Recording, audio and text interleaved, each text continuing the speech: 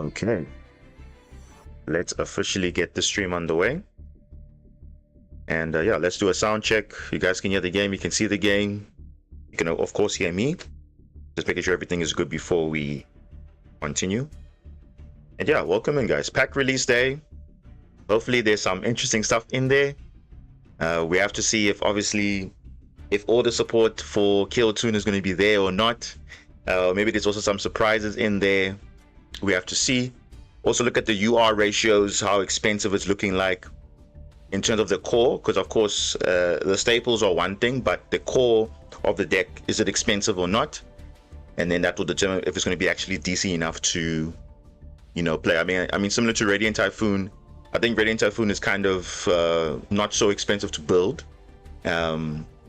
Yes, it is. I would say it's more URs than usual, but it's not that bad compared to like other decks. So yeah, I think that's actually, hoping we'll see something there for that. And obviously, yeah, we'll see what else surprises are in there. So we'll go through what has actually been announced, and then we'll obviously see how it is in ranked. If we can face Kewl Toon today, we'll probably see it in Meta Weekly later on today, so stay tuned for that. And yeah, we're going to go on to the rank grind. We'll be here for a bit. And yeah, let's hope you guys enjoy the stream and the gameplay, of course. And of course, feel free to ask me any questions. I'll try and answer it the best I can. And we'll take it from there. So first things first, let's have a look and see what is in here. So we have quite a few things. Let's look at the pack first, the shop. Any secret packs in there? Obviously, yes, there's the main selection pack. Are there any bundles? Okay, it seems like now they're doing this trend of releasing collection bundles. So they're doing now the same thing for Kewl Toon as well. And yeah, what do you get for this? You get, what is it? You get 10 packs, and you also get the accessories, which I'm not gonna lie, is that really worth it though? Because you're getting obviously 10 packs, which is 1,000 gems, and this one is UR guaranteed, right? So, but they don't say which UR is guaranteed. And obviously you get accessories based around the Kewl Toon theme. So of course you're getting sleeves, you're getting obviously the collection file, you're getting a coin, icon, a box. I don't know, is that worth it, guys? I don't know. It's not looking that convincing to me though, because I mean, at least the K9 bundle at least was more incentive, because at least you got a dual field with it, and you obviously got the accessories as well, like similar with Kewl Toon. But I don't think it's actually looking like a worthwhile investment. I'm not sure, but let's see. We also have a new secret pack, transmigration reactor. So this is material reactor, probably with some other stuff in there. And then what is this? Challenges collection. Is this like a reprint pack for all the staple cards? Yeah, it is. So Ash, Molchamis. Yeah, I guess this is kind of like a way to introduce, you know, to new players, you know, obviously the staple cards. So this is actually quite good on Konami's side, because obviously if you're an existing player, you already have most of these cards already. But I think for new players who obviously now want to maybe get these type of cards, then sure. But do note though, some of these are in the bundle. So Effect Veil is a bundle, Ash Blossom is a bundle, Ghost Spell, Nibiru, Lightning Storm, Imperm. So those cards are in a bundle already. So though it's a master pack and not a specific, but you get a free card with that. So do note if you are going to pull from this, one of them is in a free bundle. So I wouldn't go out your way to like get all three of them here. You can just get like two, and then you can just get the other one from the bundle. The Molchamis I think are really nice to reprint, so that's nice. And then obviously SR and below, I think these are cards that are easily obtainable compared to the URs, of course. But of course it depends whether you're a new player or not. I think it's still good to get, because these are the cards that people will be playing, you know, if not all of them relevant, but definitely, like I know Kaijus are relevant somehow, depending on the matchup. And then obviously, like, you know, Small World's a pretty good pickup for, you know, if you want to have more ways to search your cards. Lava Golden's pretty good. And then obviously Ultimate Slayer, pretty decent. Now once per turn Ultimate Slayer, so it's really good. But obviously you need to have the same type in your extra deck to send to the graveyard. So just do note of that. It does take up a lot of slots if you want to really like break the board and stuff. You want to play a mix of Fusion, Synchro, Xyz, Pendulum, or Link. You have to do that. So that is always there. But otherwise, let's have a look and see what we have here. So that's the Challenger Selection Pack or Collection Pack. Let's look at the Transmigration Reactor. What is in here? Wait, did they just put all the... Wait, Dark Knight Lances in here, Live Virtue Dragon. Okay, let's have a look here quickly. Oh no, let's look at what actually is in this pack specifically. That is of interest here. Okay, so they just put the new Armored Xyz stuff in here, which makes sense. So it's actually not bad, but I mean, is it really worth it to pull from here? I don't know, but look, if you get a free pull, it's a free pull, so let's do it. I don't think we get something amazing. Yeah, we're not going to get something amazing, so that's fine. But there it is. Yeah, for those who want to build Material Reactor, there it is. Okay, so I think that's it. Accessories. No new Dual Field Protector Masterpiece. Okay, and then Wallpaper. Brother, are you kidding me? Seriously? True King of All Calamities Wallpaper. Konami really likes trolling us, They really do. So for those who don't know, this card is banned. Okay? This card was banned very early on. It was way too broken. Like, this was like, it's just like basically, you couldn't do anything. You couldn't respond to it. It was kind of disgusting, this card. And now they're making it a wallpaper. So to kind of just troll us even more, they'll be giving you a wallpaper to remind you how broken this card is, and it cannot come back to the game at all. It was way too generic, 2 level 9s, which I think Virtual World was using this. So Virtual World was pretty meta at the time when Master Duel came out. And yeah, this card was just terrorizing the game completely, so they had to ban it. And there we go. So that's kind of an interesting icon there. But that's a wallpaper rather. So if you want a reminder of True King of All Calamities, there we go. So that's fine. And let's go to the main pack, of course. Frenzied Tuning. Let's have a look. All the cards for Kewl Tune in here. Obviously the UR ratios. You have to see if it's expensive to build, and also are there any surprises. So let's have a look. First of all, animations. Kewl Tune Red Seal or RS. Okay, that's pretty nice animation. Dark Fiend, cool. You do summon this a lot, so it's fine. RB the Brute Blues. Okay. I think this is the one that like the main boss, I think, of RB, but okay. Okay, these ones we know are confirmed, but what else is in here? Let's have a look. Let's have a look. Oh, okay. Alright. So far looking interesting, but let's obviously filter by new cards, so we know exactly what we're looking at. So first of all, we got RB Vulcan Booster. So UR. Okay. Interesting. And obviously another UR in the RB stuff. Okay, that's fine. Rambo Rose is okay. We knew about that. Kewl Tune RS we knew about. The Zarlan, the Shrackle Dragon. This is a UR. This is expected. So this is fine.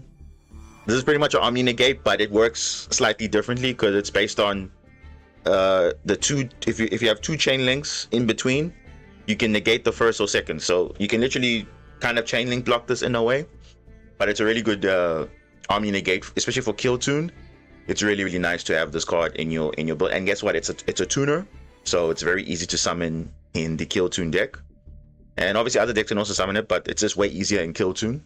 So I expect to see this card more often summoned in Kewl Tune than any other thing. But of course, other decks can also do it, but it does require a tuner and a synchro monster or 1+. So depending on what you have, then you can do that. But yeah, so this card is pretty good.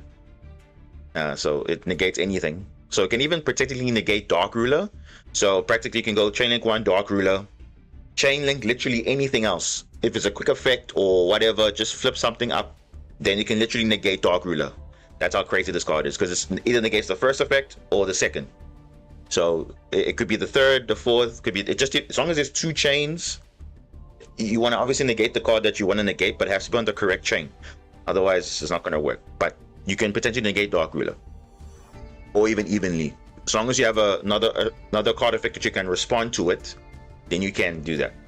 So it's a pretty good card. And then what else? We have obviously Heart of Gaia. We spoke about it. It's a 1-of probably in the Millennium deck, but remember you can't special summon it, only normal summon. And then this Masterpiece, True Draco Overlord. It's fine. So you are whatever. Kill Tune. Okay, Kill Tune Rico is a UR. Okay, interesting. This one adds a Kill Tune monster from deck or graveyard to the hand except to level 3, so that's pretty much fine. And if it's into the graveyard for a synchro material, target a spell trap your opponent controls and destroy it. So pretty relevant. More for the opponent's turn, because usually turn 1 they wouldn't have spell traps to your opponent, so usually it's like for turn 2. So it's a pretty good effect. But the targets though, so do note that. So if you have something that protects you from being targeted, you're pretty much good. So this is a UR. Kill Tune Q. I think this one is kind of expected, because this is kind of what's making the deck kind of glue together, because it summons a tuner from your hand, deck, or grave. So pretty much anywhere except the banishment. And it's pretty nice. And obviously you cannot summon for the rest of the turn except tuners, which is totally fine because you are only having tuners in your deck anyway. And if this card's into the grave for a synchro material, you can activate the 2 cards of your opponent's deck, banish one of them, and place the other on the top or bottom of the deck. So it can literally fix your hand, or fix your drawers, which is kind of broken. So it's pretty powerful. You can potentially snap a 1-of, or you can put a powerful card on the bottom of the deck. So it's really powerful, this effect. So it will come up more often than not. So already you have a spell trap, the targeted spell trap, destroy it, activate top 2 cards of your deck, banish 1, place the other on the top or bottom. So if it's a bad card, you want to place on the top. If it's a good card, you place on the bottom. And obviously you banish the good one, so that's pretty good there. Black Rose Garden, so it's the evolution of Black Garden. This is a continuous spell, though, not a field spell. When it's activated, you can add a Rose Dragon monster from your deck or graveyard to your hand. So it's kind of a 1-card starter in a way. And all face monsters on the field become plant monsters. Like I said, there is a world where I could actually use this in the Aroma deck. And it's pretty good because they're also plants as well, so I think it synergizes pretty well. If this card is destroyed, you can inflict harm and damage to your opponent for each plant in your grave and banishment. Then if this card was destroyed by a card effect of Black Rose Dragon, inflict 2400 to your opponent. Okay, that's fine. So it's like a double effect. You can only use one. You can only use this effect of Black Rose Garden once per turn, and you can only activate it once per turn. So that's totally fine. And then Kill Tune Synchro.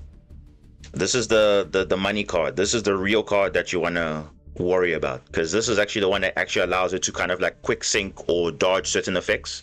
So what does this card do? Add a Kill Tune card from deck to your hand, except Kill Tune Synchro. Then immediately after this effect resolves, you can synchro summon 1 tuner synchro. And obviously you cannot summon for the rest of the turn after this card resolves, except tuners. But what you don't know is, you see the next clause? You can activate up to 2 Kill Tune Synchro per turn.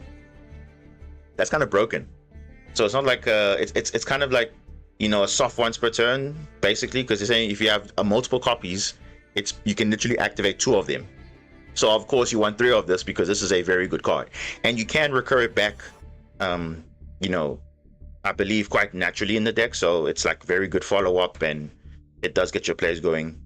So like for example, on your opponent's turn, you can add, let's say, the Kill Tune Clip. Clip is the one that allows you to do something, or you can just add a tuner randomly, or a Kill Tune card, and then if you have Kill Tune already, it's really there. It's the same thing. But yeah, that's how it is. So it's fine.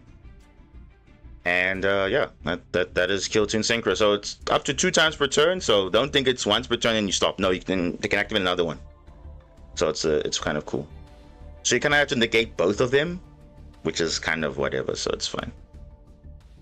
Okay. And then overtuning. Is this new?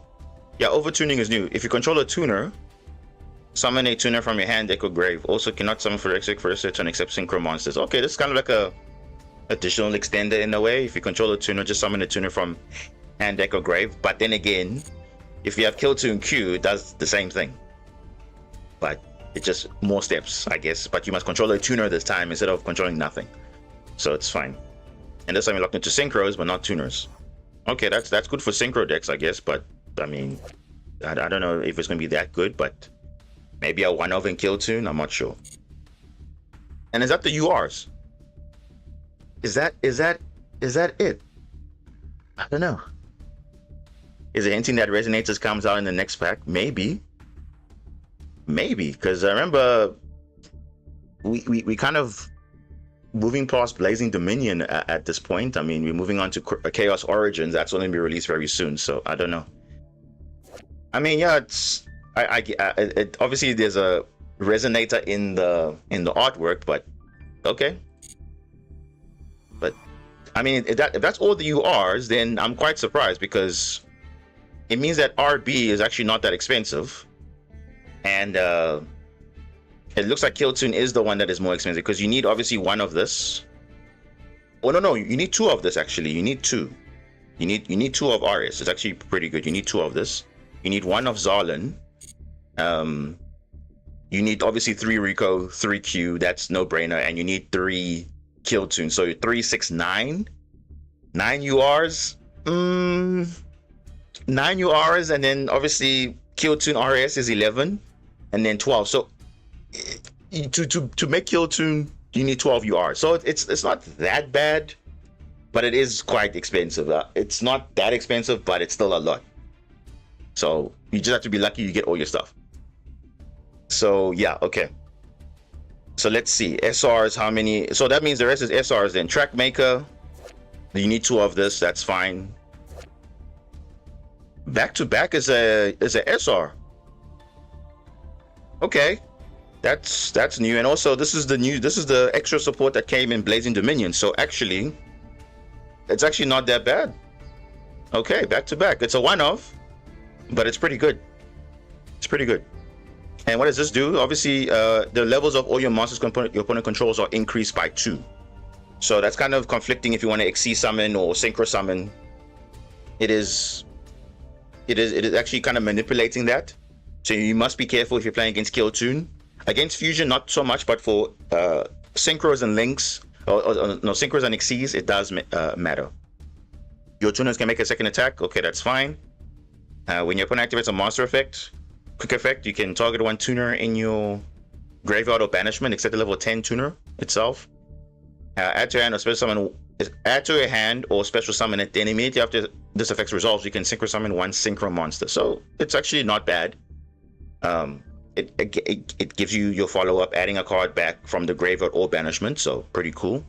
And you can use this effect twice per turn. So it's not like a once-off thing. It's actually pretty good.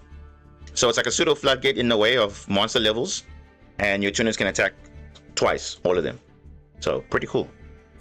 So that means, where is the other stuff? If this is in here, that means Rotary must be in here. If it's not in here, that doesn't make sense, because this is from Blazing Dominion.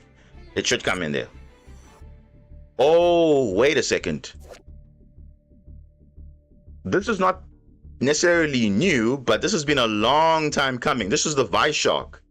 This was a V-Jump promo, and this is a card I said that we were waiting for Shark, so it actually makes it a bit more consistent, because this is actually a 1-card combo, because you can, on normal or special, you can tribute a fish, you can tribute itself, and then summon a fish shark monster from your deck, but obviously you're locked into water, which is totally fine, because more starters for the deck, so it's perfect. Actually, it's actually perfect. So it's actually a very good card. It's an SR, so sharks are eating good. So Shark Enjoyers, we finally got the Vice Shark. So that's always happy to see. RB, Vulcan Rocket, okay, that's fine.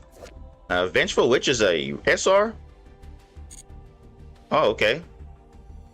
Nice. Where's the other Kill Tunes though? Kill Tune Mix is a SR. Okay. So you need 3 of this, not bad.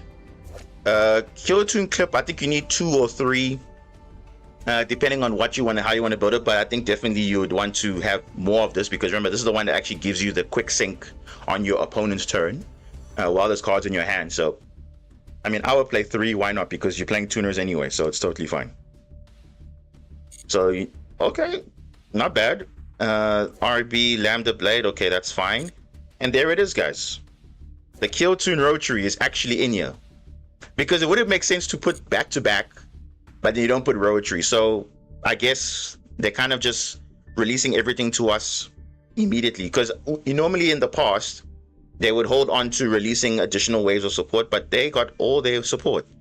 So it's not bad. And this is actually funny enough, this is an SR, but it's actually like a really good card because it gives you an additional normal summon or of a tuner by revealing a tuner in your hand. So it is not bad. And this actually can boost Blue Eyes in a way because it can normal summon a Sage, additional normal summon a Kabiman the Legend, additional normal summon a Maiden if you want to do that. But this is actually technically a good starter for Blue Eyes, technically. Because obviously you don't have the overframe card yet to add a tuner, a level 1 light tuner yet. But this is a light tuner.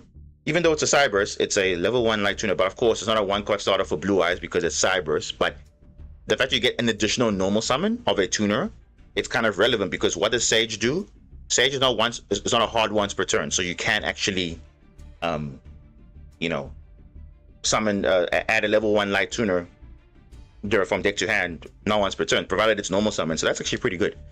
And then obviously, what does this card do when it's into the graveyard? This is literally a custom card because, first of all, you can activate one of the effects. You place one card from your opponent's graveyard onto the bottom of the deck. It can come up if you need to use it as a disruption, but the other effect is broken because you look at your opponent's hand, then you can add a Kewl Toon spell or trap from your deck to your hand. That's one of the most broken effects I've ever seen. Because remember, before we've seen obviously looking at the opponent's hand with Trickstar Archangel, but it's once per duel. We looked at obviously K9 Noroi, which just looks at the opponent's hand but doesn't do anything. And then this actually does looking at the opponent's hand, and you're also getting a benefit of adding a Kewl Toon spell trap, which can add the Kewl Toon Synchro or the field spell, which I don't see here. Maybe it's a ray or below, which is fine. But that's kind of broken though. So you're getting hand knowledge and also you are extending, which is like, it's ridiculous. So this is literally a custom card. The fact it's an SR, similar to Trickstar Archangel, it's an SR, but even Noroi is also an SR as well. So, but this is better compared to the other two cards. But this is obviously a 3-off, definitely. 3 Rotary, 3. I would just max out all the Kewl Toons, honestly. 3 Rotary, 3 Clip, 3 Mix, 3 Q, 3 Rico, 3 Kewl Toon Synchro, and then Track Maker is a 2-of, RS is a 2-of, Back to Back's a 1-of. What else is in here that's new? The RB cards, okay. What is this? Draco Awakening. This is for Draco Slayer. Draco cards, True Draco. That's fine. Rage Rose Witch is a rare, so that's not bad. So yeah, you know what? I might explore this a little bit, playing this with aromas, because yeah, even though Rose Dragon is a thing on its own, but I think it can definitely benefit off the the aroma package as well a little bit. Kewl Toon Remix. So Kewl Toon Mix, okay, it's a rare, that's fine. This is a 2-of as well. Crackle is a 2-of as well. Because the reason why you want this as multiple copies, because remember, you need obviously the corresponding synchro tuner to go into those cards. So you need to have 2. So Kewl Toon Mix, Remix, Crackle, and RS, they need the actual, the tuners itself to make it, plus other tuners. And also, we also didn't talk about the RS. So RS is pretty decent because it gains 300 attack for each tuner in the graveyards. And we know everybody in this game plays hand traps, and most of them are tuners. So it's also pretty good. Especially in the mirror match, it might definitely make a difference. And then obviously the levels of your monsters your opponent controls with 1700 or less original attack are increased by 1. So if you're level 2, you're level 3. If you're level 3, you're level 4. Not that big of a deal, but it depends what deck you're playing. And then during the main phase, you can banish a tuner to target a face-up card your opponent controls, negate its effect. So it's pretty much, it's like imperm, but it's just face-up cards.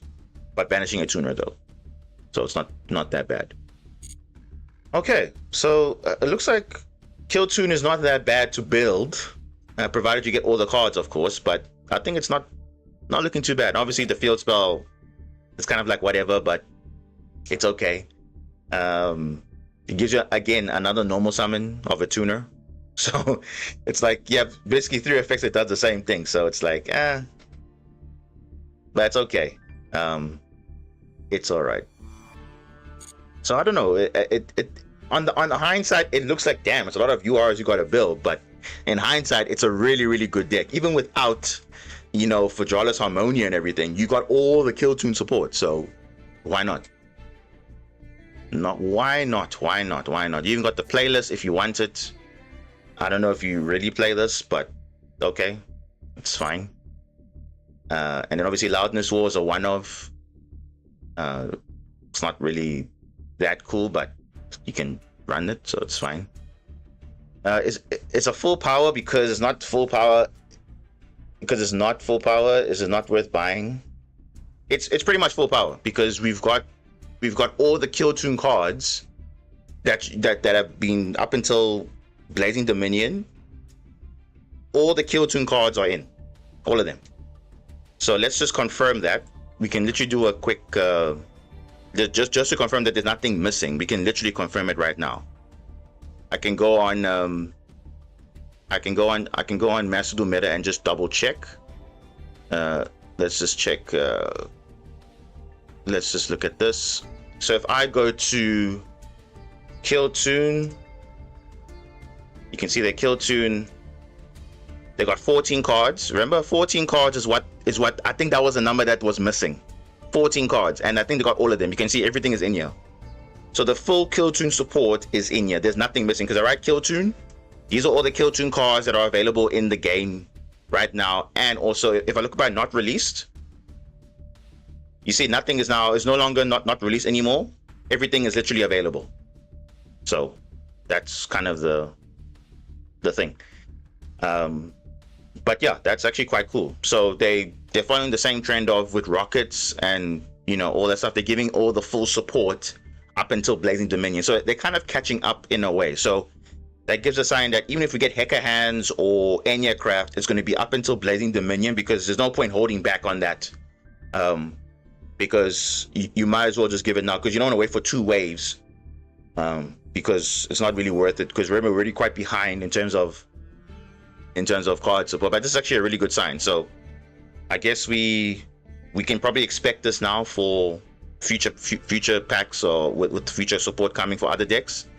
So there we go. Full power Kill Tune is in. Now, of course, the only card we don't have that makes the deck slightly better is the Fajala's Harmonia, which is not available, which is fine. Because if this card had to also come out, then guess what? Mitsurugi's back on the menu because Mitsurugi also benefits from this card also. But I'm glad it's not here. Because it will just make the game stupid. And especially if Kill Tune had this card also early, it will literally be the best deck in the game. Not even kidding. It will literally be better. But it's fine. Without Harmonia, it's okay. It's literally okay. You don't need... Kill Tune doesn't really need this card. It's just like, okay, another hand trap they can run because it's also a tuner, but it's okay. Because this not only boosts Kill Tune, it boosts other decks as well. So I'm glad Konami thought about that because releasing Harmonia with Kill Tune, it's crazy. So it's fine. We actually got... That's all the confirmation I needed, so... We basically got the full Kill Tune support, which is actually really nice. So yeah. We got full power Kill Tune before Hacker Hands. Yeah, but obviously Hacker Hands will probably get also its full support as well. So we are hopeful that they're going to do the same trend because it wouldn't make sense now to do this for Kill Tune, but not for Hacker Hands or Enya Craft, which is from the same deck build pack. So we'll see. We'll see. So yeah, to answer your question, Antoine, they have all the cards coming out. So, and yeah, you can definitely build it. So the question is now, let's have a look at how the deck is there. So what's in Blazing Dominion? Blazing Dominion has, let's see, Blazing Dominion. Blazing Dominion has obviously the Red Dragon Archfiend stuff. What I don't know. I think we'll look at it later. Because Blazing Dominion has other cards, but I think for now it has also Medius the pure lure cards, Power Patron, all that other stuff. Which, by the way, they also released new Power Patron cards in Chaos Origin. And again, it's kind of crazy because there's some decent cards in there. but it's okay. King's Domain, I think even without Harmonia, Killer Tune just might be the news best deck, yeah, basically. And like I told you guys before, OCG and TCG is one thing, but best of one is totally different. And I think Killer Tune might be the best deck next to Dracotail. I think Dracotail is going to be not on the same power level as Killer Tune, and it's broken. There's Clown Clan. Yeah, I think Clown Clan is in Blazing Dominion, I believe. It's the first wave, and then Chaos Origin is the second wave, so that's still fine. So let's first see how the deck looks like, and what other cards you can obviously play if you're building Kill Tune. Because again, I haven't played Kill Tune myself, but I know based on how I played it, or I played against it, what people are going to be looking for. So if I just write Kill Tune, and again, you guys can correct me how Kill Tune is built, but in terms of from my knowledge, obviously 3 to Kill Tune Synchro, it's a no-brainer. You max out all the tuners, kill the Q, the Rico, the Mix. I would play 3 Clip just to be a bit more resilient, especially if you're under full loss max, you don't want to do too many summons. Having a 3rd Clip is nice. And obviously 3 Rotary. So you can see it's quite heavy on the monster engine, of course, but I mean, and then obviously you're looking at maybe 1 field spell. I don't think he played the playlist, so that's kind of like whatever. But for more consistency, you can play a card like Synchro Overtake, because this card is actually quite good, because it reveals a Synchro monster in your extra deck, choose one of the Synchro materials that mentioned on it, and add to your hand or special summon that monster. So again, depending on what you need to do, if you're under Maxi, if you get Maxi when you activate this card, just add the card to your hand. And then you can play from there. Obviously locked into synchros, but it's perfectly fine because you're okay with that. So definitely as a consistency card, this is a 3-0. And then now here's the crazy part, right? So you think, okay, but now I play hand traps. So guess what? In this deck, hand traps are also kind of extenders. Now what do you mean by that? So all the synchros have, all the Kill Tune monsters have this effect of, if this card on the field would be used as synchro material, 1 tuner in your hand can be used as one of the other materials. So basically, if you're playing hand traps, they're also extenders as well. So you would want to ideally, if you just filter by, the tuners, right? So if you filter by abilities, we say tuners. In the main deck, of course, these are all the tuners you could run. So of course, if you filter by UR or SR, you can literally see what tuners you can run. So it's kind of broken. The format is ruined. Yeah, I guess so, because it seems like the full power Kill Tune is kind of insane. And remember, this is the best deck in the OCG, so you can only imagine what it's going to translate in Master Duel. Just saying. Welcome to Coin Flip Simulator. That's basically what it is. Let's see. I once saw someone playing Kill Tune with Naturia Rose Whip. Oh no. Oh no, guys. Oh no. That's not a good sign, actually. That is not a good sign. Wait, Naturia Rose Whip? Hold up. What does that card do? Oh no. Oh no. Your opponent can only activate 1 spell trap card each turn. Damn. And they can summon this off the effect of Kill Tune Q, because it summons from hand, deck, or grave. So, okay. If you want to be really spicy or just be toxic, there we go.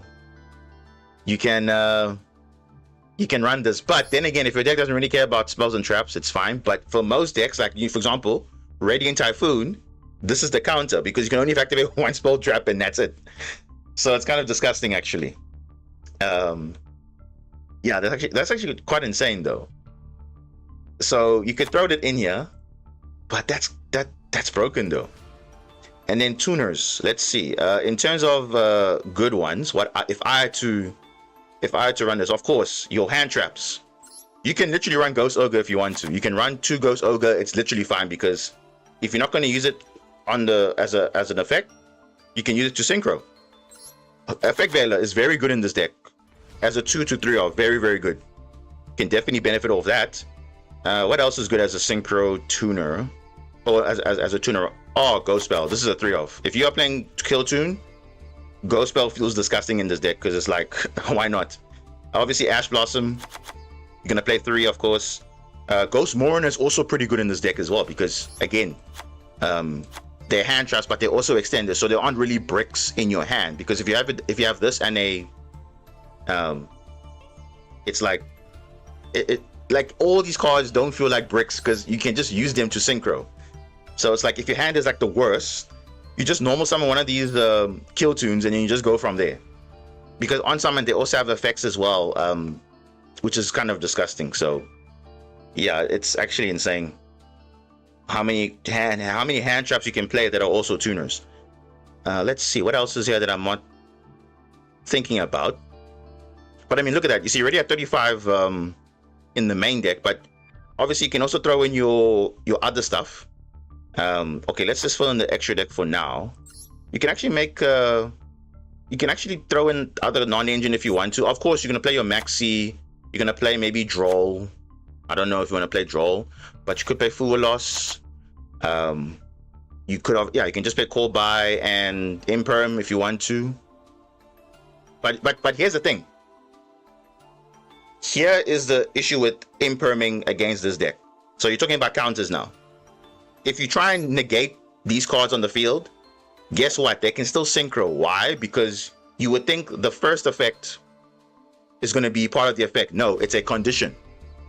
So even if you negate this with Imperm or Veiler, you can still synchro in the hand. So you can use one tune in the hand and then still use this card as a material. So that's one way to not play this deck, is to Imperm these cards. I mean, yes, they are going to get advantage, but they are just going to just synchro right through it, and it's like, okay, whatever. I think the best answer is probably looking at like a card like maybe Ghost Spell, because you can get rid of the synchros or the monsters, and at least then they can't synchro afterwards. So maybe Ghost Ogre might be a way in the format again, but then again, you're playing a deck of hand traps, so it's like, I don't know. Should D-Barrier be on the menu? I don't know. Maybe D-Barrier should come back. I don't know.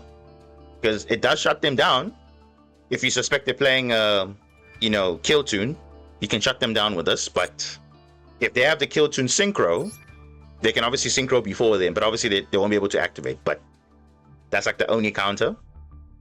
Evenly match. Now, here's another thing about evenly match. If they don't have Zarlin on field, then technically you can stop them with evenly match, kind of. Droplets okay-ish. But I'd say Droplet's good against like the synchro monsters. Because again, even under Droplet, they can still synchro if you negate their on-field effect. The other effect that I think Illusion Gate's a really good card against this deck. I think it's really good. Illusion Gate's pretty good. Because obviously you can destroy the field and then just and you can technically reborn this card actually, which is actually kind of broken. Talents. Now, talents, you might want to use this because you might want to get rid of the Floodgate. Because if you look at the Kill Tune synchros, two of that, 2 of the Crackle, 1 Loudness, back to back as a 1 of. Super Poly, yeah, I guess so. Yummy Fiendsmith has the best chance against Kill Tune, really? You think so? Because remember, RS messes up your levels, and Yummy is 1700 or less attack, so it might mess up your synchros a little bit, but I don't know. I think any deck that synchros or XC summons might be impacted from this, because it depends on the monsters you have, and I think RS as well as I think back to back they do double Floodgate, so this reduces your this increases your level by 1, and the back-to-back increases it by 2. So you're kind of like screwed right now. But look, just look at the main deck, guys. I mean, this is actually pretty good, and you can even play Gamma Package if you want to. Like there's so many options you can do with this version. And yeah, the Kill Tune is just crazy now. I think Kill Tune's officially like going to be literally one of the best decks. I believe so. It's not even a doubt. And this is best of 1 now. We're always talking about in the context of best of 1. if you don't have outs for these cards, then that's it. That's literally all I can say. And this will be a very difficult time playing with this. And yeah, especially with Dracotail on the power level now, they can't really catch up. Because it's like Kewl is pretty much full power, and Dracotail is not. So by all means, Kewl will definitely be skyrocketing up there. But I mean, looking at it right now, look at that. Non-engine, what other non-engine can you run here?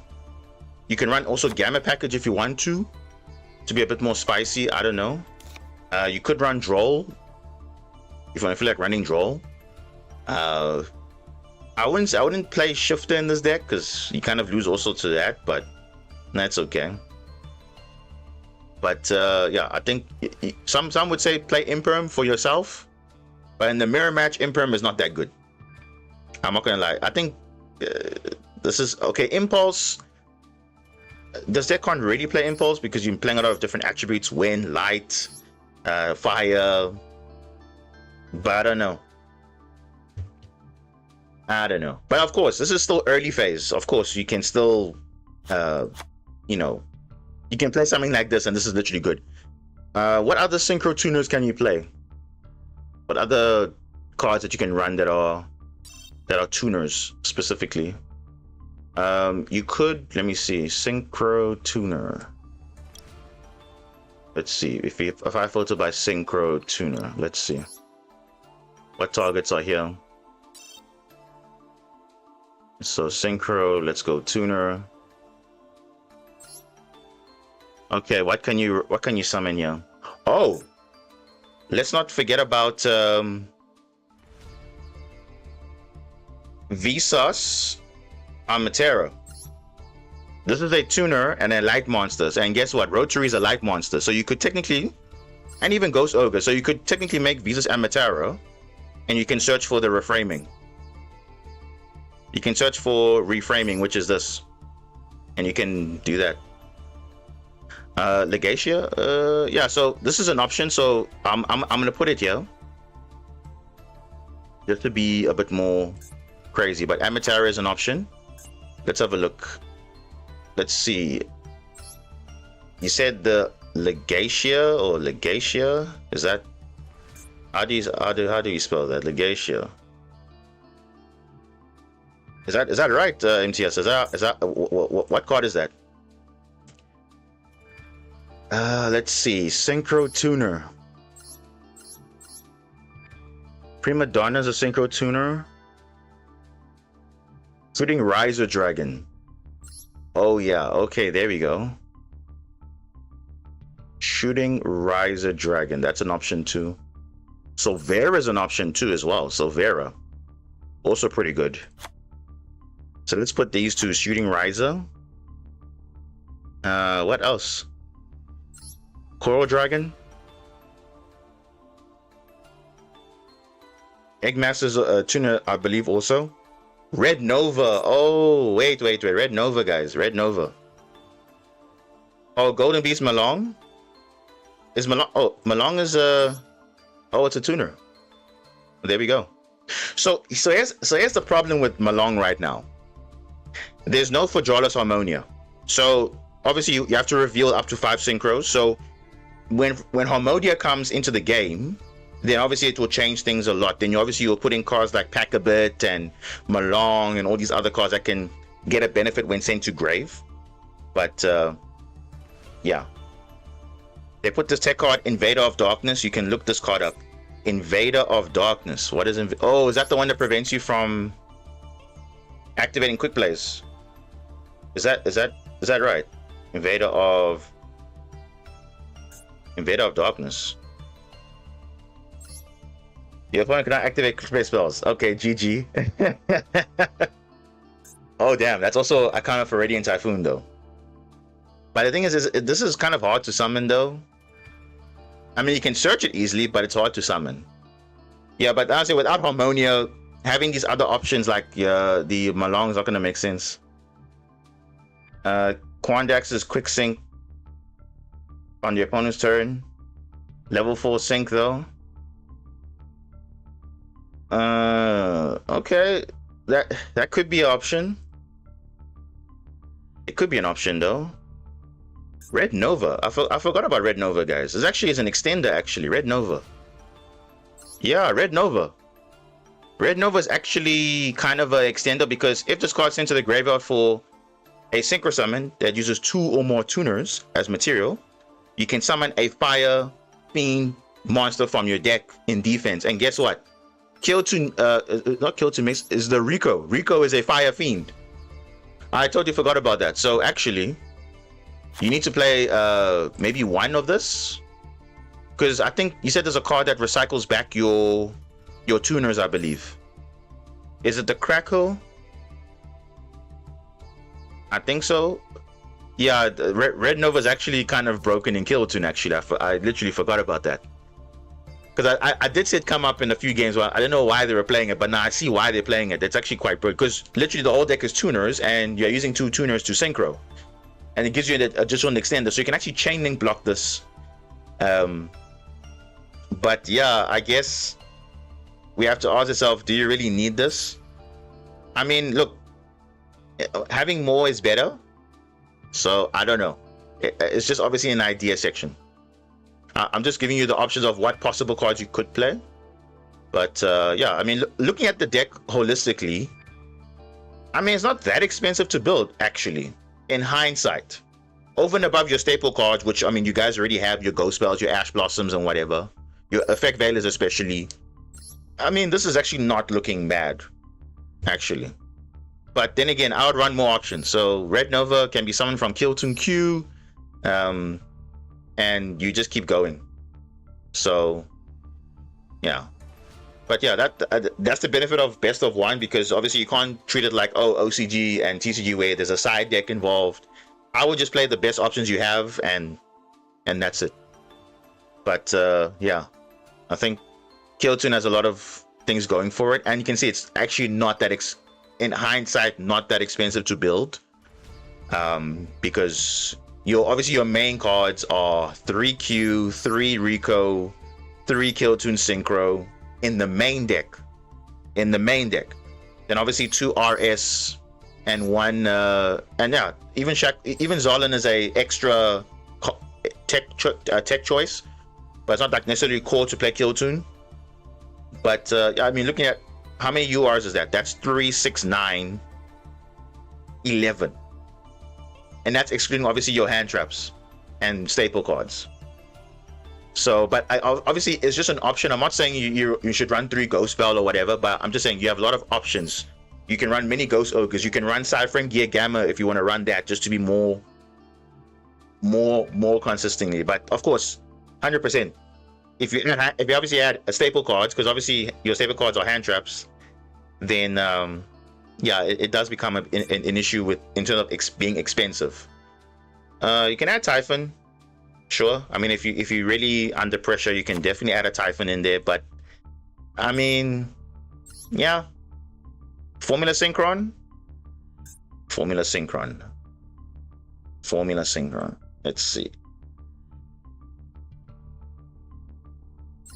A tuner plus non-tuner.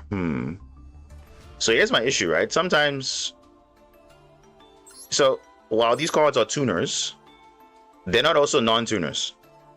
So obviously these cards require 1 plus non-tuners. So ideally, you have to have like non-engine, like Full Loss, just to make things live, to make synchro tuners, basically. Hop Here Squadron.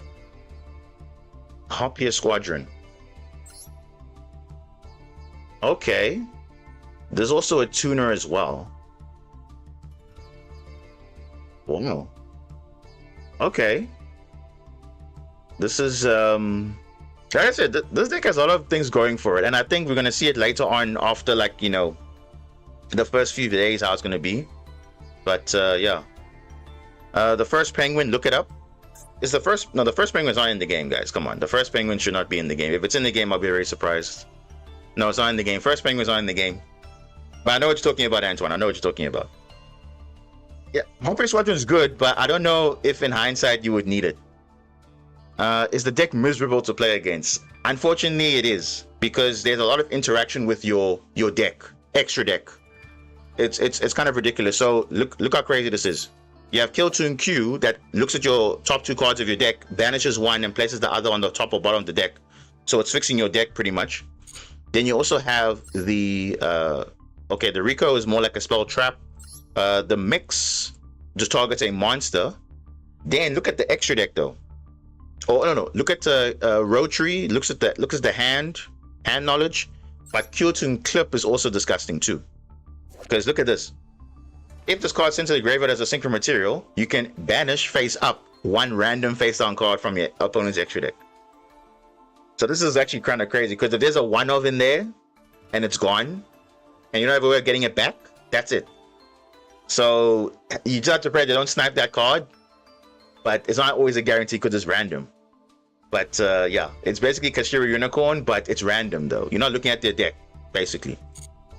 But then again, the Crackle also does the same thing, because if you look at if you send to the same, if it's synchro summon card is sent to the graveyard, you can summon this card, then apply this effect. Look at your opponent's extra deck. Now this one actually looks at your extra deck now, and you banish 2 cards from it until the end phase. So if they summon this on your opponent's turn, it is scary because they're already losing 2 engine pieces, or they're losing your boss monster, and then that's actually might have like that's actually a big issue. Because if they say, oh, you're playing this deck, let me snipe the core combo piece that you need, and then you're gone. That's it. It's not a face down banish at least, so you play Malice. I guess so. Can this deck out Liger? Good question. So RS can get a huge attack boost, but unfortunately it's not protected by anything. Is anything that protects these synchro monsters? I don't think so. Back to back, maybe. But I don't think it will be big enough, because I've seen RS go to 5,000, but it can be easily dealt with. So I don't know if there's an actual inherent out to Liger. If this card's synchro summon, you can look at your extra deck. Oh wait, this has 2 effects. The Kill Tune Crackle. When it's synchro summon, you can look at your opponent's extra deck, banish a card face up from it till the end phase. Then you can make this card gain attack equal to the monster's attack. Okay, that's kind of broken though, because inherently Liger Dancer could be outed technically, but they have to bait out the monster destruction, and yeah, that's a very situational thing. But technically this can out Liger. It can banish the other one until the end phase, then it permanently gains 3,800 plus 800 technically, and then if it's obviously synced to the center graveyard, you can summon this card again, then do the same thing. But I think they have to have 2 Ligers out, so I don't know. But anyway, that's just how Kill Tune is, guys. That's it. This is just an idea section. Obviously, will I invest in the deck? Well, I mean, sure, if I get the cards. If I don't get the cards, I'm cool, because I know some of the cards are literally craftable. So it's literally fine. I mean, look at, I have a lot of UR material, I have a lot of SR material, so if I want to craft it, I can. But let's just see what we get. I'm not necessarily going to be building it. I just said I have gems. As you can see, I have 10k gems, and I even have more. So let's see. Build Black Rose next. Yeah, I think that's... Oh wait, Loudness Wall? You're saying Loudness Wall protects? Okay, wait, let's have a look. Because we're going to go into the pack now. Let's just have a look at that again. Loudness Wall, where are you? Other tuners you control. Oh, okay. So there actually could be an out to Liger. Okay. Other tuners you control cannot be destroyed by card effects. But that's the thing. Other tuners. So against double Liger, it's kind of an issue, because this can be destroyed though, but the others cannot. But it's a double Liger that messes you up. But there's actually an out. If there's one Liger, you have an out for this. Other tuners you control cannot be destroyed by card effects, and also cannot be targeted. Okay, that's fine. But I think the fact that it says other tuners doesn't include itself. But I think that would be really broken if it could protect itself. And then when your opponent activates a card or effect, you can banish a Kill Tune monster from your grave. Apply that monster's effect as if it was sent to the graveyard as synchro material. That's actually disgusting. That is disgusting right there. That is crazy. But yeah, I guess there's a world where, yeah, you could out Liger, but it has to be very situational though. And obviously, if you're going first, yes, you can do that. But of course, this is best of one, so you won't know if you're playing against Liger or not if you're going first. But I think the plan is to get RS and then maybe Zarlin on field or whatever. But yeah, obviously, but technically, you would know what you're doing because you obviously have Rowetry looking at the opponent's hand, so you will be able to see what they're playing while doing your combo. Top 64, 300 YCS, didn't run Crackle. Okay, so remember, Blazing Dominion is not out yet. And this is this card here is from Blazing Dominion.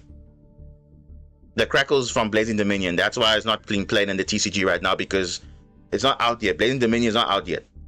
So this Crackle is from Blazing Dominion. So Crackle, oh no, wait, is that right? Yeah, Crackle, Rowetry, and back-to-back are from Blazing Dominion, if I'm not mistaken. Someone can correct me on that, but I believe that those three cards were the additional wave of support, so that's why you're not seeing the TCG right now. So at least it gives you an idea of how it looks about that before. So yeah, we actually before the TCG getting these cards, which is actually quite nice. Okay, so let's pull 10 packs. Let's see. We're obviously going to do the first one. We're going to okay, so good. Gravity Collapse. So why do we want this card and side at 2? Okay, so Gravity Collapse is pretty much it's like a turn skip basically, because if you tribute a Synchro, which is easy for Kewl Toon, you negate their summon and then they cannot summon for the rest of the turn basically. So yeah, I think you might, if you want to be really spicy, you can run Gravity Collapse if you want to. It's a shame that it's so toxic, but the art style is cool. Yeah, it is. It is. Okay, what do we get? Vengeful Witch. Oh, Kewl Toon Clip. Okay. Rowetry. Okay, that's fine, but okay. This is my testing ground before I buy the Kewl Toon Core for 400 a straight. Whoa. Okay. That's quite expensive. But should it be that expensive though? I mean, is that expensive? Building the Kewl Toon Core. Fairy Tale support. Yeah, that's gonna come also in Blazing Dominion if I'm not mistaken. Black Garden. I want the Black Rose Garden. Come on, game. What are you doing? Yeah, that's quite expensive. Yeah, it's quite a bit. Trust me, bro. Ready for that Albaz support? Yeah, I think that's gonna pretty much break the game, pretty much, because Branded will come back, Draco Tail will come back, and then Fallen of the Virtuous will be like the next board breaker forever. Combo video for Kewl Toon. I'll think about it. If I get enough Kewl Toon cards, then I'll build a Kewl Toon deck. If I don't, I won't mind. It's fine. Frozen Rose. Bro, SRs. I don't need SRs, bro. I need URs. Come on now.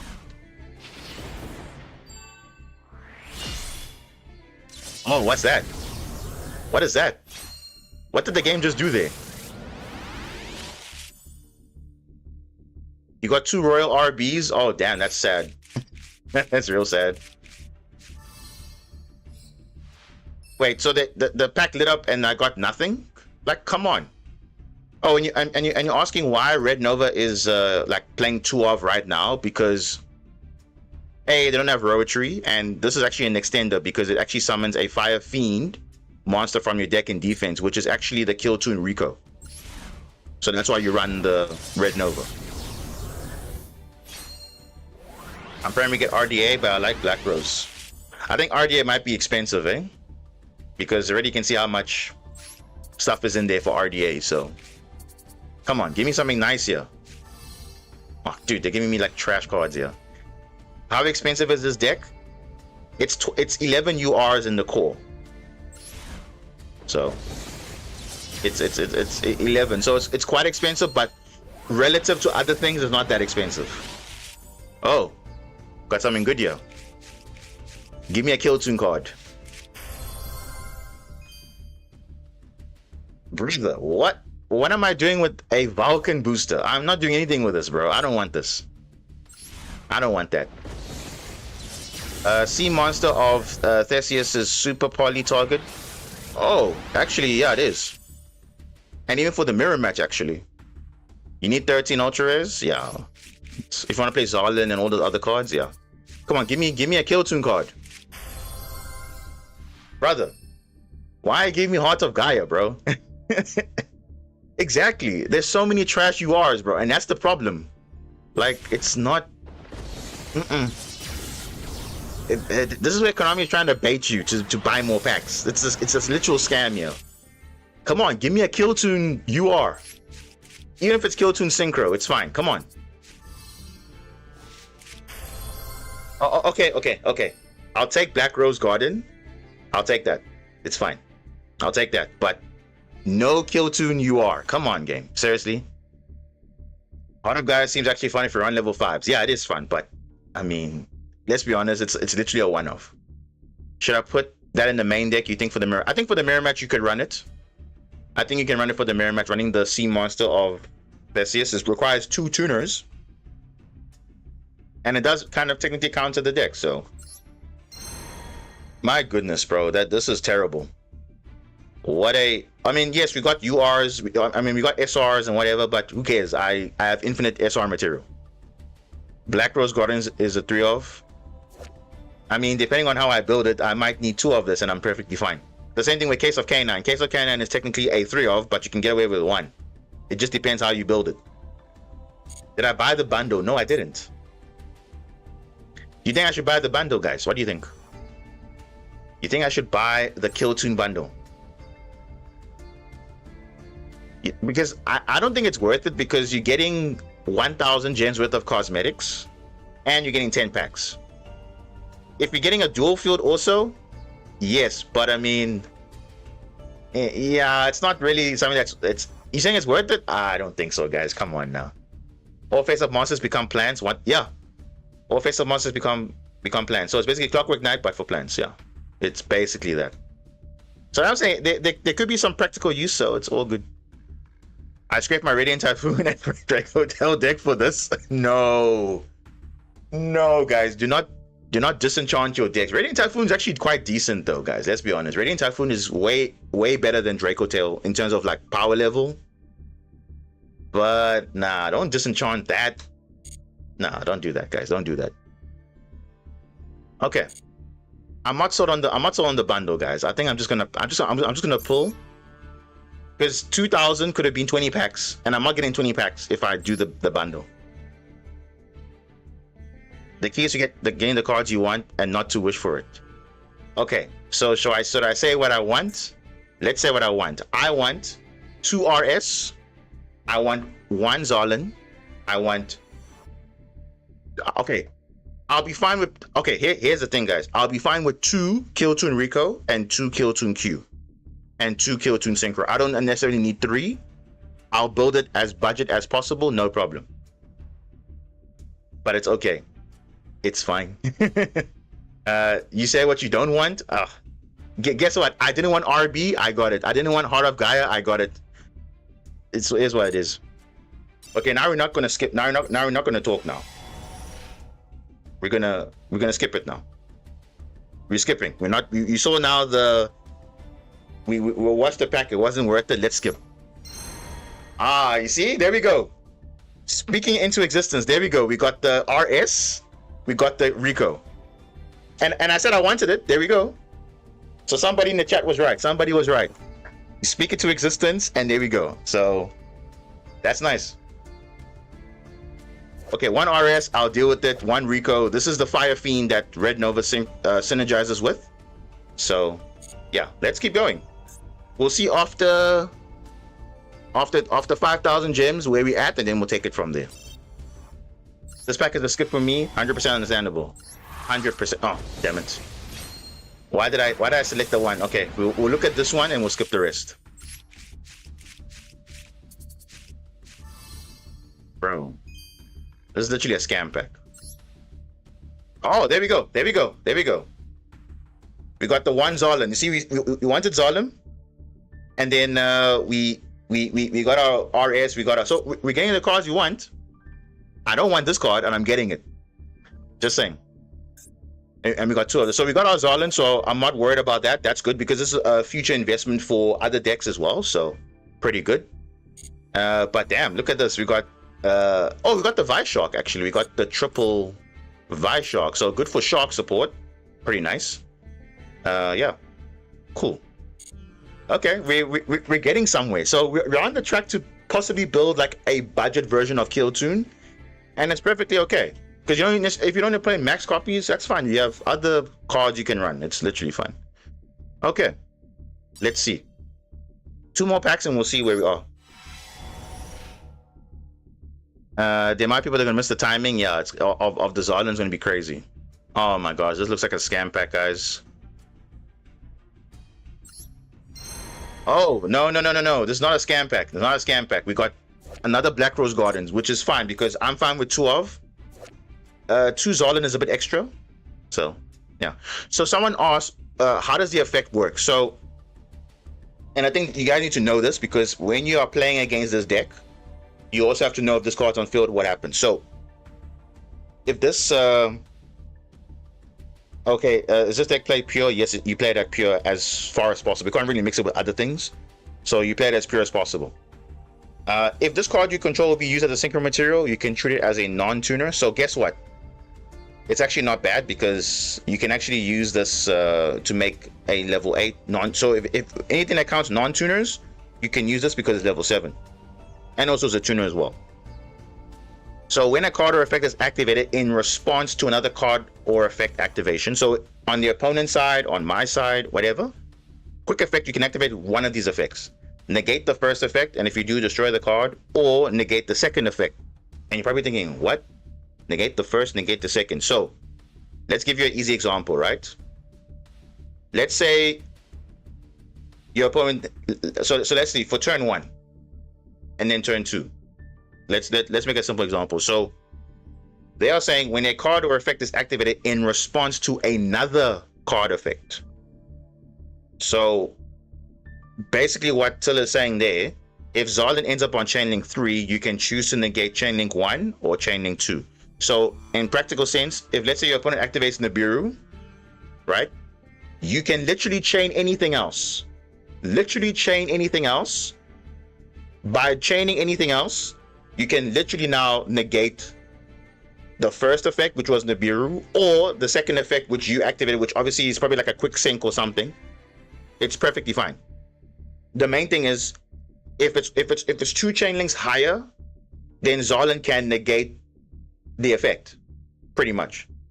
But remember, this can be chaining block because why? It's a when effect. It's not if, it's a when. So when means similar to Mystical Space Typhoon and whatever, or the Mandate, you can chain link block this. So what does that mean? So Zolin wants to see 2 chain links higher. It wants to be chain link 3. But I can also chain link something on chain link 3. Then the opponent has to also respond to something as chain link 4. And then Zolin again, 2 chain links, Zolin can negate. If there's no 2 chain links, and ideally something that you want to negate, but it's chain link blocked by something else, then Zolin cannot negate. So example, Nibiru, you chain anything else, Zolin is activatable chain link 3, you can negate the first effect, which is Nibiru, or the second effect, which obviously might be your own card. You're not going to do that, so you negate the first effect. But let's say if I chain Nibiru, your opponent, right, or yourself, because obviously you'll be the turn player. Nibiru, chain link 1, you chain anything, let's say cross out designator, right? I mean, then obviously it would negate Nibiru, but let's say you don't have Nibiru in your deck, you just say chain cross out designator. Then your opponent maybe chains Ghost Spell because obviously cross out says banish. I'm just making a simple example, but it's probably stupid, but let's just say they chain something else. If they can chain, maybe like a hand trap or a max C or something like that. Then you see now the chain link is different because now chain link 1 Nibiru, chain link 2, let's say cross out, chain link 3 max C. And now you're like, oh wait, can Zolin negate? Yes, But now what is it negating? The previous 2 chain links. So you can't negate Nibiru now because it's not the 2 link, it's not 2 chain links before that. So you went Nibiru chain link 1, crossout chain link 2, and maxi chain link 3. So now what are the 2 effects that the Zolin can negate? It's crossout or maxi. So Zolin can still negate, but it cannot negate Nibiru. Does that make sense? I hope that makes it easy to understand, because that's like a practical. So there's Nibiru and maxi in the same chain. Zolin can only negate maxi because it was the second effect responded to, not the first one. So always think of it like that. So in that scenario, if it was Nibiru, crossout designator, that's you chaining to that response, then now Zolin can negate Nibiru because it's the first effect. But now if I change something else like maxi, I have to change something else as chain link 4, then Zolin becomes chain link 5. So the easy way to understand Zolin, if you want to negate something, make sure it is 2 chain links higher. That's all. And that's how I remember it. So if it's not chain link 3, it must be chain link 5. If it's not chain link 5, it must be chain link 7. That's literally how you have to understand Zolin. And of course, it's one thing to say it, but you have to actually see it in game, because you must monitor the chain link and see, okay guys, wait, if they are responding to, let's say, something in chain link 1, I can change something to chain link 2, then I can negate the first effect or the second effect, depending on if it's the opponent's effect or my effect. So that's how you pretty much have to look at it. So yeah, it's very tricky, because you can't have a unique interaction where now the chain link block messes up and then Zolin ends up negating the wrong card. And it's like I said in my example, the Nibiru or maxi, you have to decide, you can't really decide, but it all depends on the chain link order. That's true, Kingdom Man. That is very true. They have to now make sure that they look at the chain link, because that basically will decide which one you're actually negating. Because you think, oh wait, Zolin's activatable, but now look at the other cards in the previous chain. If it's not the card you want to negate, then it's like kind of messed up. Typhon is a counter to Kill Tune. How so? How's Typhon is a... How is Typhon a counter to Kill Tune? How so? It's a counter to Kill Tune. We have to watch. It's the same with all Master players that don't read the cards. Yeah, it's gonna be interesting to see how people mess up Zolin. Oh no, are we gonna get scammed, guys? Come on. Typhon Copium, yeah. I don't think it counters, guys. I don't think so. Yeah, I think it might be a tier 2, tier 3 deck when it comes up, but then again, it depends how it will be performing. So it might be maybe tier 2, but I think it could easily be tier 1 if people are really catching on to it and they don't know how to interact with it. Oh no, come on. No, don't give me these Vulcan booster and... Okay, Bramble Rose, I'll take it because I would like it for my Aroma deck. So, you know what? It's fine. It's okay. Overtuning... Okay, you could run this in Kill Tune if you don't want to do stuff. Okay. Very cool, the 2-month ban. Loss that doesn't... Makes much sense, yeah. Doesn't. RB deck building win? Probably never, bro. Honestly, this card is not doing anything. The best TCG exclusive that we've had has been Mitsurugi. That's the only time where it was actually like a decent deck, but other than that, I don't know. Okay, Goaty was also there, but Goaty has a lot of potential, but it's not there yet. It might be in the future, but I don't know. Isn't there a Meta Weekly tonight for the pack? Yeah, I'm definitely in it. Yeah, I'm gonna be in it. It's later. Is Vanquish or K9 strong against this deck? Against Kill Tune? So it will mess up the Xyz plays a little bit, because obviously if you want a rank 5, you might not have a rank 7, because I remember the levels are going to be manipulated. But luckily for K9, the monsters are 2,000 or more attack, so RS doesn't affect it, but the back-to-back will. So always remember that the back-to-back will affect the K9 cards, because all the levels of your monsters your opponent controls are increased by 2, so they'll become level 7. And Vanquisher don't run level 7 Xyz plays. But here's a nice thing. If your deck has a way to kind of cheat out Xyz summoning, you don't really care about this level modulation. You really don't care. Or you're playing cards that don't really have important levels, but obviously because of this floodgates, it actually helps you. So what I'm saying is, Vanquish Okena doesn't really have a good matchup against this because they will lose their Xyz plays, but they can still do their Vanquish plays.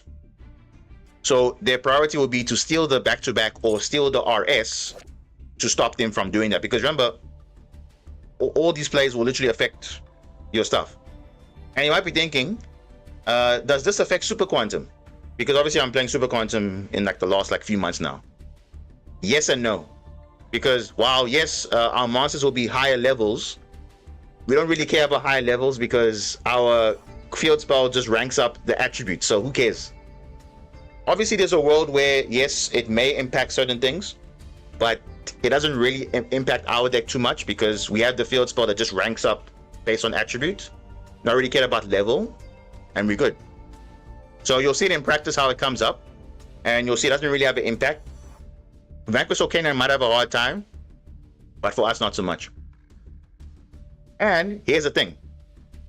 I'll give you an example how this doesn't really affect us too much because let's say you're playing Radiant Typhoon Engine, right? The levels of your monsters are 70 or less attack. They increase by 1. Well, what is Radiant Typhoon? Radiant Typhoon's level 3. So all that means now is, instead of going into a rank 3, you go into a rank 4. Doesn't really affect us too much. So it's like, okay, you can't go to Grand Pulse.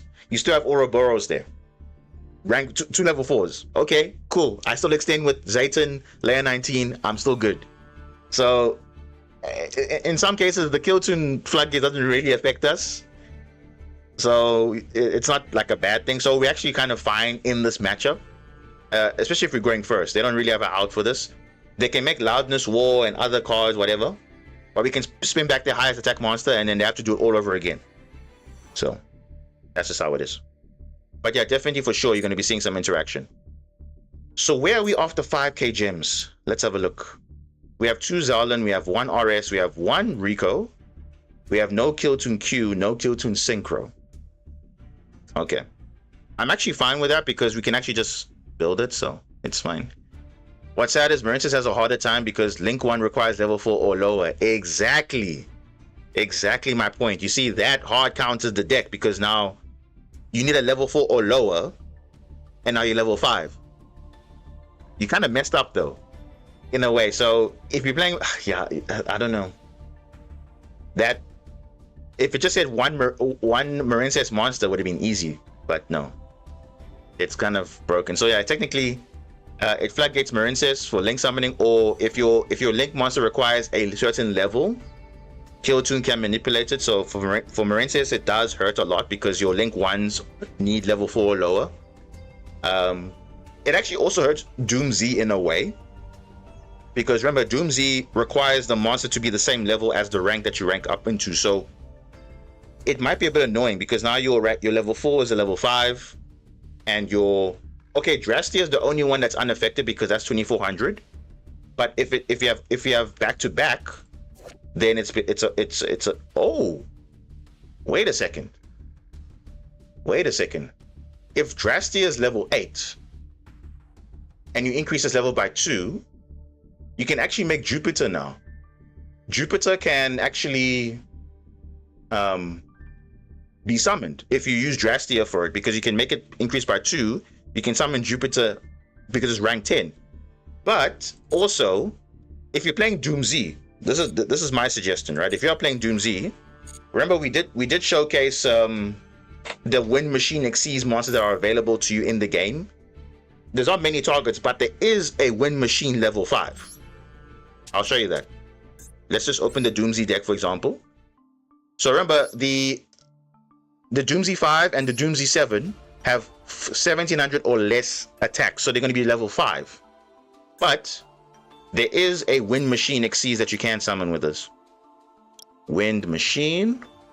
Where is that card? I think it's this card here. The Wind Up. You see this card here? It's a wind up, 2 level 5 Wind Machine Xyz.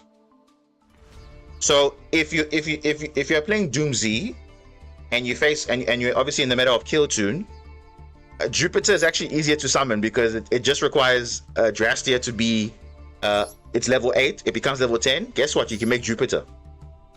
And then wind up is actually pretty decent because I mean I know Kewl doesn't really have spell on traps, but you can target 2 set cards on the field, destroy them. I don't know if that's going to come up against Kewl, but you do have an option of ranking up if your monsters levels are reduced. But unfortunately, there's no rank. There is a Wind Machine rank 7 though, Dracosac.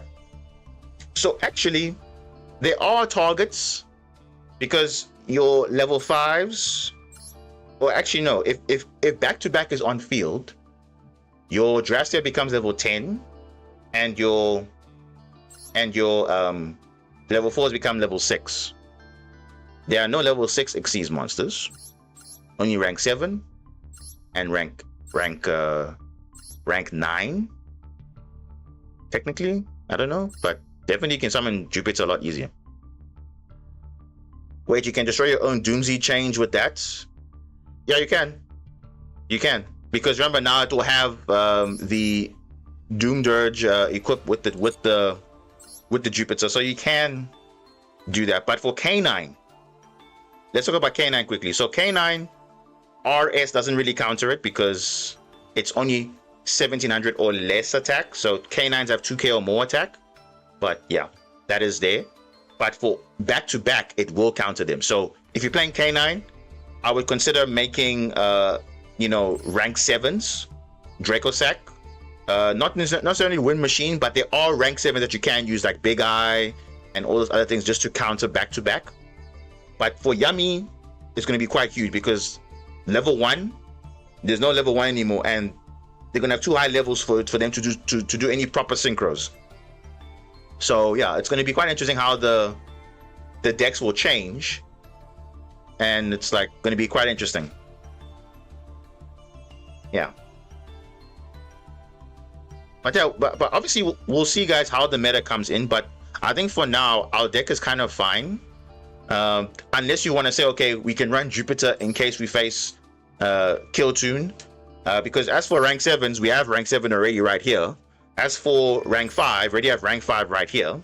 But I mean, it just for Super Quantum itself, it's not really affected by the combo against Kewl, but for K9s it might impact a lot. Because if you're playing pure K9, it does make it difficult to go into your level 5s. So, but also, here's another thing you guys don't know. The Alphen can modulate a level that is a Super Quan. So if a Super Quan, let's say, has level 4 or level 7, you can literally make all your monsters level 4 or level 7 or level 5, depending on what you want to do. So even though you have the RS Floodgate and the back-to-back Floodgate, you can still modulate the level with Alphen. So there's a lot of options. But just these are things to consider now that you're in possibly a Kewl meta. You have to have backup for other things. So if you're playing Doom Z, you have to consider that, okay, you could go into this wind-up Wind Machine or Jupiter.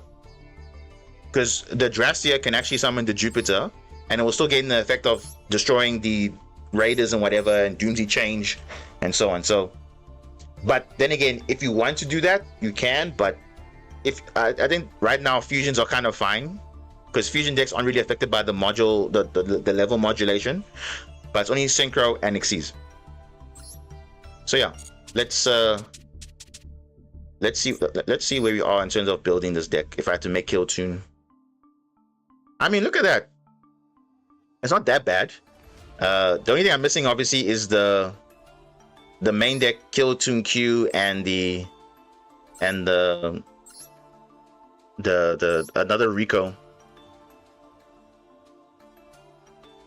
Kewl can't play around draw. They can, and it just depends on their hand, because Synchro Overtake can play around draw. It can just summon the monster directly, but then obviously you need to have the, let's say, clip on the field or a other tuner in hand. So technically you can play around draw, but most of their cards do add from the graveyard, I believe. Let me have a look. This one adds from the deck, so you can't do anything there. What does this do on summon? This can take 2 tuners and add one of them to your hand and summon the other. Okay. RS, what does this one do on synchro? Okay, that's just a main phase negate. Crackle looks at extra deck. Loudness Ward copies the effect. And then back to back just makes everything a floodgate. Yeah, so which one adds from the graveyard to the hand? Okay, it's Rico. Rico can add a kill 2 monster from the deck or graveyard to the hand, except a level 3 monster. So it can only add back a Rotary, and a Mix or a Clip. It can't add back a level 3. So yeah, that might be the only issue if you had to play around draw. Also, Kill Tune Synchro is also a thing that to play around draw as well. Because obviously in the draw window you can chain Kill Tune Synchro, then Synchro a monster, then you're good to go. But yeah, I don't know, guys. We'll see how the meta is. But for now, I think let's just see how it goes. I think we've talked for a lot now, and we've seen how the cards are. I would definitely explore the Black Rose Aroma deck.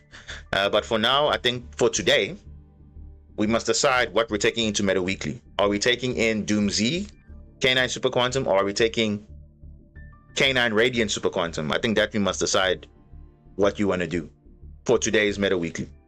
So we're going to try out both decks, and we're going to see how it's going to be. So we're not going to put in any text now. We'll see how it is. If we see a lot of Kill Tune and we're kind of struggling to deal with stuff, then we'll go from there. But I think for now it is it's fine as is, because we're not going to change anything unless it's not like, you know, it's there. Play Marissa's in casual just to go second against Floodgate by Kill Tune. Yeah, that's just going to be the only way to bypass all of that is to make Korra an enemy, which is 2 waters. But I mean, that has to have a setup though. Malice doesn't really care about the levels because they can still play just fine. Malice will still be good.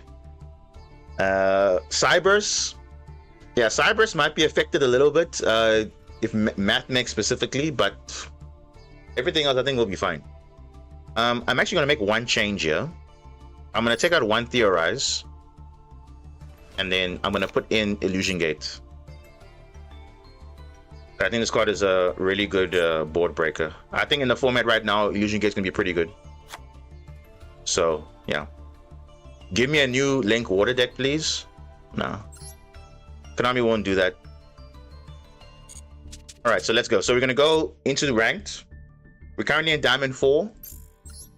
We are going to, you know, play some games out and see how it goes. Yeah.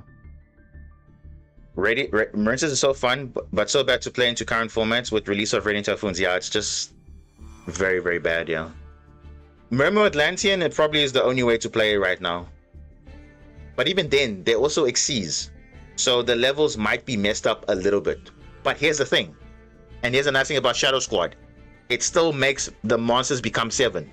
So even if you are floodgated, you can still change the level of your monsters to become 7. So actually, doesn't really affect Mermail too much. So yeah, even though it's a continuous effect of being floodgated, it's only currently, but if you change it, doesn't matter. It's fine. So we're gonna first play Radiant first, and then we'll switch to Doom Z, and then we'll decide afterwards what's the best to take into Meta Weekly later today.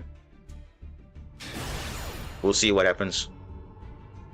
Are we gonna face Kill Tune today? I don't know. We'll see. If we don't face Kill Tune, it is what it is. But yeah, are you guys excited for Kill Tune, or gonna be a crazy meta? Oh my goodness, this is a very bad hand, but we do have Italy, so I'm not complaining too much. Though if we lose to Ash Blossom, that's GG. No. Okay. So we can play around draw here. You already played 2 on ladder?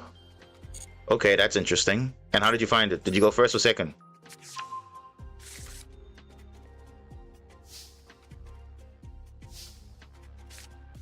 Okay, so far so good. Okay, they have Maxi Full Loss. Or Impulse. It's only Maxi Full Loss or Impulse. It's not a... Or it could be Imperm, I don't know, but... They should have Imperm this. Let's see. I think I'll just send this to be having less bricks in the deck. Let's just send that. Ash, okay. No Ash. I think they're full on Maxi. I don't know. Oh, it could be Kewl to Clip. It could be Famina. It could be so many things now because nowadays everything has a turn 0 hand trap nowadays, so we're not even sure. Okay, let's see how we can do here. Okay, so it's not Ash. Then what is it then? What is that? Night Sharks number 59 Cricket Cook. Hard Draw Exodia. I mean, sure, you can do that. Okay, let's play around the John Lock Verge. Dracotail? Could be. It could be.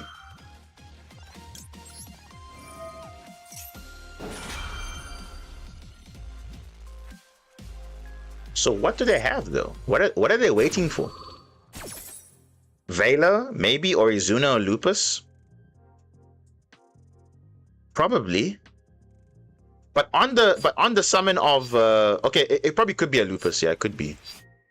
It could be. It could be.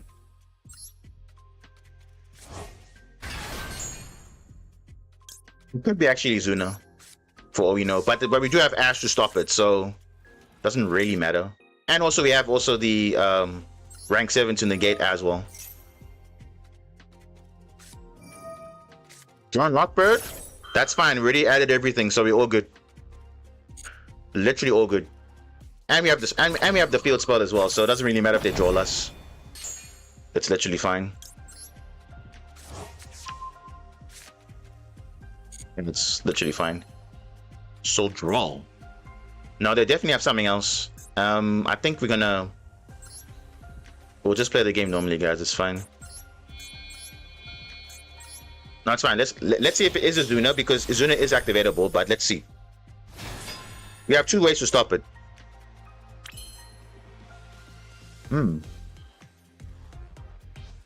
Okay. Alright, let's see. Yeah, so we have Ash and we have the Lusterix, so either way, we do have a way to play it. Let's get the green layer. No, it can't be Purge, because Purge doesn't activate if you're adding. Effect Veiler. What? This guy was on the Effect Veiler the whole time? Nah, I don't agree with what this guy was doing. You could have literally stopped this. You could have stopped Fairy Zayton. You could have stopped Alphen.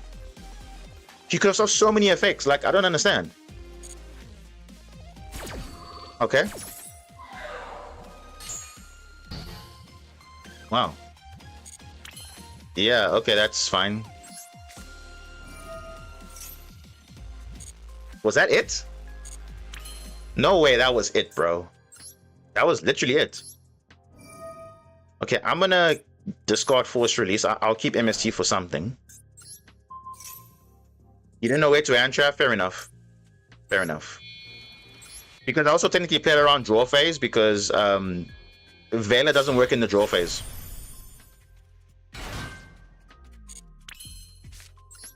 So that we actually played around that and draw. It seems like, because now you had draw and Vela. So yeah, I think we are good here.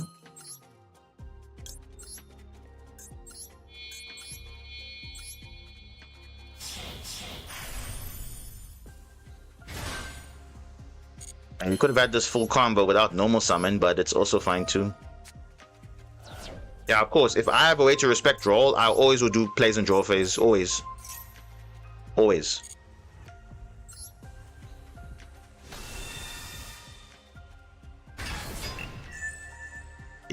There we go.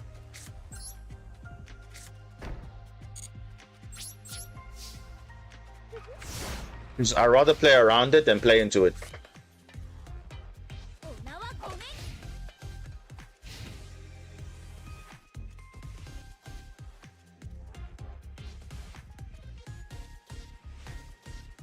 We have Troll, we have Ash. No way, bro. It's actually Kill Tune. Are you kidding me? It's actually Kill Tune. Because Synchro Overtake, you're only seeing this if they're playing Kill Tune, right? I don't think normal Synchron's playing this. So this is literally Kill Tune, guys. This is Kill Tune right here. So I'm gonna Ash that because they're gonna summon from the deck. So no. Yeah, I'm chilling. I'm fine. They can't add. They can still Synchro summon, but I can deal with their board no problem. You can only summon from the deck. Ah, look at that. Kill Tune clip. So here's the thing. He's normal summoned already. If I deal with the normal summon, it's game over. You can't do anything else. What else can you do? What else can you do? GG. That's it. You see there? It doesn't matter because his normal summon he needs. Remember, like I told you, if you left the Kill Tune clip on field, he will synchro from the hand. You deal with the normal summon, that's it. You can't quick sync or quick sync with Kill Tune synchro or whatever because you can't add, so it doesn't matter. You can't synchro even because he couldn't add. No, you can still synchro, but he won't be able to get any benefit because he can't add, like you're saying. But he can still synchro though. So it was Kill Tune. Okay, so like I told you, if I go first and they don't have really much going on, we literally have the counter to the deck. So, and like I said, our deck counters most of the decks out there if they don't have the outs for it. So now you know. Let's check. Was it Kill Tune? Let's have a look. Was it Kill Tune? It was. Okay, should we analyze this deck list? Let's have a look. So he was playing 3 Effect Veiler, which is fine. Droll, it makes sense. So we played around Droll, we respected that. But the Veiler, I think he could have done better. I don't know, he could have literally done better because he could have literally Veilered the Zayton. He could have Veilered the Alphen. He could have even Veilered the I don't know. Yeah, so here's the problem with Full Loss, right? It doesn't actually extend your plays. So I 100% understand why he's not playing Full Loss. You see, 3 Imperm is good. I mean, yeah, 3 Imperm is good, but it depends if it's gonna, like, against the mirror match, this is literally trash. It's literally garbage. He's playing Pot of Desires though. Is that to be more consistent though? I mean, given you are maxing out on all your tuners, I guess. What's the Resonator card? Over-tuning. So if you control a tuner, spend summon a tuner from your hand, deck, or grave, which you can play under Droll. So you have 2 ways to play under Droll, technically, which is or a Magnus type effect. Synchro Overtake can summon the card, and also over-tuning if you have a tuner on field. And Call by the Grave, that's fine. Kill Tune Synchro. Yeah, I think. Yeah, you don't have to run all of them at 3. Yeah, that's true. Like I said, Clip I've seen is run as 2 or 3. But this gives you the quick effect of synchroing though, because you can summon this card and then synchro. So I don't know why you wouldn't run 3 of this, because it actually gives you more chance of quick syncing. And you can use it. You can use itself also. You're not necessarily use another Q to like another. You can use literally itself. C3 Ghost Spell, because it's like more versatile, especially into matches like Draco Tail or whatever, or cards that interact with the graveyard. So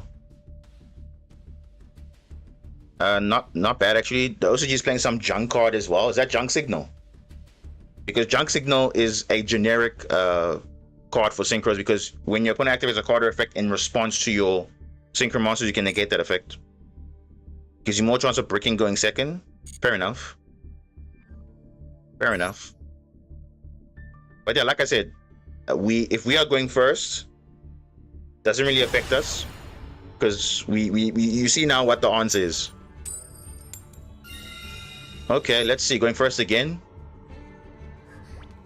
A level 3 that might not be out of Masterduel. Junk. I think all the junk cards are in the game, I think, but we'll have a look at it afterwards. Brother, Italy again. Respecting draw again.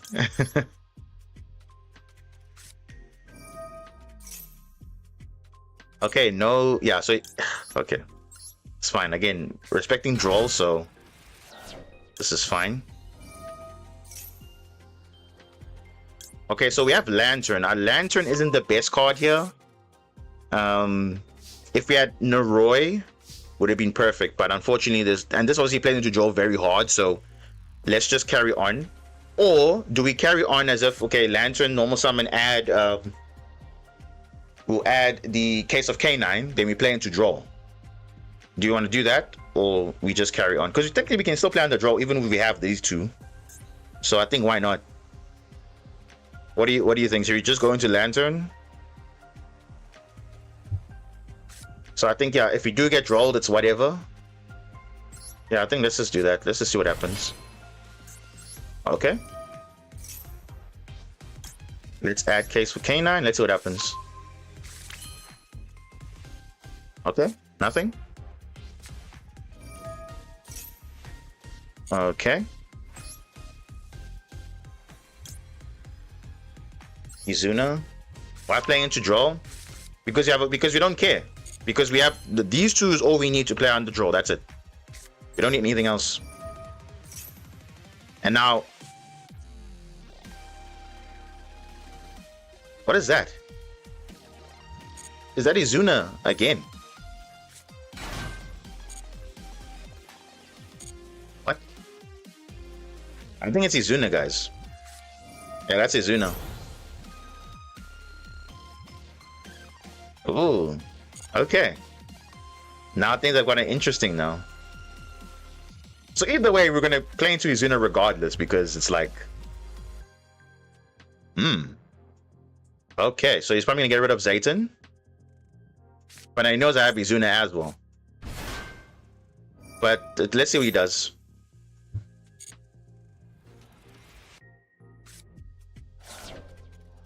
Or should we trick him that we also summon our own Izuna? Okay, let's see what happens. I want to see what he does.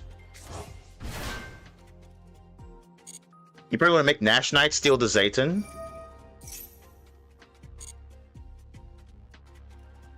Oh, make Ripper. You could make Ripper also. Then it wouldn't be smart though, would it be? I don't know. Valon. Huh. Flip down Zayton, then we go K9 plays. Okay, that's fine. Yeah, that's actually fine.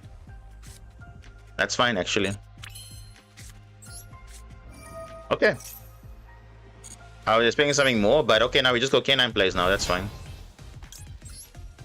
Literally fine.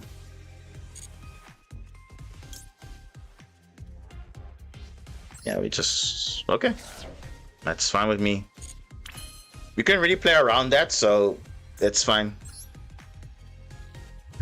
Doesn't really know what's going on, so it's okay. We'll just make Ripper, it's fine.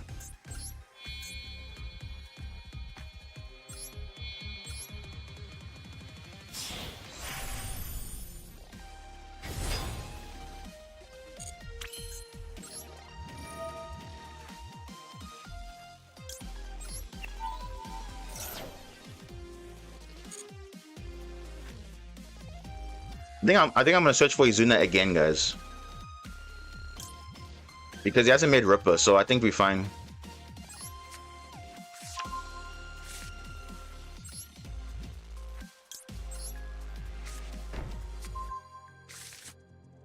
Yeah. I think to play around that, I'm probably gonna do this. Set card on the field, destroy it, yeah.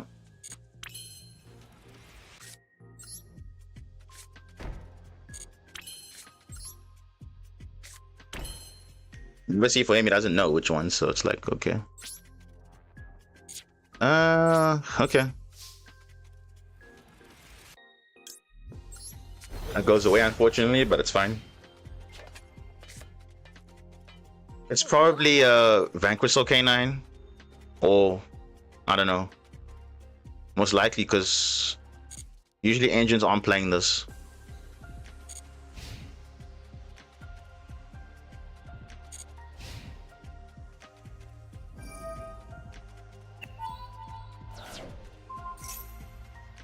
This guy did it too early. Too early. You did it too early. You should have done it when I was gonna rank up into the werewolf. You should flip down then. That's more effective. Because now he's just throwing that away now for no reason.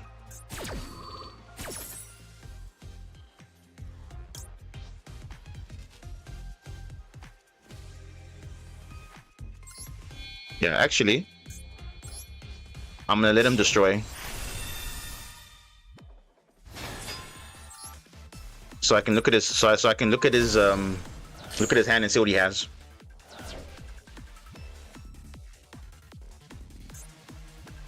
Destroy.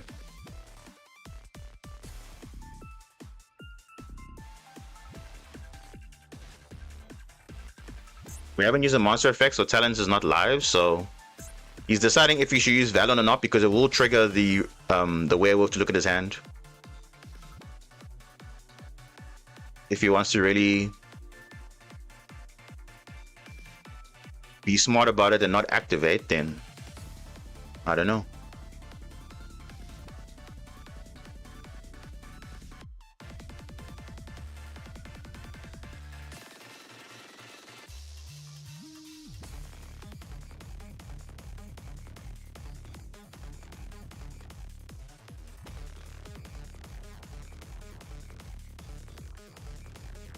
See, if we had Lantern, guys, if we didn't have Lantern as our normal summon, if it was Noroi, it would have been way better because we could have actually played around all of this.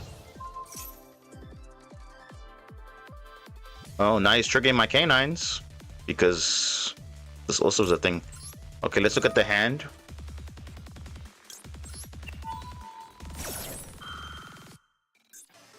If he has Imperm Droplet, it's fine. Yeah, it's fine.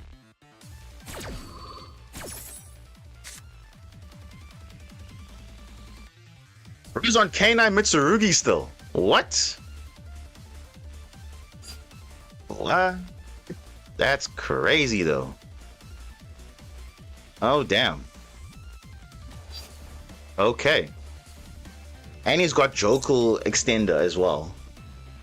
That's kind of crazy though. You know what? I'm actually gonna take Chaotic Elements because he can search Jokel, and that's gonna be an issue. I mean, as for Mitsurugi, we can't really do anything about that, so yeah, the hand is pretty good though. I don't know. Yeah, I think I'll get rid of Chaotic Elements, guys, because this will give him a lot of push. And he has a second Izuna, by the way.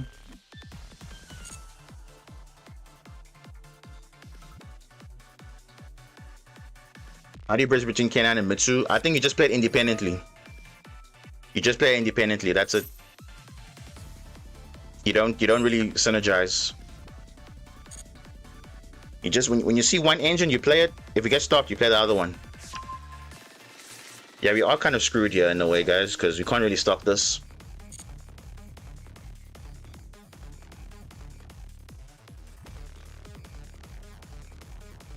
Yeah, I can't really stop this. Because the Mitsuri line is just going to clear my field one time. Now the option is I could make... Nah, it's a bit too late for that now.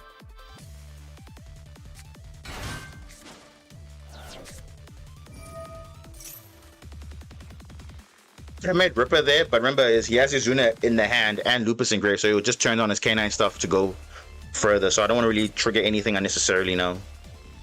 He's gonna make the Mitsu board anyway, so it's like doesn't really matter what I do.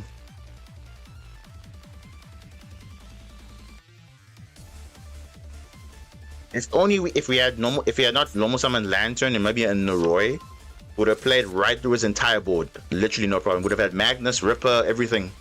Then he's literally shut down. You can't do anything. But yeah, he's got the hand for it, so it's fine.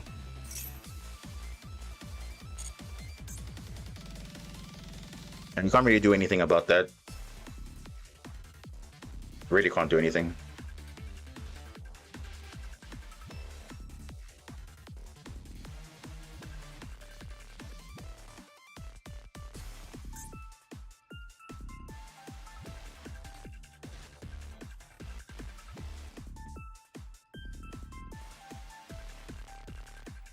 Why is it taking so long to think?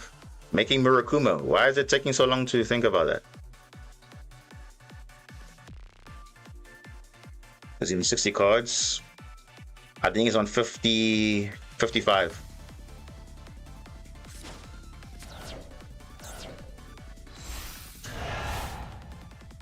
What? Abakiri for Abakiri. What? Huh?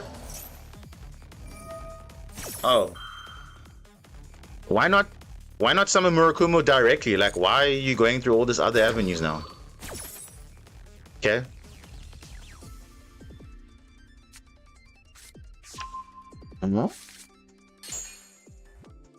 Wait, what? Oh, he's summoning from hand. Did he summon from hand? Wait, hold on. Let me just double check. Oh, okay, I was wondering. Okay, he summoned from the hand. Okay, I was wondering. Okay. Never mind. You can still make Murakumo. He's gonna make Murakumo now, something from the deck now. Okay, no, it's fine.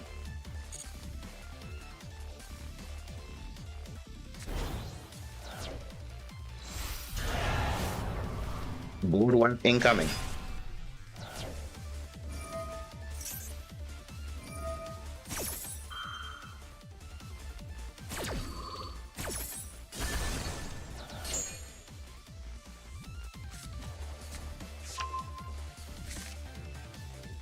You still got K9 to extend as well. Yeah, I think we lose this, guys. This is like definitively a loss because he literally has gas in his hand, literally. And he did kind of disrupt us a little bit there, so it is what it is. Because unfortunately, we opened the wrong K9. If we had case for K9, would have been better.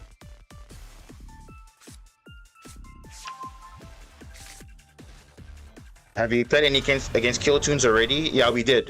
We faced them. We went first. They had Droll Veiler. We still made Magnus. They couldn't do anything, and they scooped. So you can maybe check it back, play it back. Like literally like 5 minutes ago, you'll see we had our first duel against Kewl Toon. But we're going first though. For what?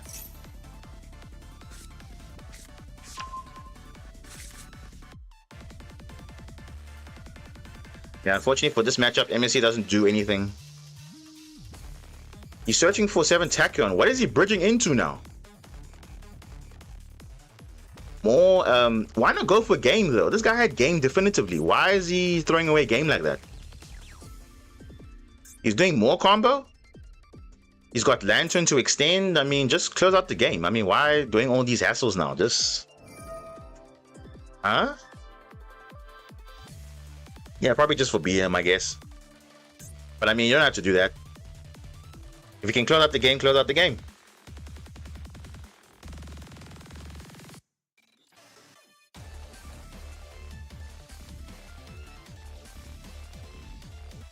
Let the Raid Raptor monster.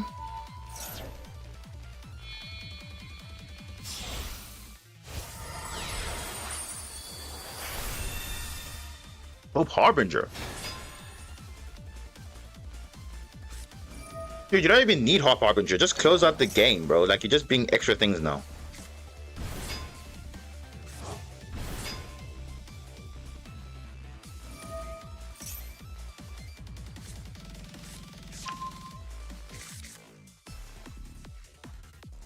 Yeah, it's true.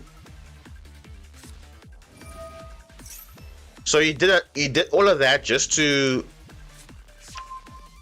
Huh? This guy's doing extra steps, bro. I don't understand what this guy's doing.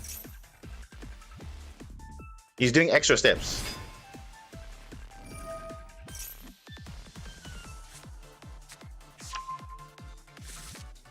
He may be a VS K9 hater.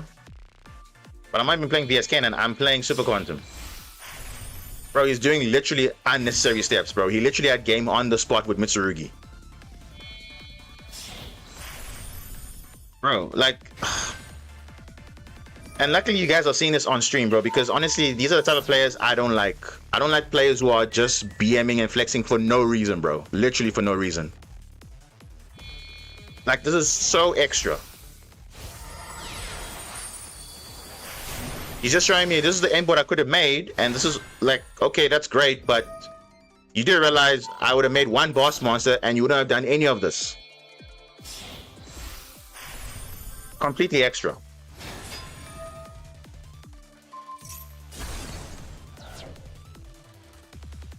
Yeah, I know what they want me to do, surrender, but I mean, I'm obviously I'm a better person than him or them, whatever they are.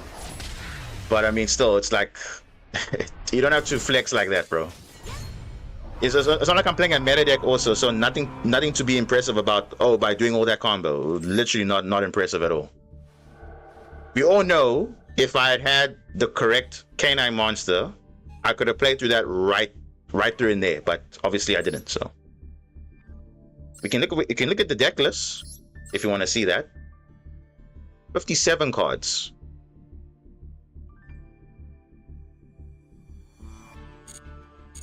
Okay, interesting. Okay, Raid Raptor. What are you saying, MTS? Let me look at this. Raid Raptors. What XCs is there? Because remember, our extra deck is pretty tight though. So this better be a good. What is this? Place. Which one is it? Which XCs is that? Unaffected by everything with 5/5 attack. Which one is that? Which one? What's the name of the card? Is it this one? The Rising Rebellion Falcon? Is it that? Is it the Ultimate Final Fortress? Ultimate Falcon? Which one is it? And how do you summon this? This one? The rank 13? How do you summon this?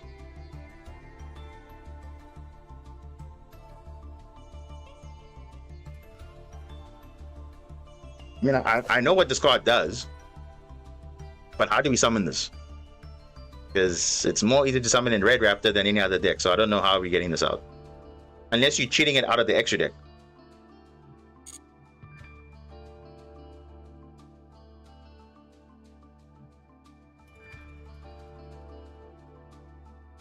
Is Dead Ripper on the field with the Zuna in your hand? You definitely get to summon it? How is that possible? How do we summon this? You say it's a UR. Which one is that? The Red Raptor XC's monsters are UR. I'm not seeing it yet. Where's other URs for this? There's no other URs. There's only this one, and this one. These are unaffected monsters.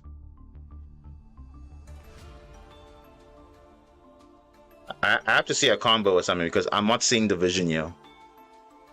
I'm not seeing the line just on, I don't know.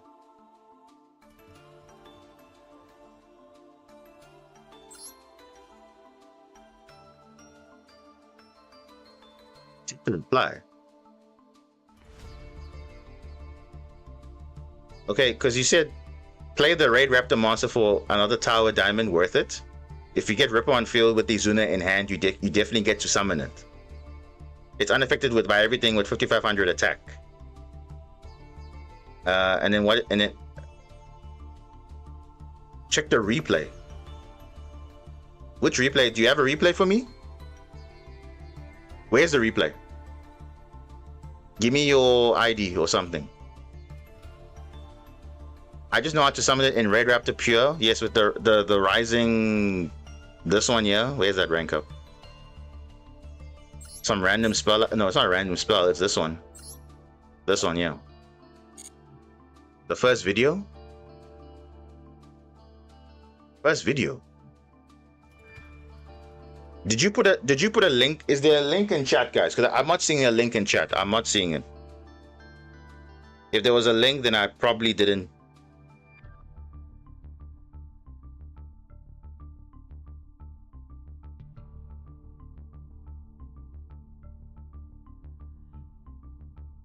Oh, you gave the ID? How come I didn't see it? Wait a second. For some reason, YouTube has blocked it for some reason. Let me just have a look. Wait a second. Do you guys see it also? I don't. Wait a second. Where is this?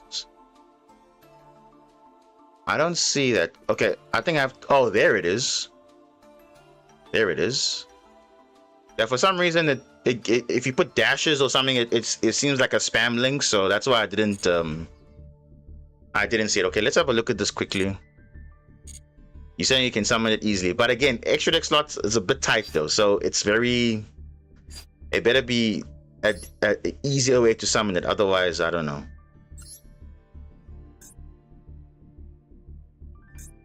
I think I know what it is, but we'll see. Let's see what it is.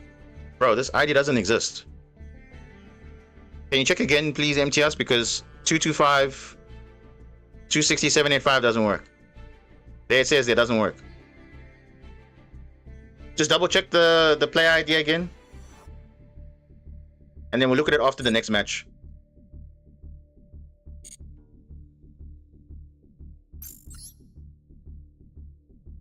Okay, 784. Okay. Yeah, just get the IDs right, because sometimes you can miss one digit or whatever. So okay, let's see. Okay, there we go. Okay, you said it's the. Which one is it? The first one. First one. You are playing what? BSK9.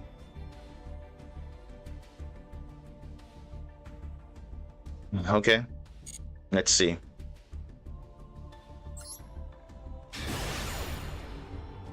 So let's see. So apparently, our viewer here, MTS, says there's a way to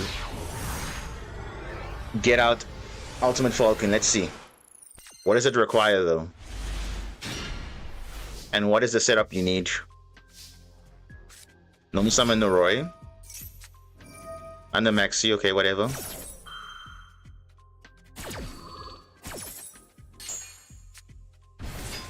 Okay, Joko, fine. You adding Lantern, standard combo, no problem. Making a Ripper, okay, standard. Want to see where the difference comes in now. Adding the Force Release, okay. Izuna, Lupus, okay, that's fine. Oh no, wait. 3 level 5s.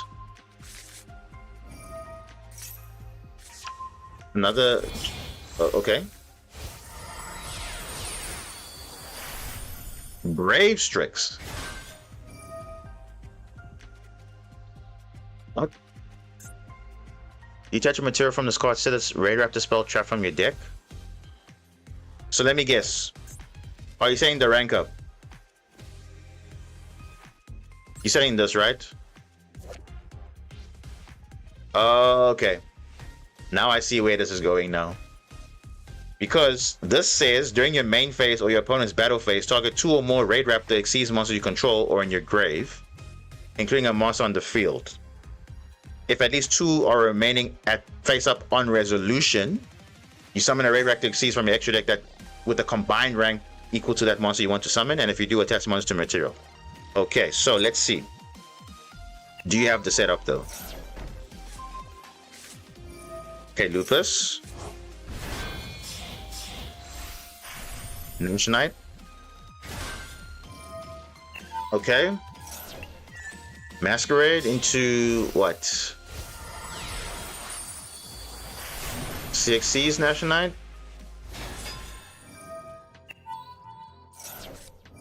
Holly Sue. Negate with Ripper, fine. We leave that.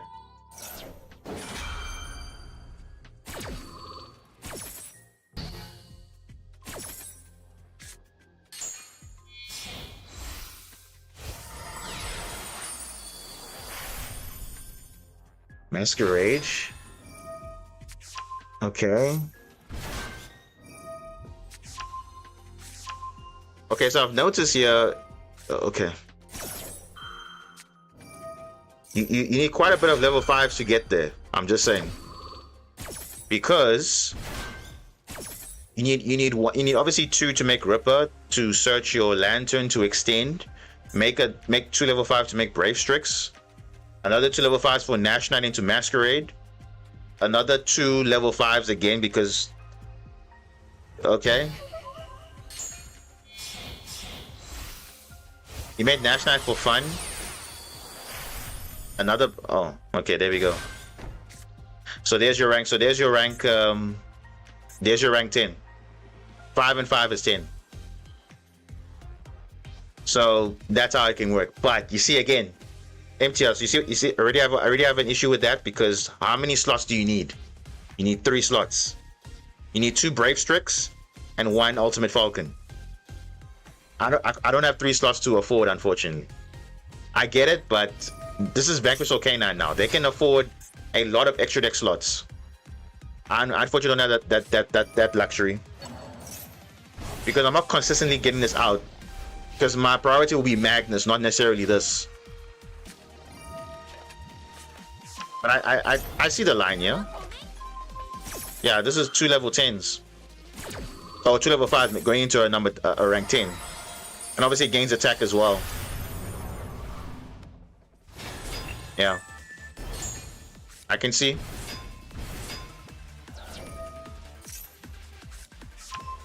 Okay. But Arc Rebellion can stop this. You do know that, right? Arc Rebellion could have stopped this. Because you'll be gaining attack equal to monsters on the field, and then it will just crash over it. Just saying.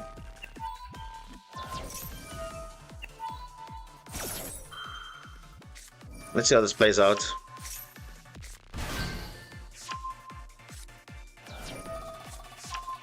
And remember, MTS also, when you say 1 Ripper and 1 Izuna, you also remember that you also they add Maxi in the hand, so you have to also add that they have to activate a monster effect in hand to be Izuna live. Because they're not having any monster effects, the Izuna is doing nothing in your hand also. So just let's also add that to the problems as well. Because it's not just Izuna in hand, Izuna with a monster effect being activated in the hand or grave too.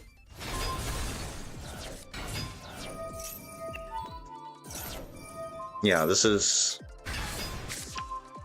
Damn, look at that hand. Jesus Christ, look, the custom.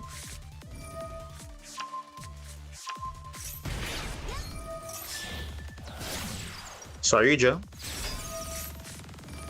Drawing the entire deck. Okay.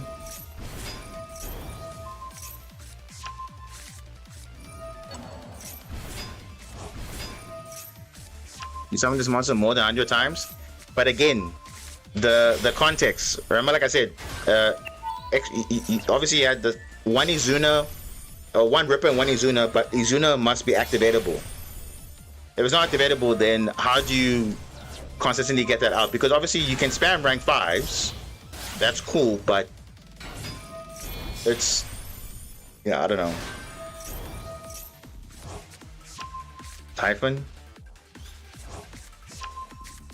This guy just loses from 1 attack.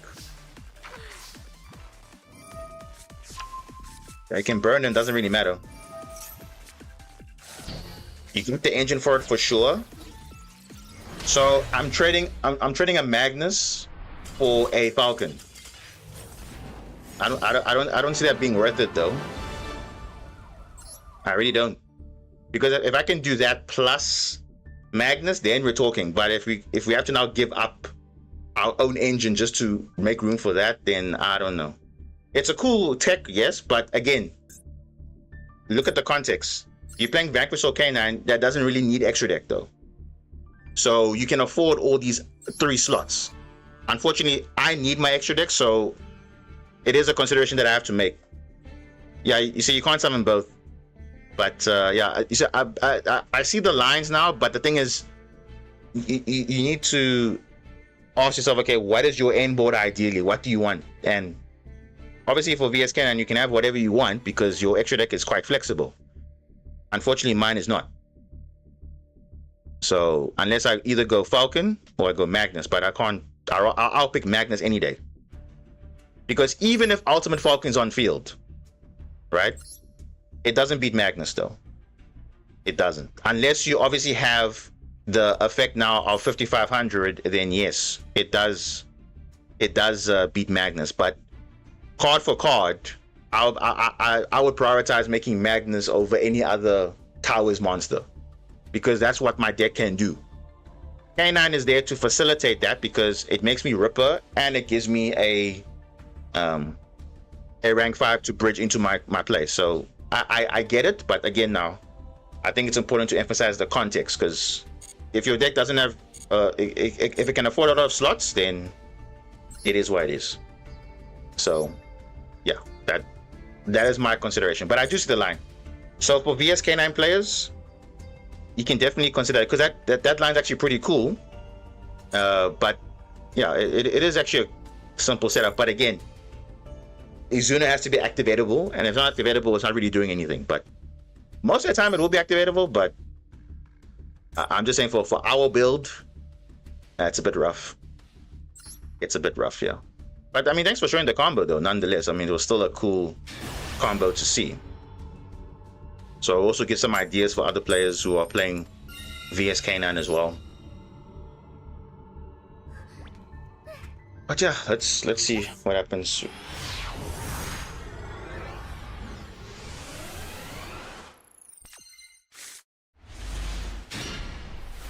The sand is not good, because we have Lantern, which is not ideally want to open that, so it's fine.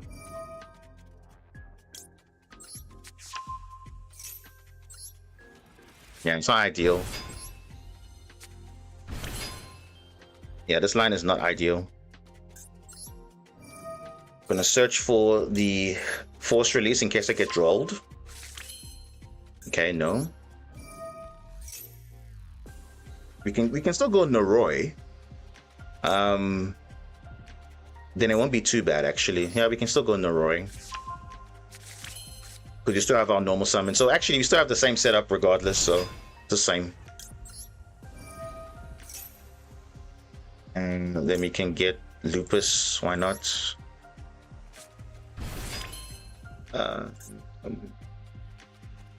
Then we can go. What is that trap? The Magna Liger, the one that makes you attack 3 times? Yeah, that one.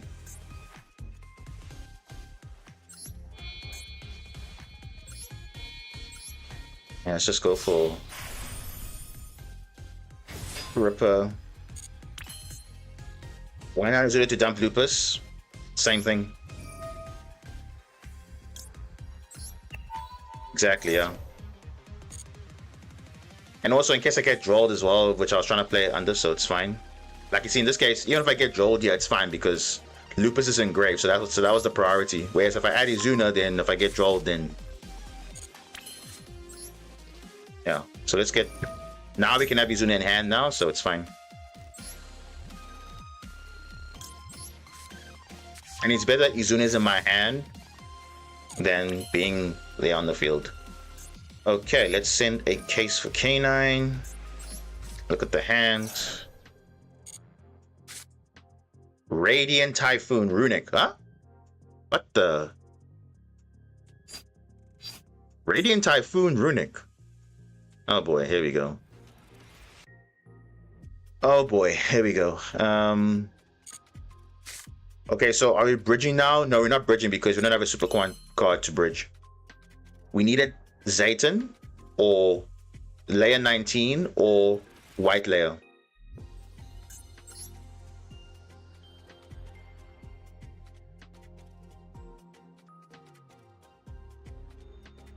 Yeah, I think we're gonna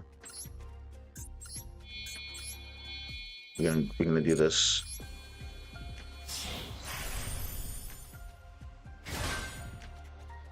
He knows I'm force release, so I think should I just like yeah, I think I'm just gonna do that.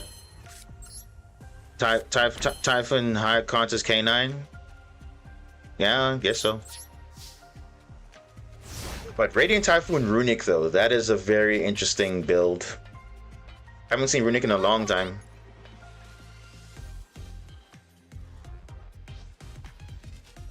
I think you should go in the draw phase to play around stuff.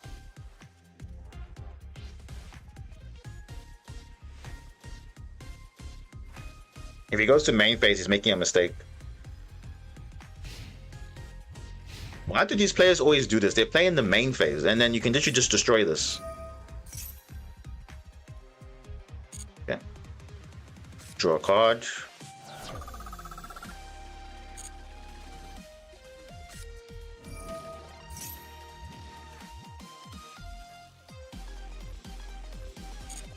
Runic.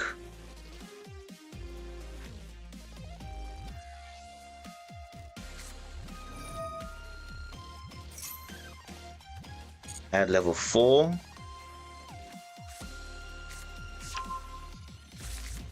He's confident, but the thing is, you should always play in draw phase. Because this is what's going to happen.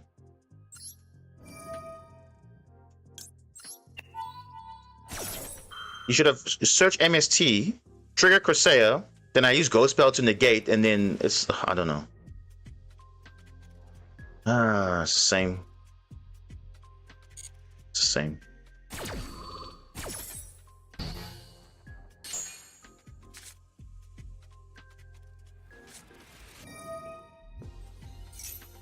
Yeah, I don't know.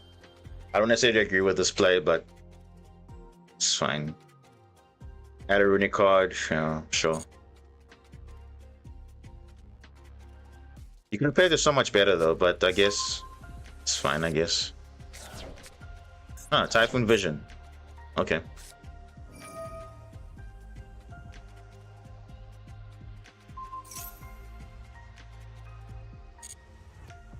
What is new? Kill Tune is new.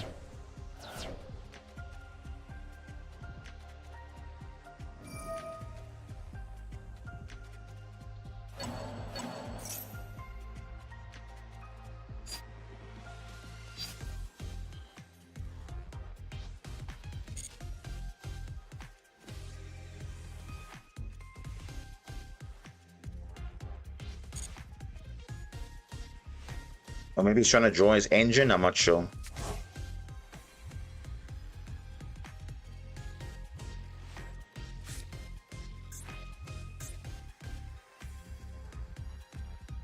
And Kilton has their full support, so they're pretty much full power at this point.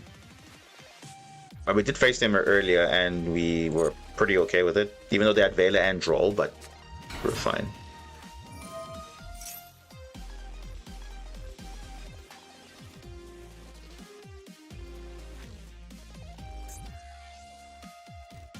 Normal summon Eldom.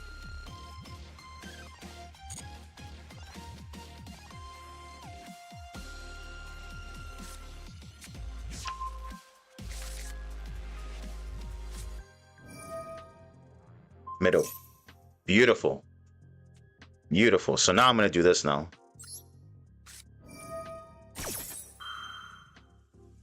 Wait. See what he does. He might have another MSC card to summon, but I don't know. We'll see.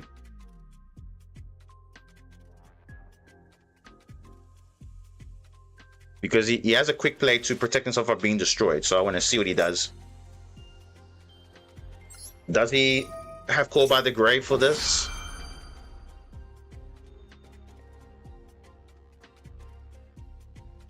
No, he doesn't.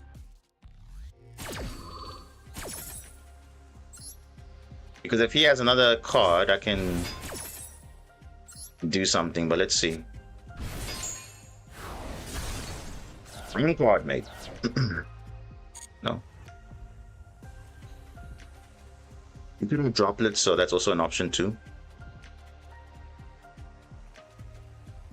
I just want to see what he does, because this is a normal summon, so he hasn't got anything viable yet. Unless he has a special summon, then that's a different story.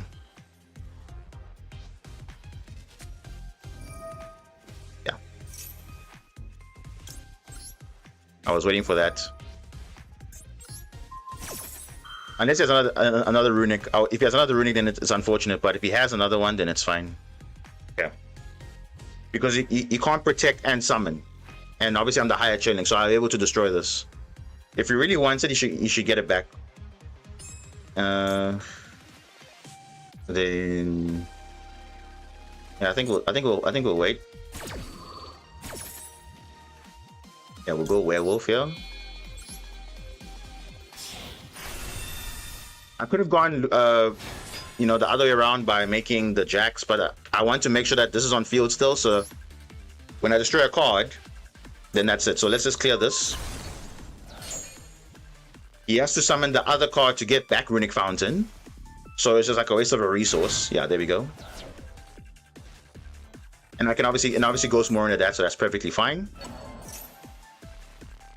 Let me do this. Because it's not a when, it's a if. Let's see what he does. Droplet. I knew he had droplet. I knew he had a droplet. Oh, now I can't chain Ghost Mourner now.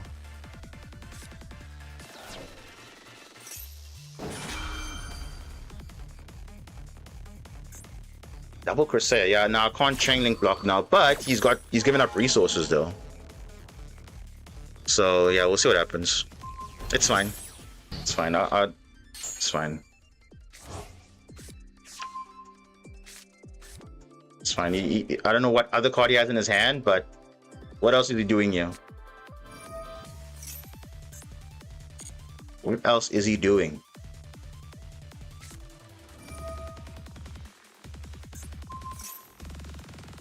Oh, okay. Seriously though?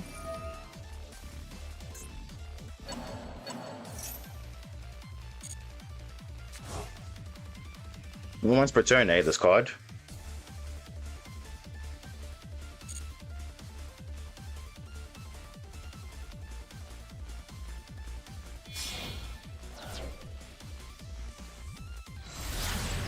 Blue Knight.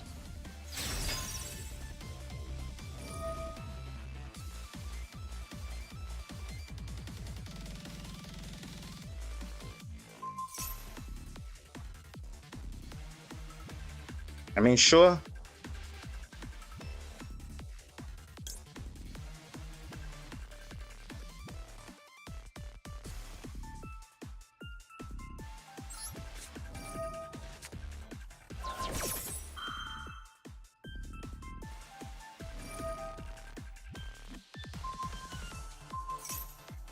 And now my Lupus doesn't come back now.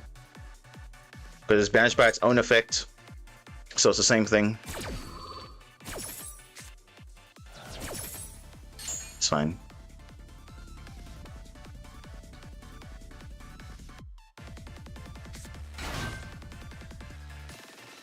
Really? You still want to summon though? Oh, now I can't Nibiru. Because Typhon says no.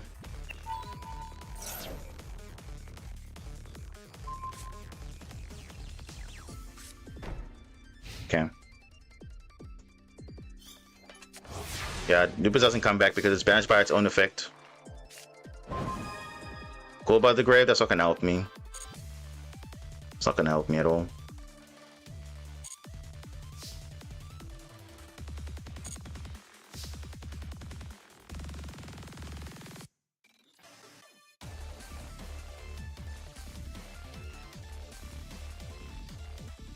And let's sack my own Typhon.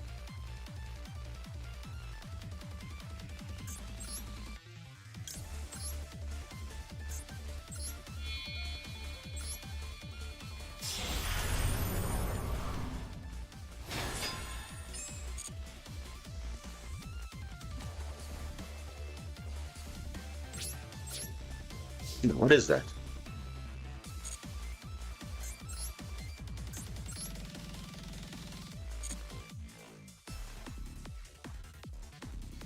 Is that another droplet or something?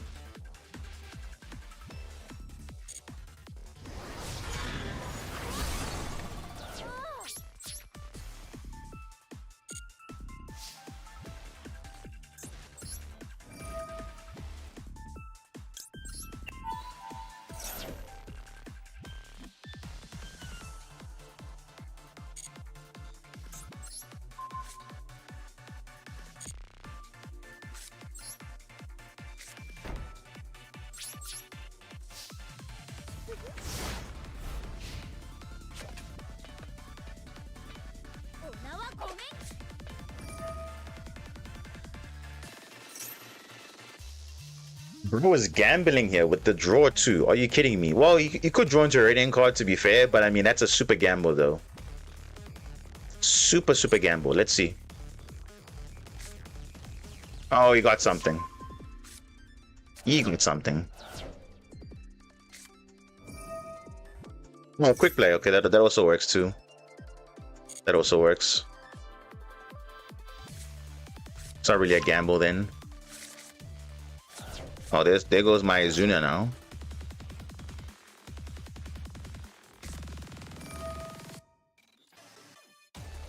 This guy will be drawing 3 cards again.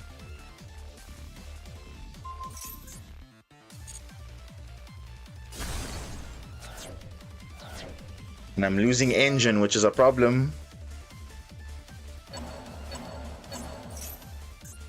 Yeah, I'm losing a lot of engine here. But Ghost Spell would have been nice, but it's fine. It's fine. If we draw into a Radiant card, we can negate Cruseo or something, but I don't know.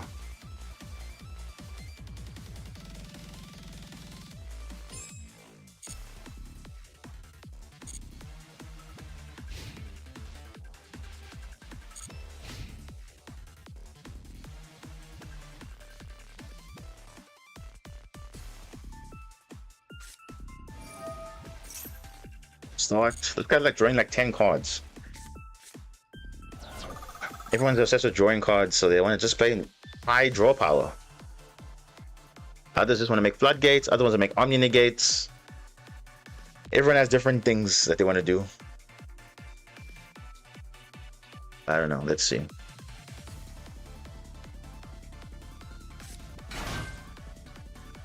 Okay, no, there's no sway in the grave. That's an issue.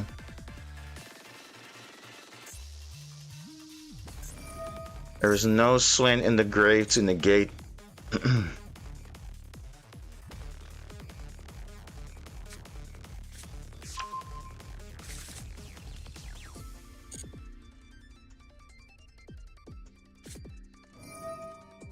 Just drawing all his engine pieces. Of course he is.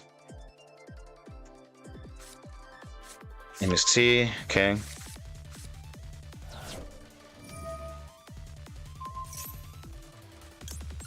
I'll just cross out Cruseo. I'm pretty sure he has Ascendance or something. I can like dodge it.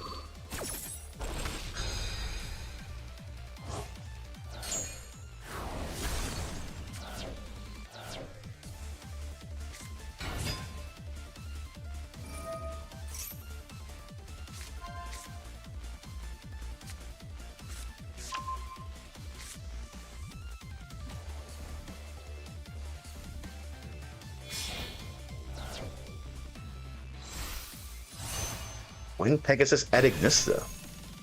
What the? Okay. Oh, draw would have been so nice earlier.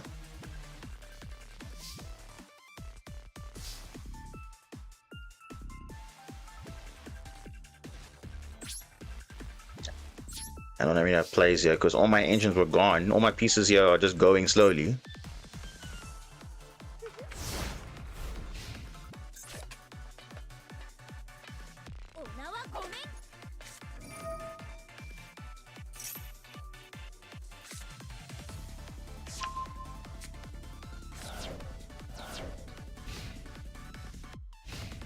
Yeah, if he adds something... No, he doesn't. What?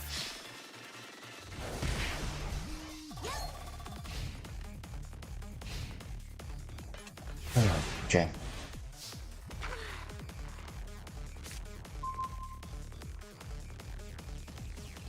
Missed T, huh? What are the chances this guy has a runic quick play to prevent that?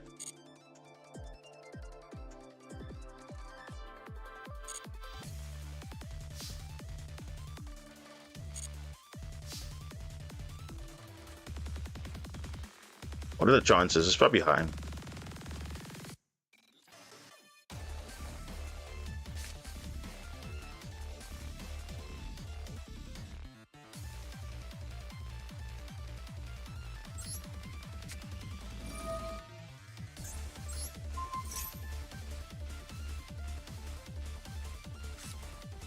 You see, he's got it.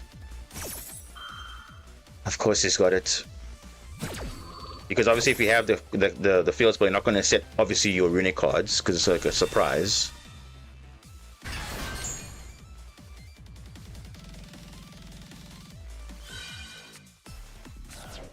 Yeah.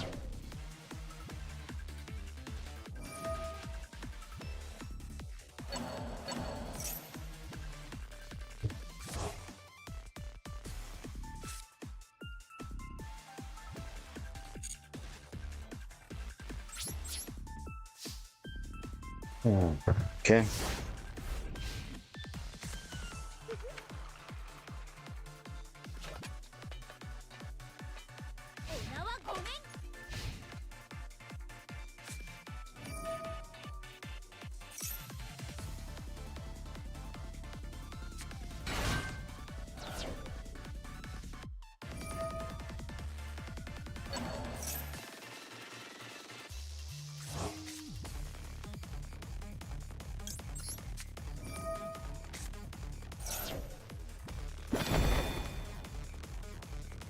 I think it's gonna make a difference, but let's see. Oh, come on, bro. Get out of here, bro. Oh my goodness. This guy just drew into floodgates. Oh my goodness. Now I can't even play the game now. Oh my goodness. I can't even special summon anything. Wow, bro. This guy's just having crazy draw power, drawing all his stuff. Damn, bro. You need a specific interaction for this, and that's just way too much. And my plays are coming way too late. I could have literally had this earlier, but the shuffler says otherwise. Now he's just gonna just do beat down, and that's it. Because obviously neither player can special summon, but it doesn't matter. He's got bodies on field. I need K9 cards to kind of do this, but it's not gonna be good enough.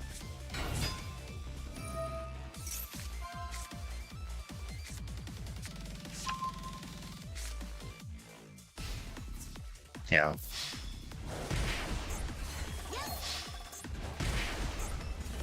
Yeah, we're not winning this, guys.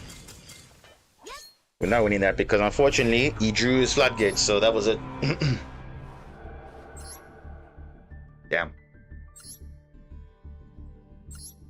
What was he on though? Yeah, he was just on a very small runic engine. I'm like, I was waiting. Where is the other monsters? But I guess it just never came.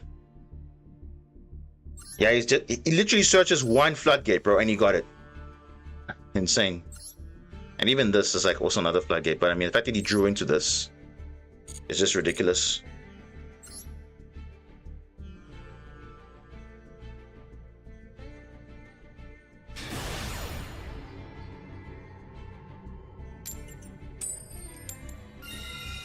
I mean, we're winning coin flips, but I mean if the opponent has all the crazy hands ever, it doesn't really matter.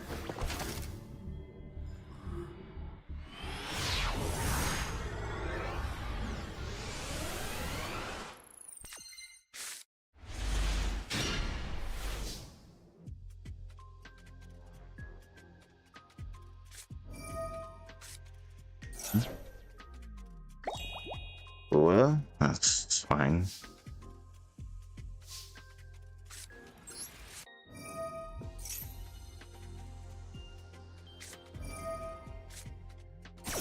Fua and Maxi. Fua and Maxi. Love to see it. The good old classic, huh? Of course. You have Ash as well? Throw it in there.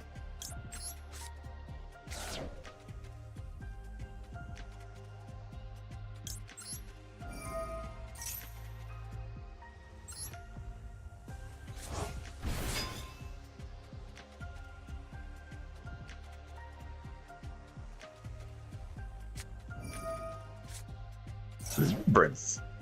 Let me guess. Draw into D barrier. Let me guess. So what? Choose 2 unused monster zones. Summon a level 2 or lower monster from your hand or deck in face-up attack position.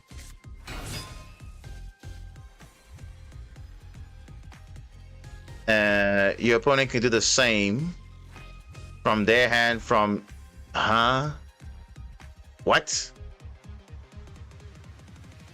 Huh? What am I...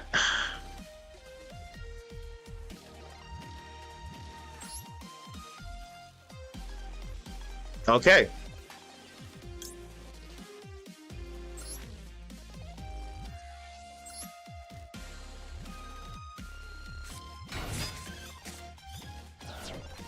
What?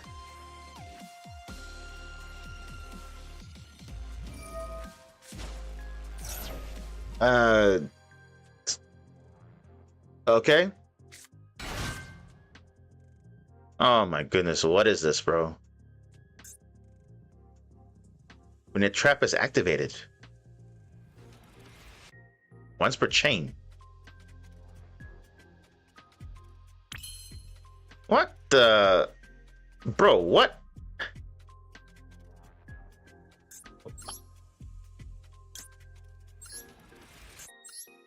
I'm not even gonna ask questions, bro. I'm just gonna make my combo and pass, bro. Bacon, what's up? Bro, what am I seeing, bro? Like, what? When a trap card's activated. Huh? I'm gonna negate that. No. Eh? I don't even know, bro. I don't know what this guy's on, but okay.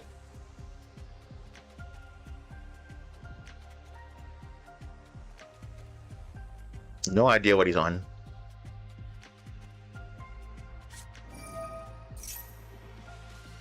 Chill tune clip.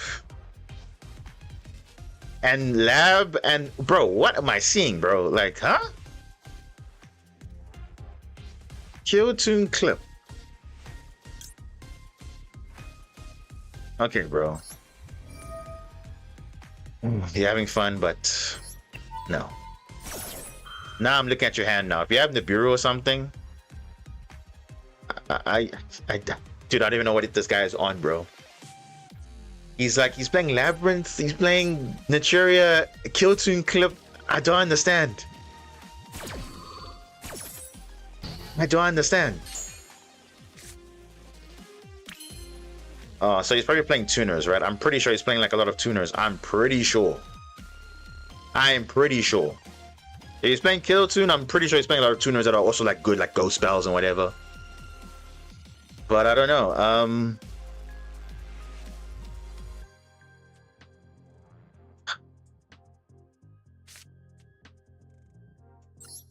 Okay, but let's just carry on.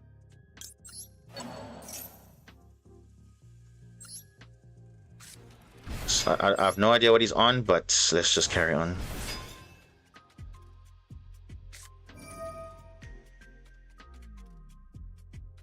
What? Dragon Ice.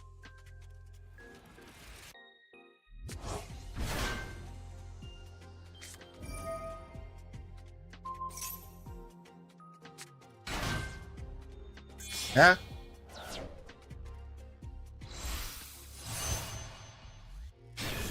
Huh? Getting Ryza? What?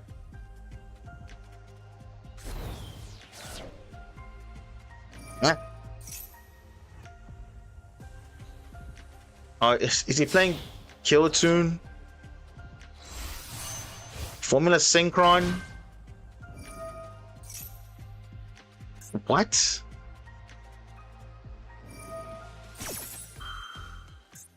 Synchro into 5? Huh?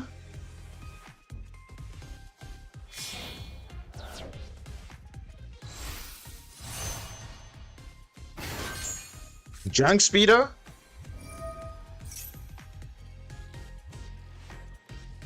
Bro, what am I seeing? What am I seeing here, guys? What is this? What?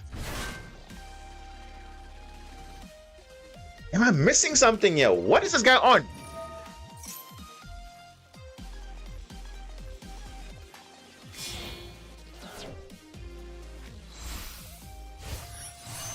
Excel Synchro stop.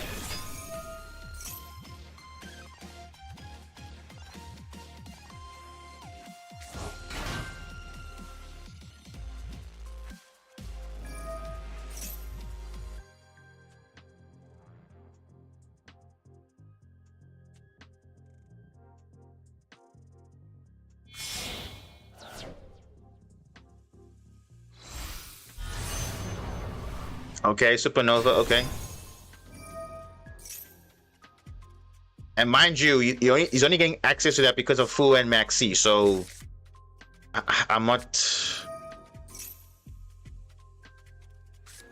like, okay, but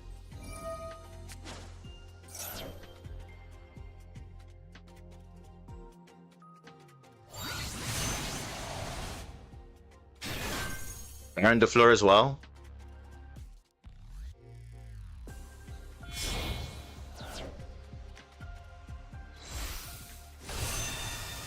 Prism Dragon.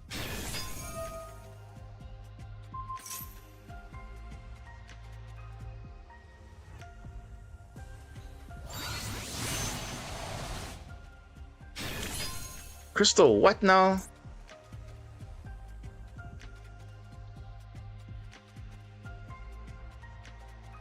But I don't understand what.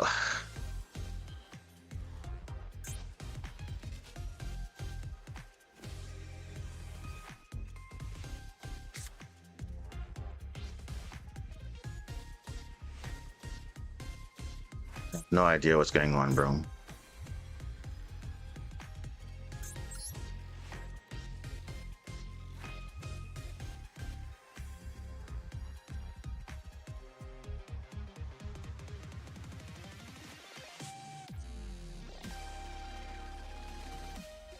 Have no idea what's going on here.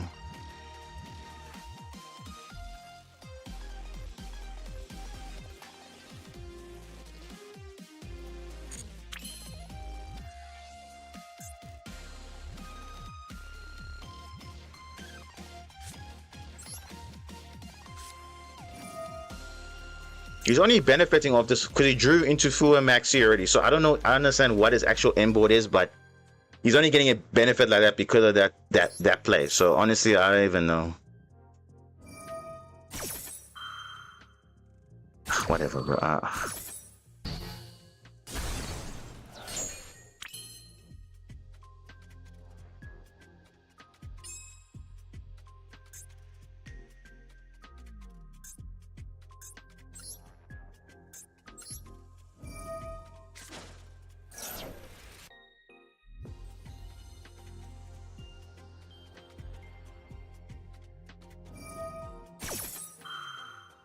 Fine, we can still play the game, it's fine. It's fine, you can still play the game.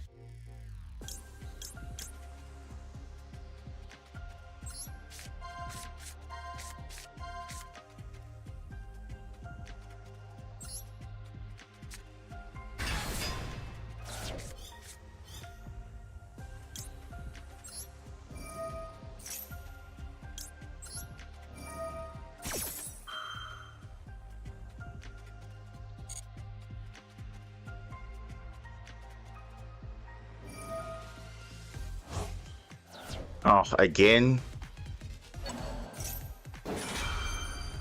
It's fine, we can negate it, it's fine.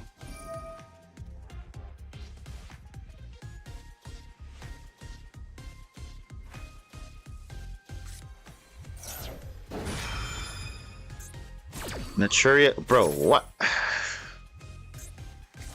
I don't know what this guy's on, bro, but it's fine.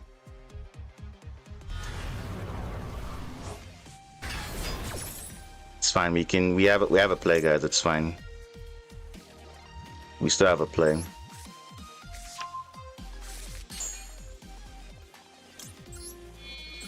Because we can actually negate that, so it doesn't really matter. Yeah, it doesn't matter. It's fine. We have that, so it's literally fine. Let's just continue playing. If he has the bureau, you win the bureau, whatever. But why would he do that? I have no idea what this guy's on, but mind you, he has Maxi and Full Loss Resolve, so he's just drawing like 2 every time, so he's drawing to all his engine. Jeez. Now he's Zuna now.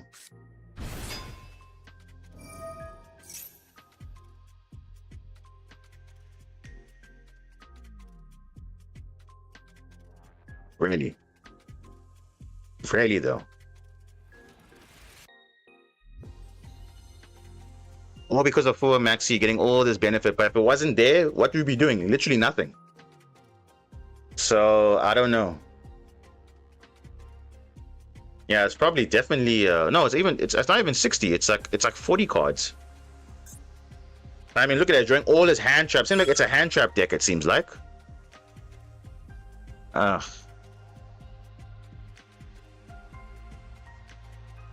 Nah, I can't even negate this because you'll just like get rid of my field now.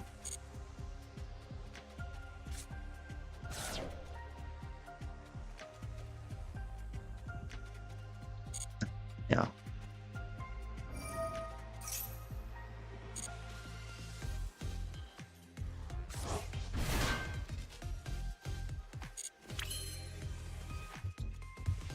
Doesn't have space now or what?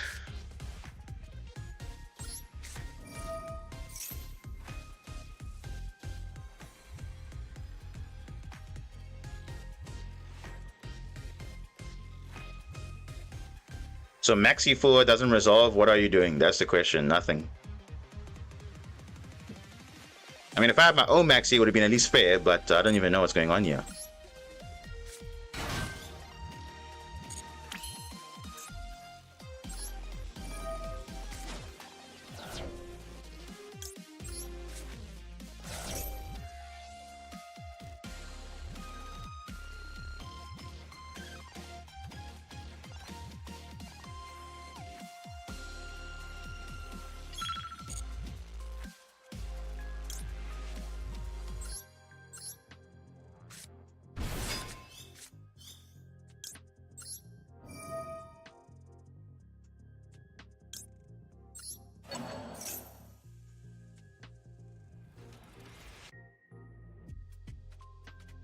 I can summon 6 times. That should be okay, but before then, I don't even know. I don't know, guys. If I even have time to do it. I mean, let's see what happens. Let's see what happens.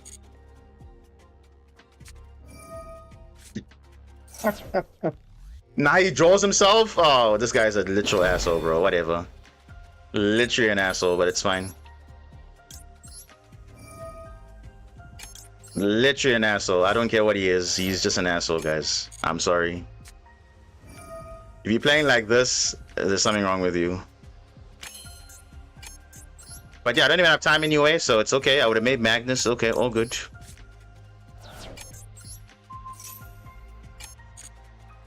Nah, it's fine. I don't even have time. Because I'm trying to figure out what this guy's deck is on. But as you can see, I can literally make a Magnus, but I don't even know. It's like, doesn't even matter at this point. Literally doesn't matter. Only have time to make Magnus. There it is. No idea what this guy's on. I'm trying to figure out what is this guy actually doing. But it's like... whatever, man. Because he realizes now, I could have actually decked him out. He realizes now, so let me just draw now. But whatever, man. Literally whatever. We all know. We all know what would have happened if that Maxi 4 wasn't there. It would have literally been fine. Like, what is this? Like, honestly, what is this?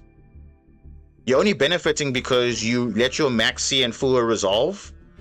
And that's it. Otherwise, you're not playing the game. Literally, that's the only reason why he was able to be in the game. But that's literally it.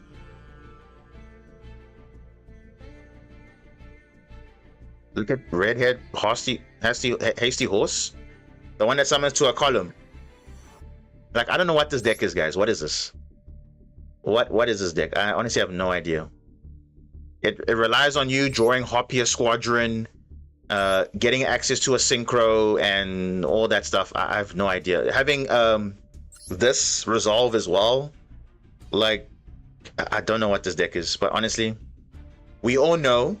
We played through a Supernova a Crystal Overwing. I don't know if we played through a K9, but we played through all of that. We were gonna make a Magnus, and then and what? Even if he draws there, we still could have made Magnus, so it doesn't really matter. But nah, it's fine. He's an asshole, guys. It's okay. If he was playing a real deck, then we can talk. But that's not a real deck, guys. That is not a real deck. And now we D-rank now. Oh well. All of that for nothing. Because honestly, what could we have done there? We literally played through all those things, and we could have made Magnus still. But we could have even decked him out actually. But now he decides to draw because he realizes no, there's a way out, but he just doesn't want to let that resolve. So it's like, whatever. It's fine. Taking the coward's way out, I guess. Why not let the maxi forward resolve? What, now you want to draw now all of a sudden? Yeah.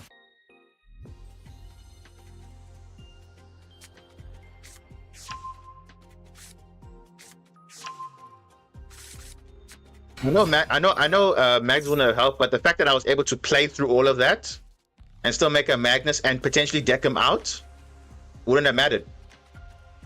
Because remember, I'm spamming multiple times. He's drawing 2 cards every time.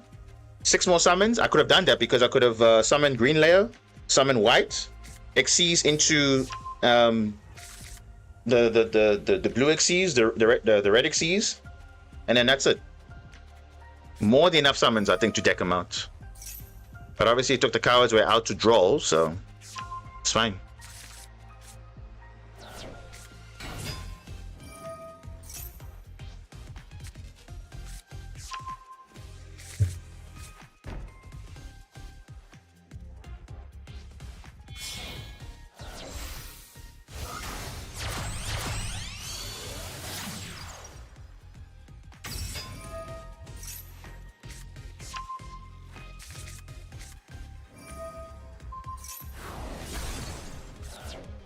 Is this Man 2.0? Nah.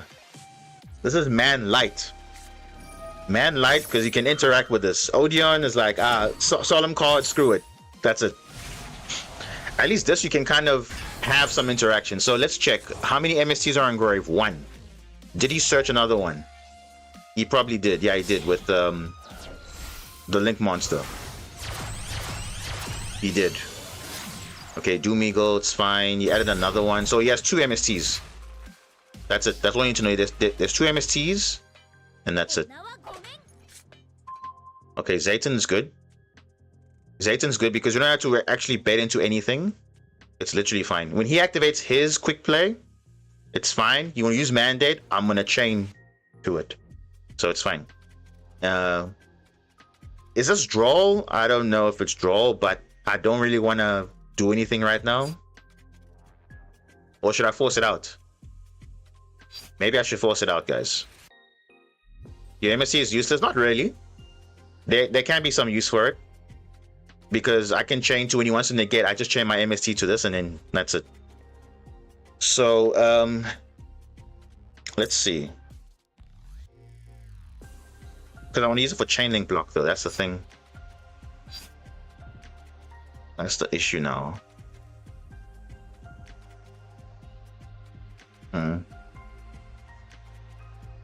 I think let's just force it out. Let's see what happens.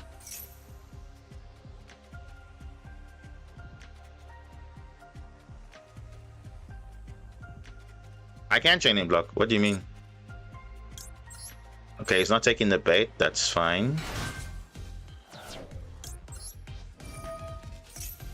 Give me a level 5. If I can search this, I'm good. Nice. Nice. I can search level 5. Red layer. So now I can bait out interruptions. I'm literally fine now. I don't care anymore what he does. I don't care what he does. Yeah, no, that's why I have 2 chain link blocks. So I'm literally waiting. If he wants to chain negate something, I chain link 1. He chains the other one, and I chain again. We'll see what happens. Don't worry. We'll see what happens. We'll literally see what happens. We'll see what happens.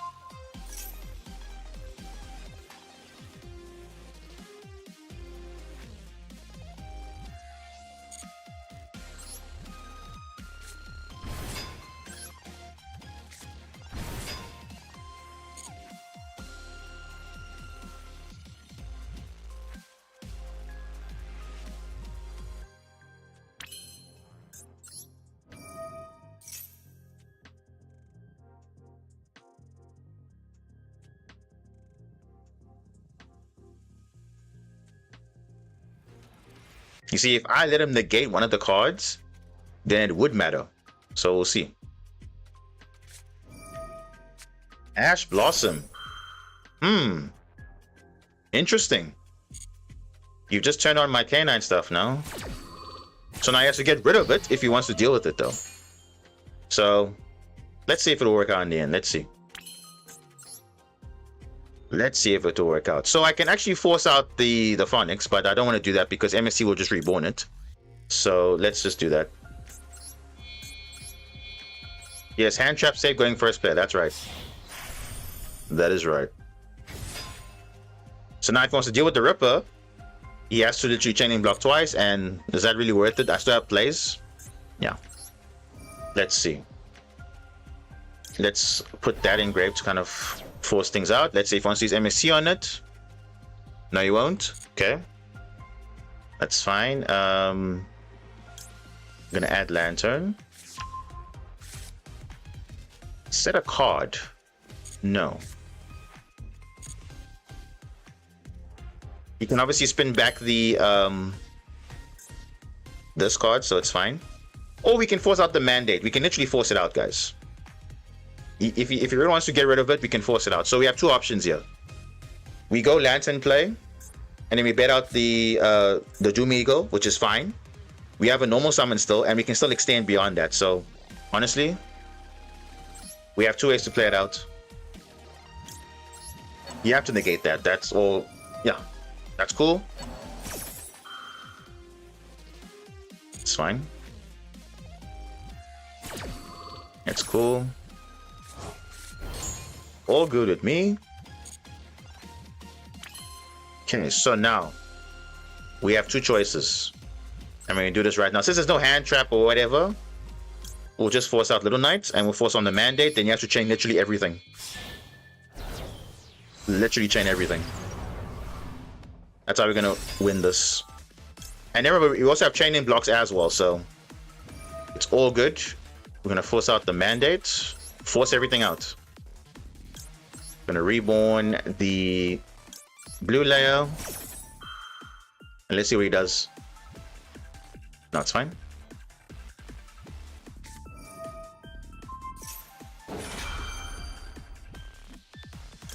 Even Little Knight is a chaining block. How crazy is that? Even Little Knight is a chaining block, so actually doesn't work out for him in the long run. Oh wait. There's no other chain here. Oh. Okay. That's interesting. Okay, buy Phonics. Oh, there was no MS. Oh, okay. That's very good information. And now we just win the game now. He did it off to bait, but the thing, it doesn't matter now because I can just clear this now with the last MST card, and that's GG. So there's nothing to bait off here. So it doesn't matter. Even if it's MSC, it doesn't matter. I've cleared the field. So I've dealt with it now, and there we go. Super Poly. Oh, okay. We actually played around stuff. Okay, there we go. So there we go. Doesn't matter now anymore. So we win the game. We literally win the game. So let's do this. We're going to... Yeah, we just win now, I think. Should be fine. Should be fine now. Let's just do that. Change the monster now. I'm saying he didn't play it well, so his loss. Let's just do this quickly and close out the game. Yeah, we should have game here at this point. We should have game.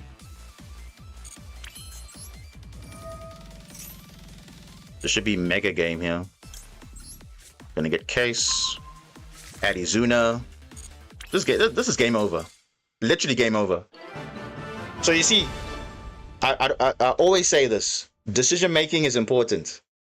He could have held on to the Ash for something useful, but he decided to use it on some other thing. And I thought there was two MSCs. That was only wrong. So I kind of played around it because, again, we force it out. So if he doesn't want to do anything, Little Knight forces out everything. And obviously it's a chaining block as well because he wants to MST negate. Well, Little Knight is a chain. So there we go. And then that And doesn't matter what he does, because now we have the last spell trap on field. We can bait that out, and then we keep on going from there. So yeah, that's what decision making does. The well-timed decision making. In this case, it didn't work out for him in the end. Yeah, this is Radiant. Why did he Ash and he set on Super Poly? Exactly. Super Poly wasn't even activatable. But we still rather play around something that obviously could have been there or not there. So we were able to do that at least. So I ain't complaining. So you see, difference between those small decisions. You should have just held on to the Ash, make Super Poly activatable, 2 Dark Monsters easily. Nah.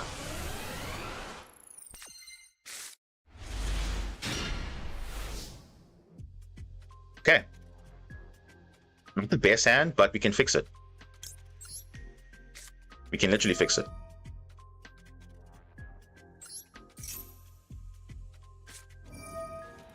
Ash bait, there we go.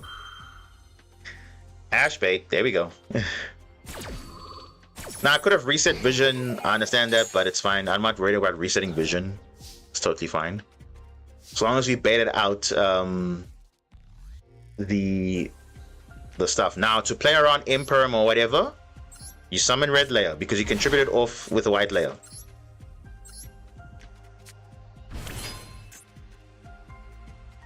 Do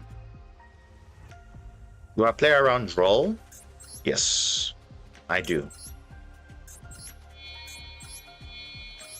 I do play around Droll. Because you can. GG's, brother. And I think he saw it. I think he saw it because maybe let's check if he has Droll. Then it's a good spot to know that. Let's see. He had Droll. So Droll was there. So if I'd search something, but geez, holy royal! Look at this guy, royal everything. Damn. Main deck Centurions, except for Primera for some reason, not a royal, but Draw Swarm's a royal. Well, to be fair though, these are all super rares, super rare royal. So I guess he's like really a fan of that. And obviously you can see extra deck. Baron is a royal. Cosmic Blazer, which I also have a royal as well, and Supernova 2 royal. Crimson Nova, or not Crimson Nova, Crimson Dragon, Legacia, and the Oxilla, also a royal. Royal IP. Okay. But yeah, it was pretty much over. You knew it was going to happen. Or probably had holding for Maxi or something. I just go summon, that's it, done.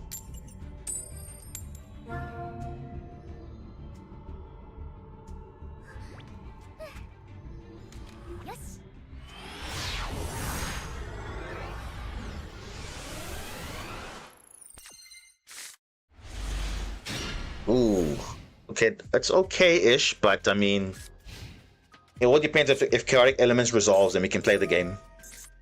Full loss, go ahead, brother. That's fine. Go ahead. It's useless anyway. Going first, so it's fine. Might as well use it. Ah, Kill Tune. Okay, Kill Tune going second. Let's see how it goes. This is gonna be literally custom for this guy. You'll literally know I have Nibiru. You will literally know I have Nibiru. Okay, Effect Veiler. Track Maker.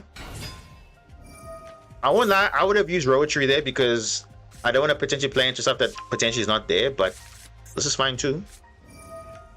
Reveal the tuner, normal summon a tuner, which is a Q, and it will summon a tuner from deck.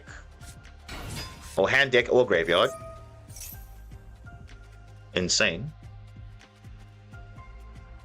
So now you can make the Shackle Dragon if he wants to, because he has a 4 and a 3. I respect him for those royals. Dedication, yeah. Okay, now he's probably gonna look at the hand and be like, what?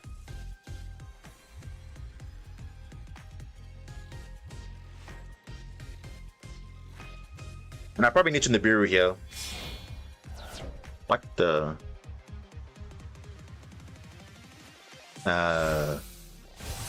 Remix. What does this do? During the opponent's turn. Okay. Okay, this is fixing my hand now. Ooh. Izuna Maxi, banish Maxi. Place Izuna on top of the deck. Yeah, that. Oh. Gonna put it on top of the deck? Okay, the question is, does he have Kill Tune Synchro? If he does, he can still play around this. But if not, I'm in the Nibiru here right now. And this is, let me see, if this Saint of the Grave has Synchro material so it doesn't trigger. That's fine. Literally fine with me.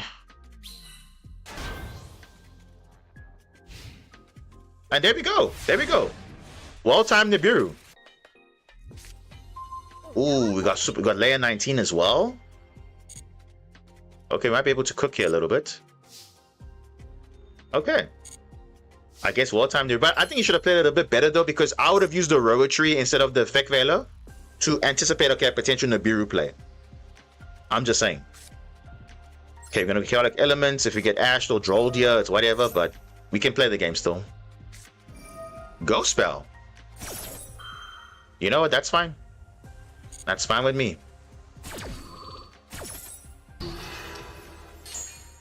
It's fine with me. I'll take it. That is fine with me. I think I'm gonna normal. I'm gonna do a very interesting play here. Yeah, I'm gonna go K9 still, and then still make Ripper, and then go from there. Yeah, I think this is the play. And now you can't stop it now. Because you activated Ghost Spell! So, you guys are seeing already what just happened. Decision making, because he literally could have... He had Rowetry in hand. Instead of using Effect Veiler, which I would keep for my opponent's turn, right? I would have kept that. He could have used Rowetry to Synchro Summon. But he didn't. And then when doing so, he could have used Rowetry, look at the hand, and add a Kill Tune card. Or a Spell Trap. So you could have had Kill Tune Synchro, would have been able to play through it, no problem. Synchro again. I don't know how he messed that up, because that was his like viable play there to know, okay, this is what your hand is. You see a Nibiru right there, play around it. You could have, I don't know. I don't know what happened there, but Nibiru is becoming much more prevalent now. I love it. Yeah, I guess, you see, although people don't like Nibiru, if it comes up, it comes up. But you see there, that literally could have been a whole lot different if you had used Rowetry earlier.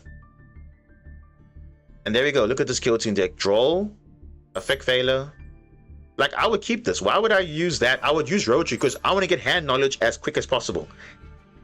Maybe that's not the optimal play, but that's what I would do. And yeah, you see Ghost Spell, the remaining 3 Rowetry, 3 Mix, 3 Clip, 3 Rico, and 3 Q. So maxing out all the Kill Tunes and then just playing 3 Full Loss for like the non-tuner, I guess. And then yeah, he's playing 3 Track Maker, 2 Remix, 2 RS, 1 Crackle, Loudness War, Zarlan, Shackle Dragon. He's playing Omega, which is very toxic. Cell Synchro Stardust, Baron. How is he summoning Baron though? I guess he's locked into tuners. Then he can't make Baron, but back to back, okay.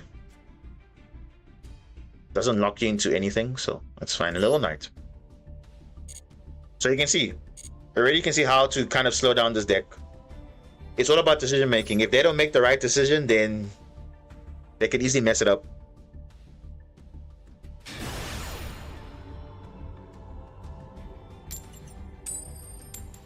Alright, going first, nice. I don't get this guy God tier hand traps now because that would just be like annoying. So yeah, so far 2-2 against Killer Tune, going first and second. Oh, nice. I like this one a lot.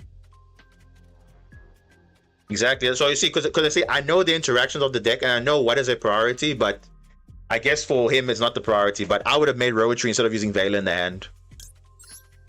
I would have done that. Oh, what do you have? Maxi. Ooh.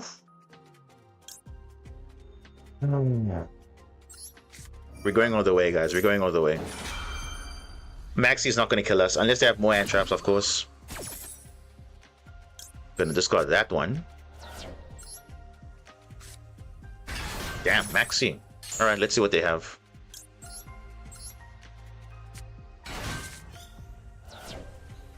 You're gonna use this one.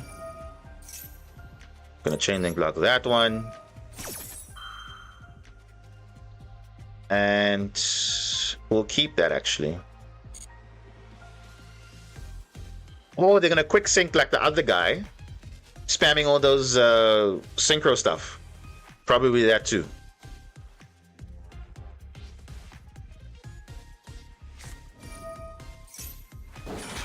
Oh, Crusade. Okay, no, it's fine. The only fear now is Ashina. That's the only card we fear is Ashina.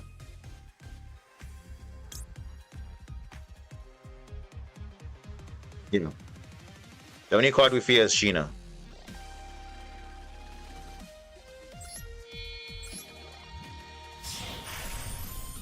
So if you're joining to Sheena, then that's how we lose.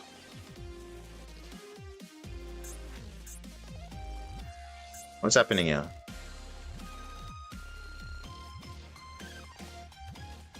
Game, are you good? The stream's still up, guys. Are we good? What's happening to the game? Holy moly! What the? Yeah. I think let's just. Bro, that was a scary feat right now. Yeah, unfortunately, I can't negate that, but he'll probably draw into. Yeah, so I have to literally avoid using quick plays now. I have to stop that. Eldum and a MST. Okay. That's a good sign. So right now, it's only a Sheena that will do something. So let's try and play that out for now. Oh, you can try and bait out stuff. Yeah, let's actually wait. Let's wait. You could have Ash though, so I want to force out Ash. Yeah, let's just force out stuff. I just want to see what he has.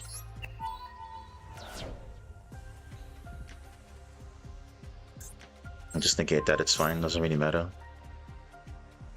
If he has Sheena, that's perfect. Yeah, if you use it here, because we can still play the game kind of. We haven't normal set. We haven't normal yet, so it's all good.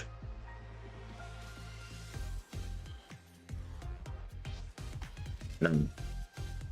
I have a feeling he has it. So. Because of that, I need to play around it. If he has a Sheena, I can literally play around it. But then again, it depends on him though. Let me get the field spell just in case he has a Sheena in hand, because I can kind of do that. I can normal summon. I can give him one less draw. Then I can just go straight into the, you know, the green or whatever, and then just carry on from there. But yeah, let's just see. Yeah, I think let's just do that.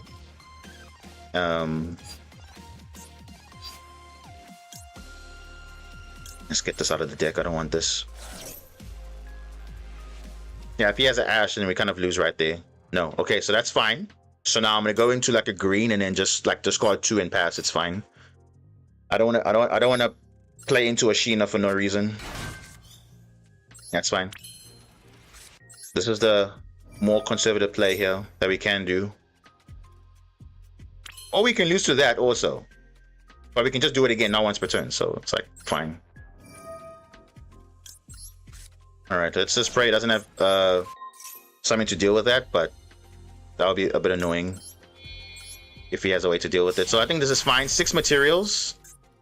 But we are... Oh, wait. We don't have duplicates though. Okay. Ooh, okay, now that might be a problem for us. We have a duplicate though. We have a duplicate, guys. Wait. We actually have a duplicate here. And the thing is, I needed to do that, otherwise it would have been a problem. So we're actually kind of in a 50-50 here. Because we'll have 6 materials, but it will not be with the bonus effect, because it will be 5. But it's still fine. I mean, look, it's better than nothing. I'd rather just play it safe and not just, like, you know, play into a Sheena for no reason. This is the best we can do, I guess. I can't do anything else. Unfortunately, I have a duplicate, but it is what it is. Will be unaffected, yes, but they can still add, unfortunately. As you can see there, we don't have the bonus effect here, so we can still add cards. So that's kind of unfortunate, but I think it will be enough. We'll just see what happens. But yeah, we're playing around a Sheena and everything, so yeah, I don't know. Yeah, it would be nice if we had 6 materials with different names, because you can obviously, you know, not let him add. But I mean, let's see what he can do. But yeah, it is what it is. It's a decision that I'm making, so hopefully it is gonna pay off in the end. But we'll see.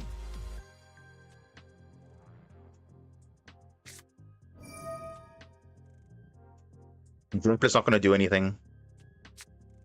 It's not. Droplet's not going to do anything.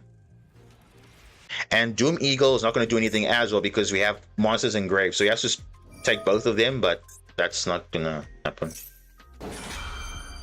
Yeah, they don't read. They don't read, guys. They don't read. The question is, can he outmatch? And worst case, he can't, because we can have 2 spin backs. Actually, 3.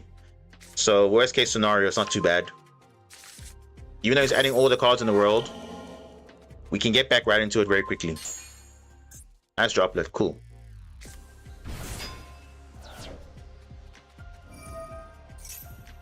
And I don't see a threat at the moment.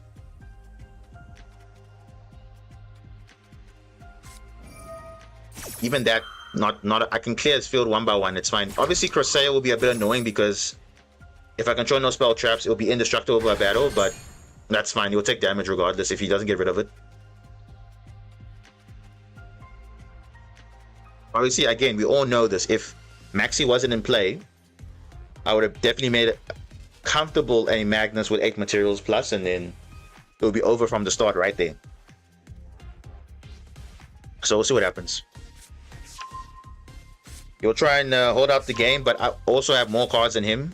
50 cards in the main deck, 21. If he wants to grind game with me, I can definitely do that.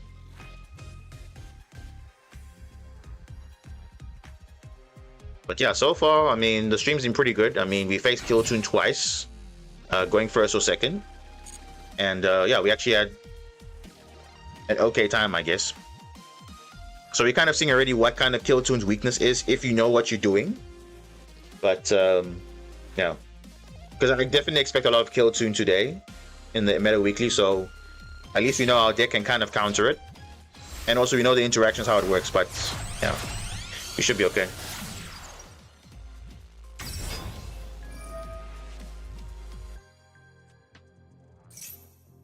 The Great Fly actually can boost up the Phonics. If he has access to it, though. It's fine, I'll just spin back the Great Fly, it's fine. Oh, but actually you can link it again, so it's okay.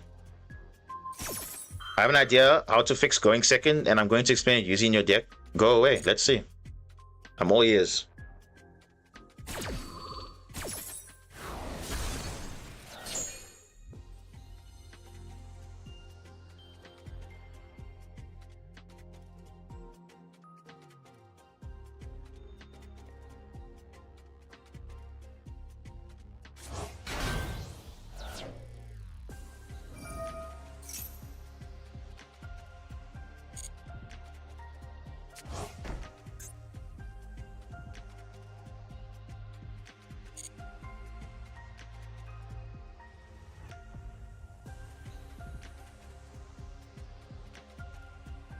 Yeah, this might be an out for it. And this is not once per turn link summoning, so you can infinitely link summon with this card. But, you know what I can do? You know what I can do? I can chain link. I can actually get rid of this card because he has to like have it in the hand already. Because on the resolution I can, or on the next gen I can trigger to get rid of the Magala so that he can obviously not summon the Phonics. Because that's what he wants. He wants the Phonics to be summoned. Yeah. I think that's what I'll do. So I'm gonna gamble. I just hope it works.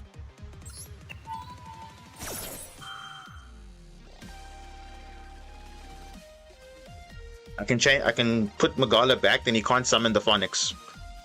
That'll be the only way you can win this. You can use MST, but that's not gonna do anything. It's... Oh my goodness, what is this guy doing, bro? He's summoning Sheena. Why? So he actually had Sheena. Can you see there? He had Sheena, so I played around it nicely, actually. Bro, what is he doing? What is he doing? Wow, what is he doing? I mean, he has a normal summon yet, to be fair, but I mean... Okay. He's just playing very hard into that. Okay, you know what? I'm gonna keep Sheena on field. Like, that's just crazy. You can see what I was about to do. I was gonna chain link block the Magala, so you cannot summon the Phonics from the deck. But hey, this works out for me as well. Do I wanna get rid of my... I want to put back this. I want to put back this, and I'll put back blue layer. Because only have 2 in the deck, so it's fine.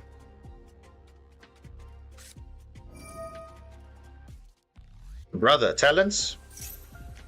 Talents? What a waste of talents. Take control, nothing's gonna happen. Okay.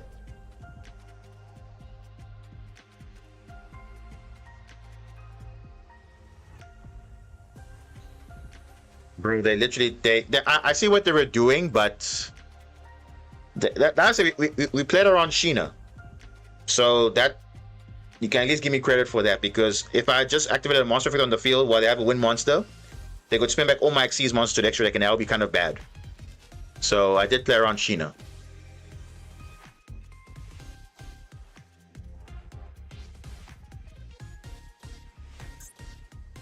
What would they do now? Because their whole play was to get Phonics on field, and that's not going to happen now. So what they're going to do?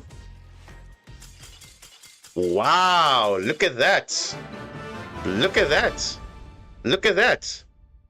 What is that? Is that a scoop of shame or what? What is that? Because clearly I had the worst possible Magnus on field, but he clearly still can't read. Droplet, no. He tried to return back, no. Like, I don't know. It's kind of crazy though. Like, he had the best advantage and he still didn't use it, because he could have, his goal was to summon Phonics. And I know that, so the card that summons it out is this card. So if I spin back this on the resolution of a quick play spell, that's fine. And that is that. He has to waste all his quick play spells just to get a Phonics on field, but that is one way to do it. Or I could have waited for Phonics to be on field, then it does the same thing, but obviously rather prevent it from happening then, so on. But imagine all the card advantage and he still didn't make use of it. So he ranked up. That's nice. I mean, finally ranked up after what, how many 2 hours? Okay, let's see. Bacon, what are you saying? My message got a red line and it didn't send. Which message was that? What if cards like Black Layer say, if you not have a monster on field during your opponent's turn, you can Xyz using only Black Layer or Green Layer, being able to special summon if you control only Xyz.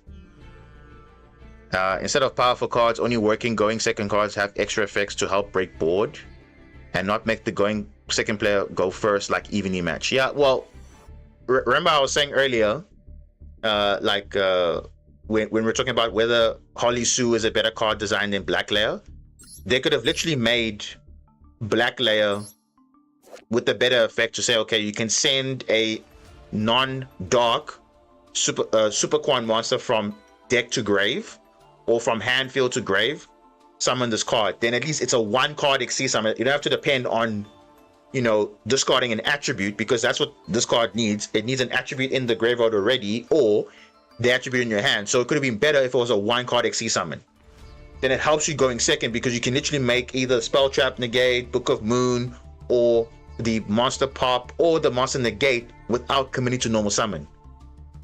So you send the perfect attribute and you keep going from there, but it would have literally made Black Layer a 3-of, because it basically is a 1-card combo technically, because this will give you access to your Xyz monsters.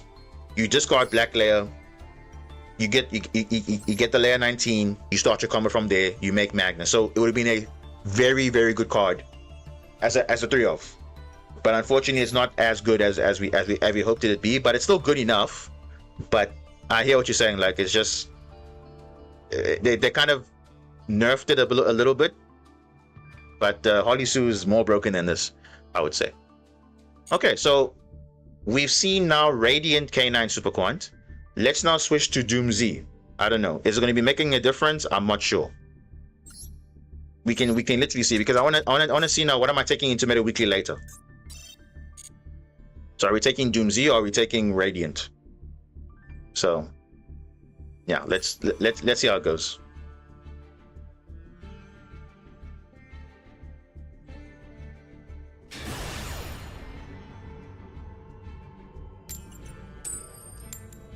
Going second, okay.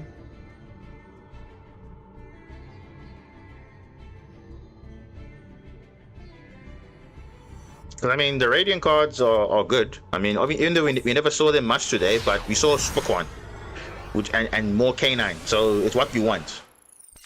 So okay, this is good, but I see we're missing a Doomsday card though. That's a problem. Can't Doomsday rank up into K9 easier? Either correct combination with Floodgates. Doomsday can rank up into K9, yeah, it can. If you're under a Floodgate, yes you can, because they're both level 5, but then you need 2 of them though. That's the issue.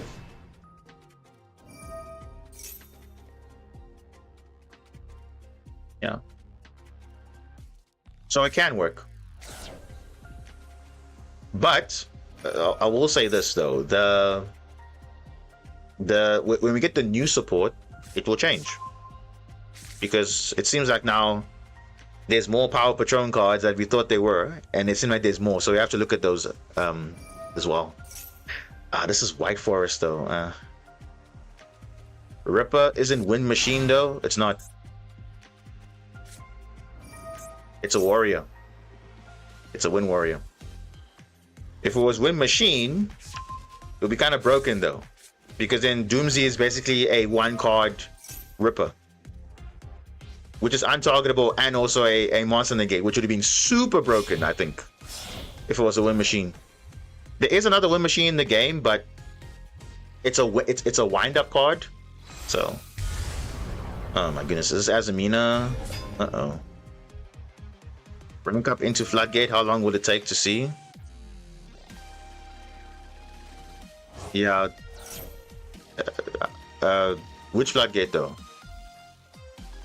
It's all we need is the destruction and a Doomsday Xyz. That's all we need. But at this rate, we might. You know what we need here? We need a Doomsday card. We can't destroy the monsters, unfortunately, but it's the best we can do. Ah, yes, there we go. There's my Doomsday card.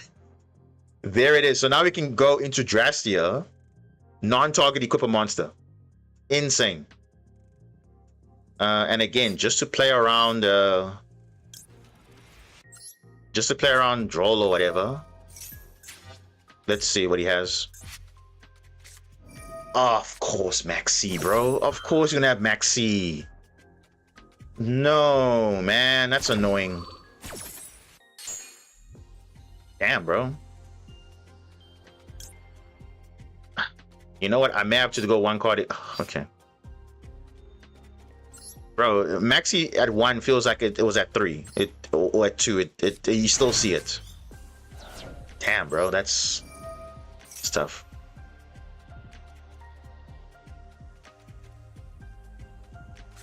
Imperm. It's fine. It's fine.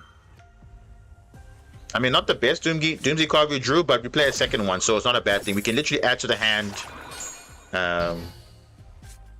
If we can force out this, be fine.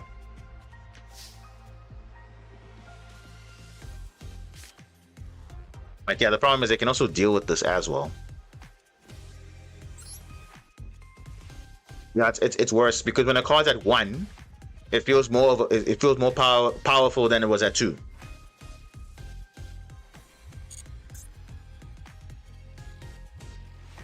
I'm gonna bait him out with this. I think I should bait him out, guys.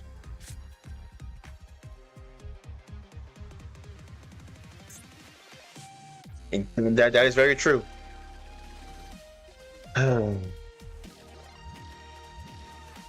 Yeah, this can be popped off the vengeance. So I kind of want to resolve on that for last minute. Let's see. Tribute summon because he has a.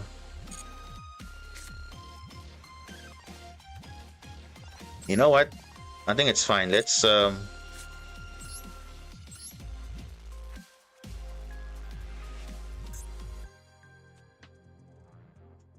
let's just do this. He's forced to destroy this. He's forced to destroy this. He has to destroy this.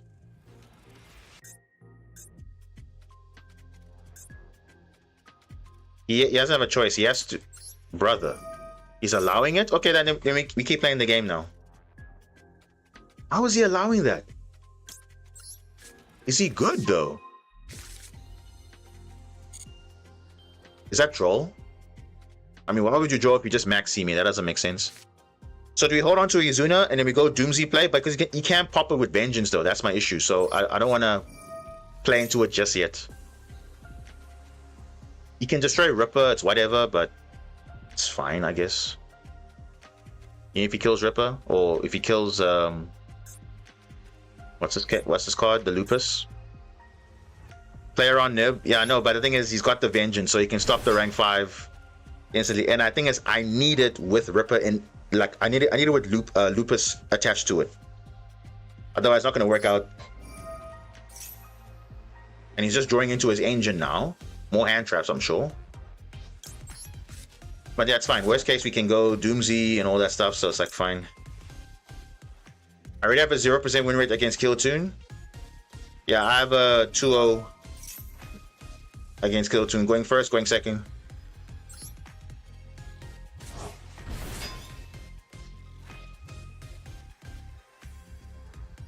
Wait a second. Arc Rebellion is a play? No! This guy is no way allowing me to make Arc Rebellion. No shot, bro. Uh-oh. Uh-oh. What? He's allowing me to make Arc Rebellion? Nah, this guy is greedy, bro. This guy is greedy.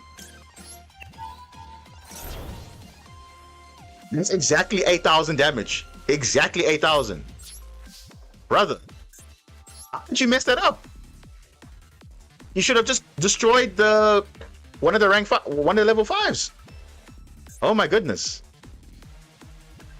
Okay, I'm gonna destroy this one. This one has not really an effect. Brother, how did he mess that up? That was the one line of play he could have done. You could have destroyed Jokel, avoided it. You could have done all of those things. But damn, bro. He played into it. And like I said, if I have Lupus underneath, I can do anything. But he made me go into Arc Rebellion? Okay, well there we go. But remember, we also had a Doomsday line also. So worst case, we were actually kind of fine. He stopped our Super Quan play, whatever, but we actually had a lot of play there. So pretty decent. Good for you, I guess. Going first, I just got extra deck grip. And going second, I didn't open enough hand traps. Yeah, look. Kewl, if the player knows what they're doing, it will literally feel unfair. But then again, because we also had a player also that was playing Kewl, they didn't look at my hand early enough to see there was a Nibiru play around it. They didn't. And then I Nibiru'd them, and then they had no other plays. And that was it. And then going first, they had a Veiler, they had a draw, but they didn't use Veiler correctly, and then I made Magnus, and it didn't really matter, so they just scooped afterwards. I mean, they also didn't expect people to use Arc Rebellion. Look, I'll say this, and that's what I'm saying. You have to be always applying worst case. If I know you're playing K9, I will always assume you're playing Ark Rebellion, even if you're not playing it. That's just a fact. Because I've just seen from K9 experience, why not run Ark Rebellion? It's your out to Lunar Light and all those things. So if you're not playing it, it's weird. And you can spam level 5s quite easily. So the fact that they allowed it to resolve is crazy. I just forgot about Ark Rebellion. Yeah, that's true. I mean, it's a card that not people expect. But they played right into it, and they could have just prevented all of that. Even Werewolf is toxic. I mean, Werewolf just looks at your hand. I mean, that's not... The double blue layer. Where do you see that happen? Double blue layer. Oh my goodness, bro. That is ridiculous now. And if I lose to an Imperm, that's it. Okay, Ash is fine. Ash is okay. Ash is fine. This is our only play, so if this gets negated, we're done.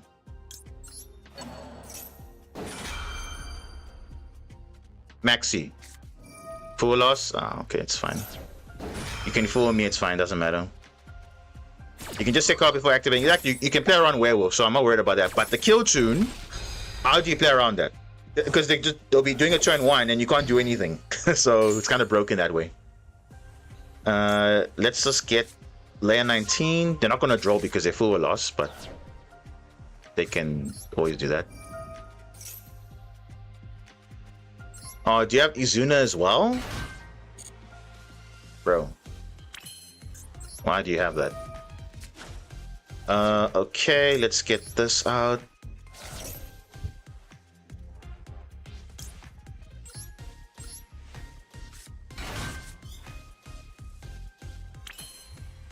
Okay, hold on, guys, hold on. Gotta fix this. My thing is acting up now. Can't even hear anything now, right? Yeah, you can't. It's kind of off now at this point. Yeah, let's just see what happens. Let's just see what happens.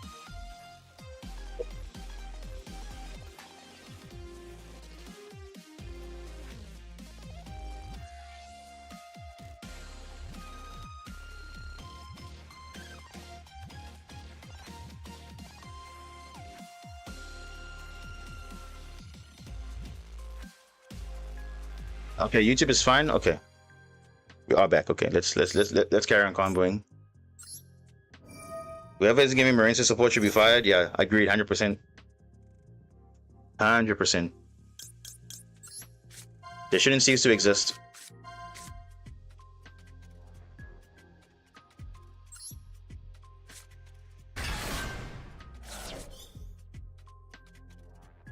And you think that's bad, guys? Wait till Hecker Hands comes out, because Hecker Hands just every time sniping 2 cards from extra deck and summoning to their field. So you think Kill Tune's bad? Hecker Hands has the same thing. Hecker Hands has the same effect. Literally the same thing, but not as toxic compared to Kill Tune. But Hecker Hands can also look at the extra deck as well and just snipe from you. Just summon it, spam it to your field. So I think one of the fusions, the Xeno or whatever, can just do that. I can literally show you replays on Hecker Hands. You'll see how basically the deck interacts. It's like stupidly broken. Hecker Hands can't do a turn 0. No, they can't. They can't do a turn 0. So I guess it's kind of the balanced version. If you, yeah, balanced version, yeah. Okay. Does he have Nibiru? How do they out toxic Kashtira? I have no idea.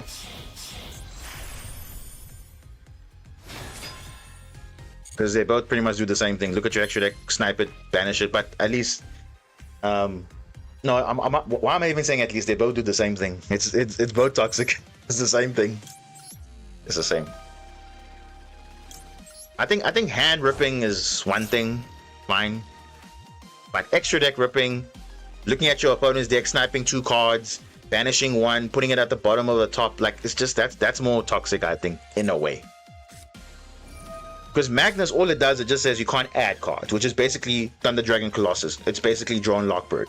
that is not something that people can't play around. But the extra deck, come on now, that's a bit more sacred, I think, in a way. So yeah, it really just depends how that is, because some decks are interactable, some aren't. So it's like, it is what it is. Because they have to give a reason for people to even play the deck. And let's be honest, compared to the other sets, the other types, Craft and Hacker Hands, Killer Toon is the better deck. So yeah, it has the one that has more options. Look at that. Can call me delusional, but I think Unicorn should have been limited and Fenrir semi-limited. Fenrir isn't as toxic as Unicorn. Yeah, I think Fenrir is a very good board breaker going second. Unicorn is just, sure, that thing is just, it puts in work, eh? That card puts in a lot of work, especially going first. If they hand trap you at any point, you just snap a card of extra deck straight away before even starting your opponent's turn. That is super toxic though. Ah, damn it, Nibiru. Ah, man, damn it. Of course they got it. Of course they do. Oh well. That's unfortunate.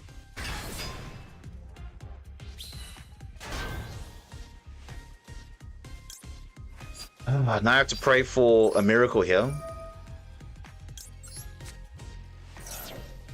I hope we get a good draw and then we just carry on playing. But I mean, if we can get to a rank 5, we can still make a Magnus. But I don't know if we're going to get to that point.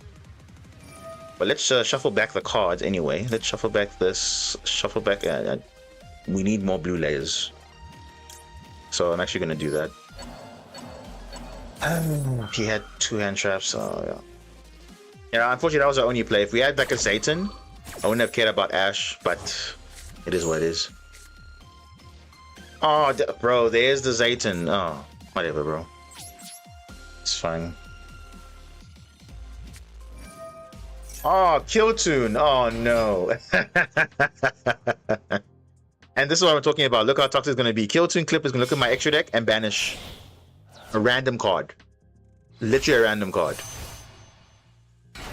Though, they're playing to Nibiru also. Hello?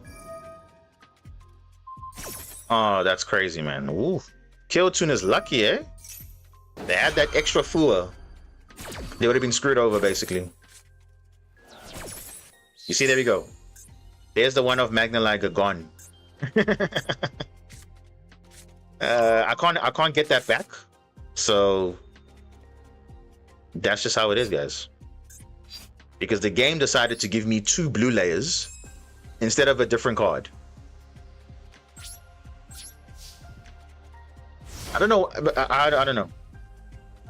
But now you see, now I don't have access to the red layer or the Magna Liger anymore. So yeah, banish is face up. Yeah, it's not face down. Now the question is, will they play into Nibiru? That's the question. Now obviously I couldn't have played around Nibiru because they obviously had full loss, so they're drawing into their stuff. But let's see if they're gonna use Rowetry to see, okay, there's a Nibiru, so you play around it, no problem. They can even make Shackle Dragon to even negate Nibiru if they wanted to. So this is my 3rd matchup against Kill Tune. And Mattis will be good, guys. Who saw that coming? Yeah, it's actually pretty good. Will be pretty good. They're bouncing back my field spell? Why are they doing that? Okay, extra normal summon because you pretty much drawing all your extenders, so it's fine. Kill Tune Synchro, yeah. You see, this would have literally been all stopped if we had made Magnus. Kill Tune Q, yep. Now you see, look how crazy this is. They're gonna snipe from my deck, probably a board breaker or a starter. They'll get rid of it. We need a new deck. Kill Tune hard counters. Unfortunately, Yummy is not going to be seen play today. I don't know, but oh, there it is. There's the Rowetry. So there's someone actually using their brain for a bit, because now I can see, okay, there's Nibiru. I can play around it, no problem. Yeah, Yummy literally loses to Kewl Toon. Like it's just so bad. But obviously, if Yummy goes first, it's fine. But if they go second, oh, it's a bit rough. Because making RS or making back-to-back is crazy. So, yeah. Bro, are they just playing into Nibiru like that? Archmage is good, but unfortunately the pack for that is gone. Yeah. They just went out of the shop, yeah. Now I have a Yami who removed Giant Mimigul, and I'm lost Mimigul, and I removed Link Karibo. Yeah, GG. Don't do anything. Do not summon. Because you know Nibiru's there. Oh wait, did you look at the hand? Yeah, you did. There we go. There's the Nibiru chain link block. There it is right there. So now if I do chain Nibiru, he has to chain something else to it. So I'm gonna keep my chain link on because I don't know if he has something to. Okay, wait. Now you see, so chain link 1, if I Nibiru chain link 2, he can negate Zarlan chain link 3. Will you play 2 Magnus? No, I won't play 2 Magnus. If I feel the need that Kewl Toon is relevant in the meta, then yes, I'll play 2 Magnus, but I don't see a reason to play it. Play 2 Magnus at the moment. Don't forget that Galaxy Eyes, in order to extra deck grip, you need access to Galaxy 100. And you need to summon Galaxy Eyes Photon. Yeah, that's true.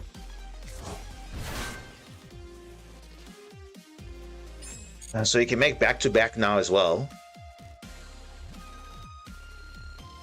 Watch your plan if he... Well, like I said, I have other options in the extra deck, so we'll just see what happens. Okay, there's back-to-back.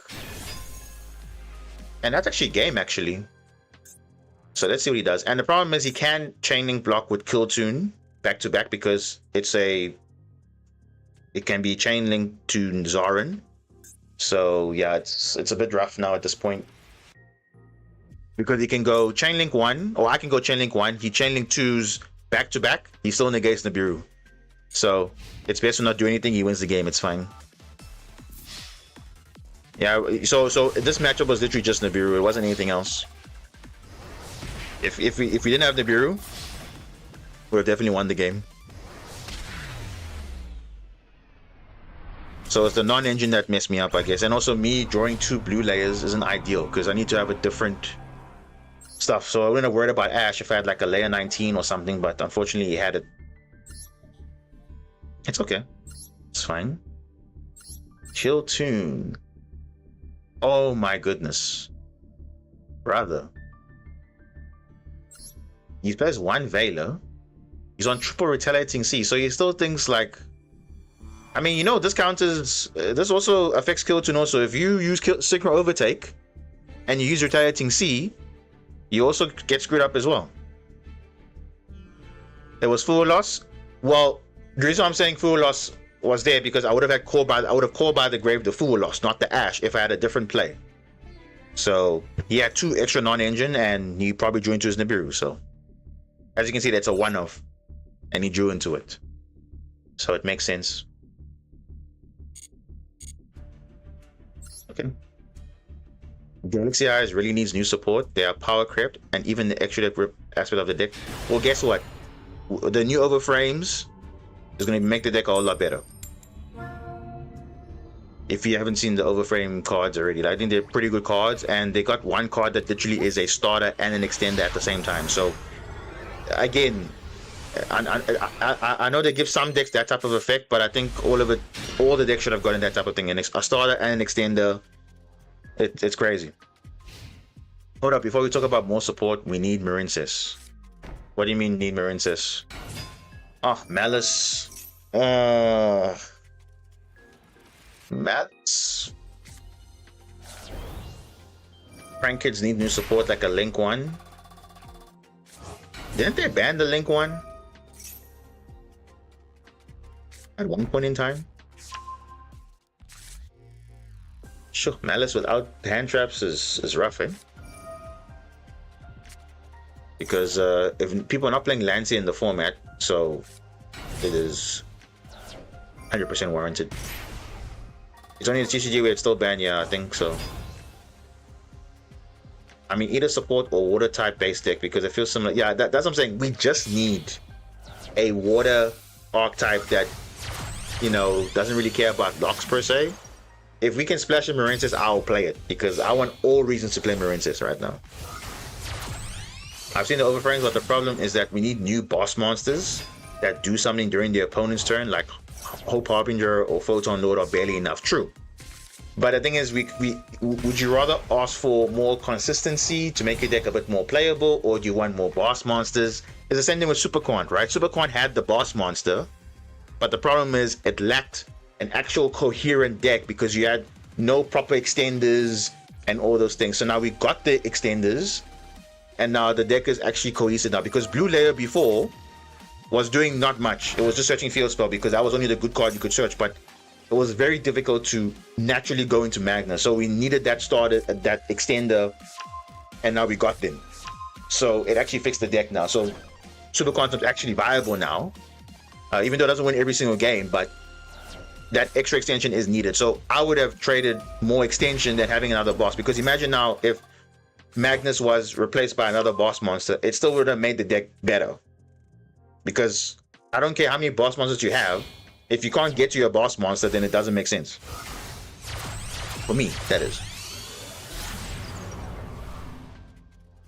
And to be fair, on Galaxy Eyes, they have a lot of other techs. They also have the Tachyon part of the deck. They also have the Galaxy part, so they can kind of synergize and find ways to make it better. But obviously, those new overframes make it a lot more coherent, because you're not playing bricks and all those kind of things, and that's what people don't want to do, play bad cards. So same thing with Lunalight. Look at Lunalight. Lunalight needed a proper boss. In that case, it was for them, it was different because Lunalight had obviously Leo Dancer, but Leo Dancer wasn't amazing. It wasn't unaffected. It wasn't even a towers, and they were playing it in not in a pure Lunalight way. But now they got their support, they got a boss monster, and they got a way to make the deck cohesive. So it does fix their deck's issues, because at least they have a towers to go into, which most decks can't really out. So,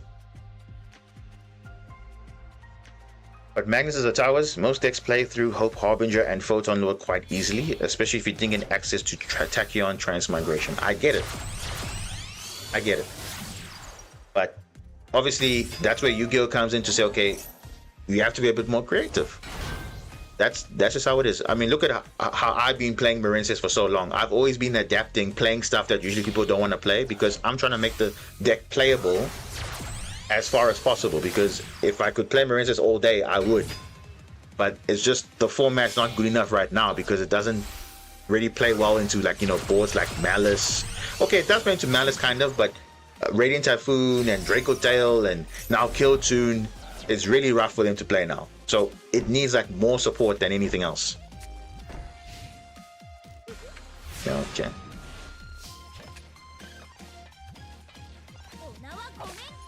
Set 5. Oh, bro, I could have literally made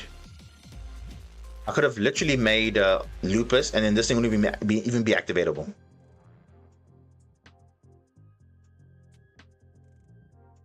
Man at home, basically. Man at home. Let's see what happens, guys.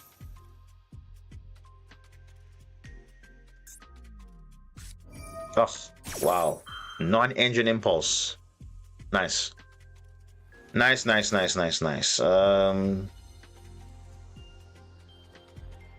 Yeah, okay.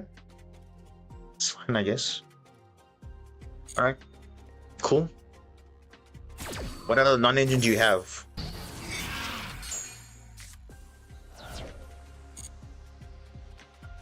Yeah, it's pretty rough out here. If we had Lupus earlier, we could have made a Typhon, then it would have shut down most of the thing. We could have gone into a Zeus play, which would have been really nice. But, nah. The game says nope. What do you have? Imperm. Oh, look at that. More non-engine. Beautiful, isn't it? Just how beautiful this game is. Perfect non-engine on top of your board. Nice. Again, the turn 1 player is getting benefit. I draw my card late, and it doesn't matter now. So if I droplet this, what play do I have? I guess I search for red layer now.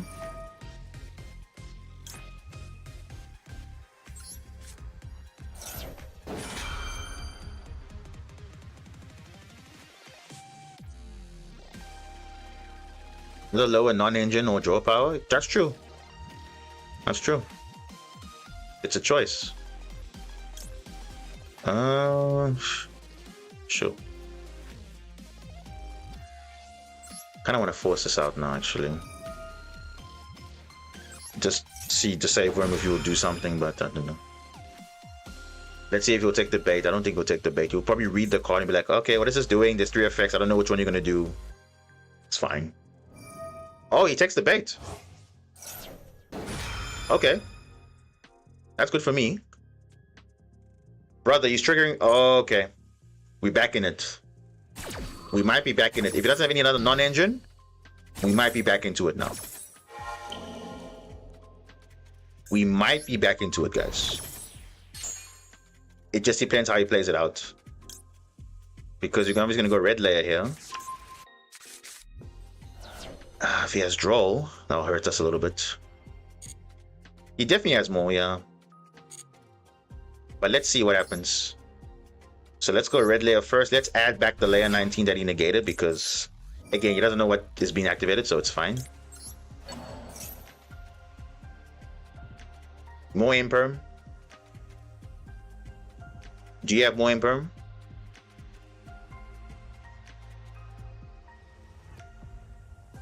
Okay, no. That's good. If we can summon a Zayton, then we can kind of still play the game. Though he does have... Wait a second. He does have the traps, though. The Malice traps, I believe. Bro, if he has Ash, he's the best player ever.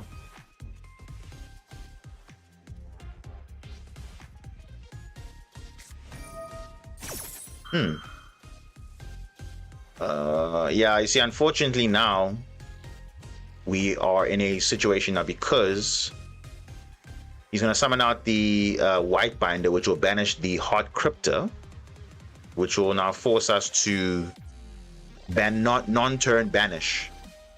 And that's not going to be ideal, though.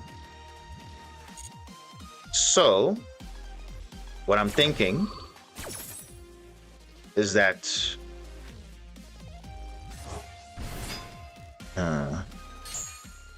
this is 23, right? This is 25. Yeah, so it wouldn't make sense now. Yeah, you see, so I can summon, but I don't have a negate, and obviously you can't even negate Hard Crypta anyway. So, but you know what? Let's see what happens. Let's see what he does. Let's see what he banishes. Then we take it from there. I don't want to reveal Lupus just right there because you might, you know, force it. Or should I just put it on field, guys? What do you think? Should I just put the Lupus on field to kind of say, okay, what should I negate? Should I negate the the Lupus or the Zayton? I think we just let him banish the Zayton, I guess, because either way we have a play. Either way. So let's see what he does. Oh, okay. MTP might change things. Oh, okay, that's annoying. And he's gonna have to double banish. Oh, okay. Yeah. But now you see, now if I go Lupus now, what will he banish? Okay, let's use it now. Because he obviously has the trap, so let's see what else he will do.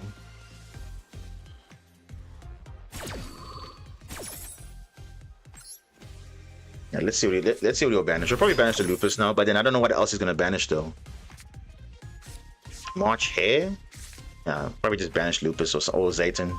Okay, banish Lupus. Okay, that's fine. But he still has Hard Crypta, which is again non-target banish, so still a problem because he's rid of the effect of red layer. So worst case scenario, we'll just probably get rid of the Zayton. 5k. Yeah. Did we get rid of the Zayton? Yeah. Unfortunately, he didn't have enough push there, but of course he had all the perfect non-engine, so would have been fine. Okay, look. We don't really have much play here, so it is what it is. Because even if I shotgun everything early, like, it doesn't really matter at this point. He had the double banish, so it's the same.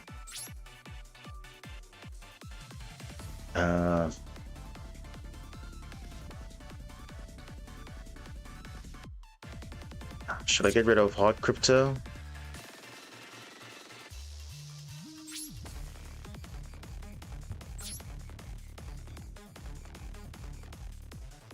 He's got Marcher in the hand.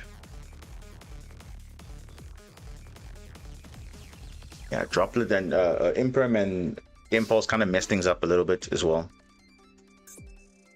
Okay, what do we kill here? We kill this or we kill this? Because this will just reset literally everything. So I think in the long run, let's just get rid of this. Even though White Binder can come back next turn, doesn't really matter because he will just do it again, so it's fine.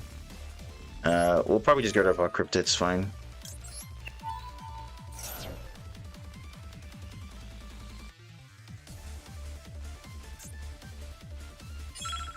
Don't cover Link 5 in Banishment, can they?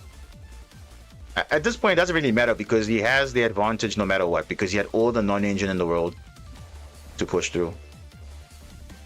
If he only had Malice interactions, would have still been fine. Because our Italy got impulsed, our blue layer got infirmed, would have had way more interruptions than usual. Let's just get rid of our crypto.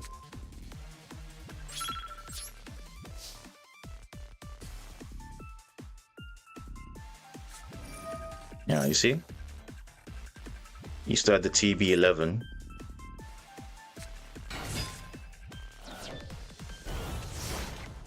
Yeah.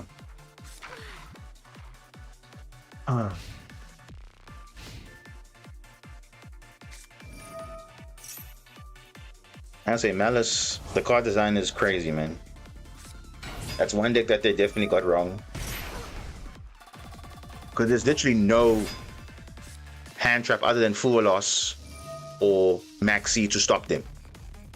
And that's ridiculous because now you're basically saying you need to have Maxi and Full Loss every single time you're playing against Malice. That's not going to happen.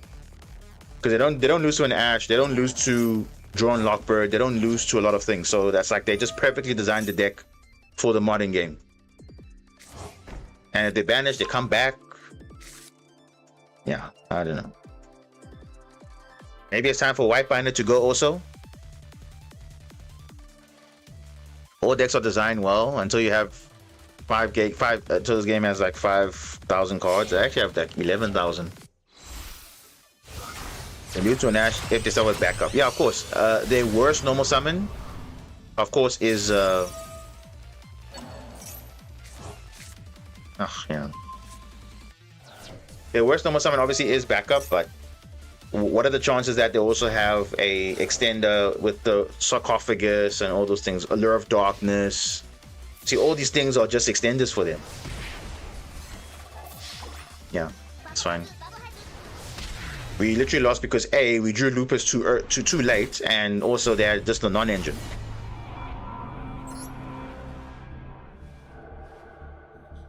How can you say White Binder has to go? Well, look what's happening in the OCG. They're still relevant. So, his Malice is just way too overpowered. Because remember, even if you kill Malice, you still have Hard Crypto, and that is good enough.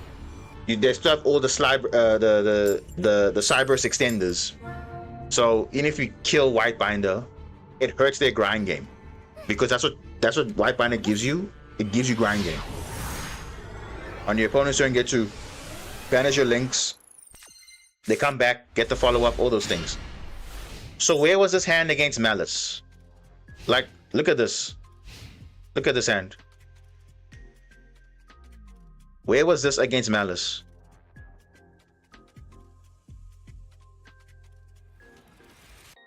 Yeah, White Rabbit with no extenders? Yeah, that's true.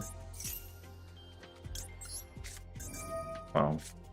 This hand could have been great against Malice, but let's see. Does he have Ash? I'm sure he does. Oh no, okay, that's good. But our hand is quite trash though. We need a... Dude, Konami, what are you doing, bro? Why are you giving me all these cards now?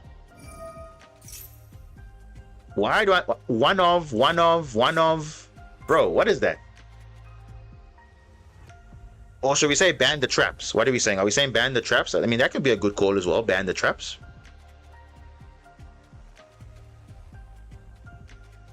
So that white binder has nothing to set. But again, it will hurt the grind game a little bit. But like I said, for me, for Malice, so long as they are cybers, there are many ways to extend. Kalos. Dude, what is this? Dude, what kind of maxi draws are these, bro? Not even a starter or extender. We're just opening one-offs, bro. One-off Kaiju, one-off... Dude, what even is that? The one time where maxi is supposed to be doing something, is not doing anything.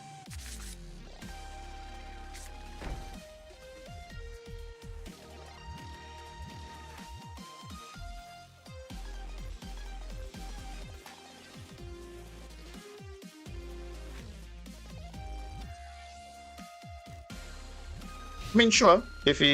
Obviously, it's obviously my opinion though, but you can't disagree that Malice is poorly card design in terms of like every. Bro, another one-off. Dude, what even is this, guys? Come on now. Have we bricked all day today? No, we haven't. This is the one time we could not afford to brick, and now look at that. Even with maxi draws, we still brick, guys. Like, what even is this? What am I supposed to do with this hand, bro? And you can't say it's because of 60 cards, bro, because we literally were having good draws the entire stream today. So, again, it's not the deck, bro. It is not the deck. It is literally the shuffler, bro. Even with maxi draws. What even is this? This is terrible. Literally terrible. Kaiju is bad, no, because remember, it's a tribute. Doesn't trigger. Tributing. This doesn't say if it's tributed, it just says if it's integrated by a card effect. Not if it's tributed. So the Kaiju would work, but it doesn't trigger Kid Kalos. But I mean, look at this, guys. What do we do with this hand? These are all one-offs, by the way. One-off. But yet, we're playing, what, 15 plus starters? Where are they? None. And this is the one time Maxi actually does nothing, because it drew onto all our one-offs. And we've been playing so well. We drew nice hands earlier. Why don't we have a play now? Insane. Literally insane. So now I have to Kaiju, and it will literally do nothing. Because only thing I have is Nibiru. That's all I have. But they'll probably get to Nibiru before then, so. But anyway, let's tribute it off. I mean, we don't have any play really, so. At least even the Doomsday Raiders would have been fine, because you could have popped this, get some plays going. This is like literally terrible. Yeah. Literally bad, guys. I think it's probably like the worst shuffler I've seen all day today. Like, these cards are literally doing nothing for me. No monster, by the way. Just spell and traps. I don't even understand that. Even if you put the match to it, if we are saying we're playing 30 plus monsters, you guarantee to at least open at least one monster, even if it's a hand trap. Or you open Maxi, okay, but then on the Maxi draw, you still have how many, what, 28 other monsters you could have drawn? Come on, guys. Let's be realistic now. If you have to put the match to it, we're not even playing many traps. We're only playing 3 traps, and we drew 2 of them. Okay, normal summon Fairy Tale Snow. Interesting. Oh, look at that. Moon of Closed Heaven. Look at that, guys. Moon of Closed Heaven. Oh, goodness. Beansmith. Well, I'm gonna trick. There's something there, but there's nothing. You see? He thinks there's something there. Look at that. He thinks there's something there. He thinks I'm playing Odeon or something. Why is he immediately chaining to Requiem? He thinks there's something there, guys. So let's keep it that way.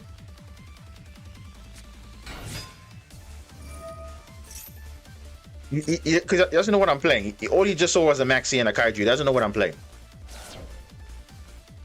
That's very interesting. So now let's see what he does. He's already normal summoned already. He's used the effect of Engraver. So I can just Nibiru on the spot here. Or should I wait for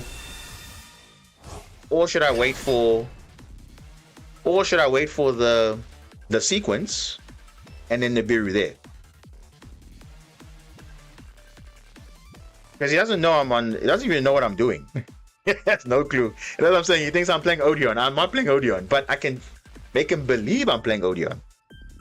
Because Yu-Gi-Oh is a mind game. You can think they're playing Odeon. So like, oh, but something that's available, what's going on? So should I wait? Or should I Nibiru right now? He's used normal already. Now the problem is Tillerman Kashura will trigger. That's my only fear though. Because this will trigger if we centigrade by a card effect. Wait, what? He's literally thinking, bro, this guy thinks I'm playing Odeon, bro. What is he doing? This guy thinks I'm on Odeon.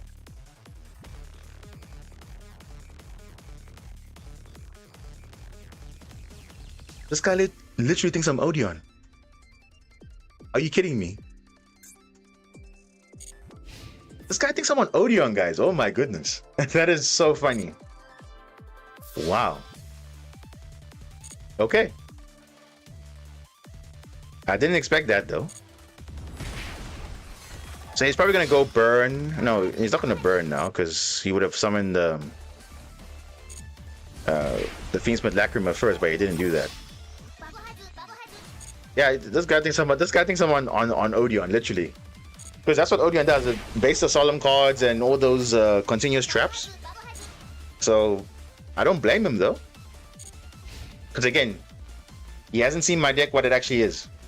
He'd be like, oh, it's actually this. Alright. So it's a mind game. Because the game reveals all those prompts and whatever. So I was like, oh, you could be on something, you could not be? What? I don't know. He's probably thinking, oh, if he summons sequence, it gets negated by solemn judgment. He's like, okay. That's why I even chain effect the Requiem. He's like, no, I don't want to play into stuff like that. But let's be fair though, if I had solemn, Requiem wouldn't even be activatable. What the? Chaos Angel. Chaos Angel. And this was made with a light monster, so it's unaffected by Nibiru now. Okay. You'd be like, oh, it's a Super Quan Trap. What? Okay. Yeah, I'm not gonna Nibiru now anymore because I don't want him to trigger the Tillerman Kashura. Although it will give obviously the Fairy Tale Snow some fuel, but Chaos Angel is unaffected by Nibiru. Always comes when you don't expect it. Well, this is Tillerman. They can play literally anything they like, so it's not like a pure Fiendsmith deck. Yeah, no, it's fine. I'm not gonna bother. I'm not even gonna bother. Can we get a play, please? Like, if we get another play, those would be like ridiculous. Oh wow, a ghost spell or a ghost Morna that does absolutely nothing. Like, come on, game. This game is trolling at this point, dude. Like, literally. Come on now. This is not the... I don't understand. What am I supposed to do with this? Literally what am I supposed to do with this? I have to literally set this card. That's how bad it is. Where's my starters? Where's my case of canine? Where's something? Come on. Nothing. And remember, the whole stream today we've been perfectly fine. And all of a sudden we're not being fine. Come on, guys. Come on, really? Really though? Like I said, it's not the deck, bro. It's literally the shuffler. Because even in a 40 card deck, you can still brick like this. If you're playing one-offs. And you think, oh, Maxi's gonna resolve, I'm gonna draw some engine. No. No. You literally, what was our opening hand? Opening hand was Maxi, a one-off, 2 traps, which are, we only played 3, we drew 2 of them. And Nibiru, which is a one-off, and then this is a 3, this is a 2-off. That's not acceptable. Not acceptable at all.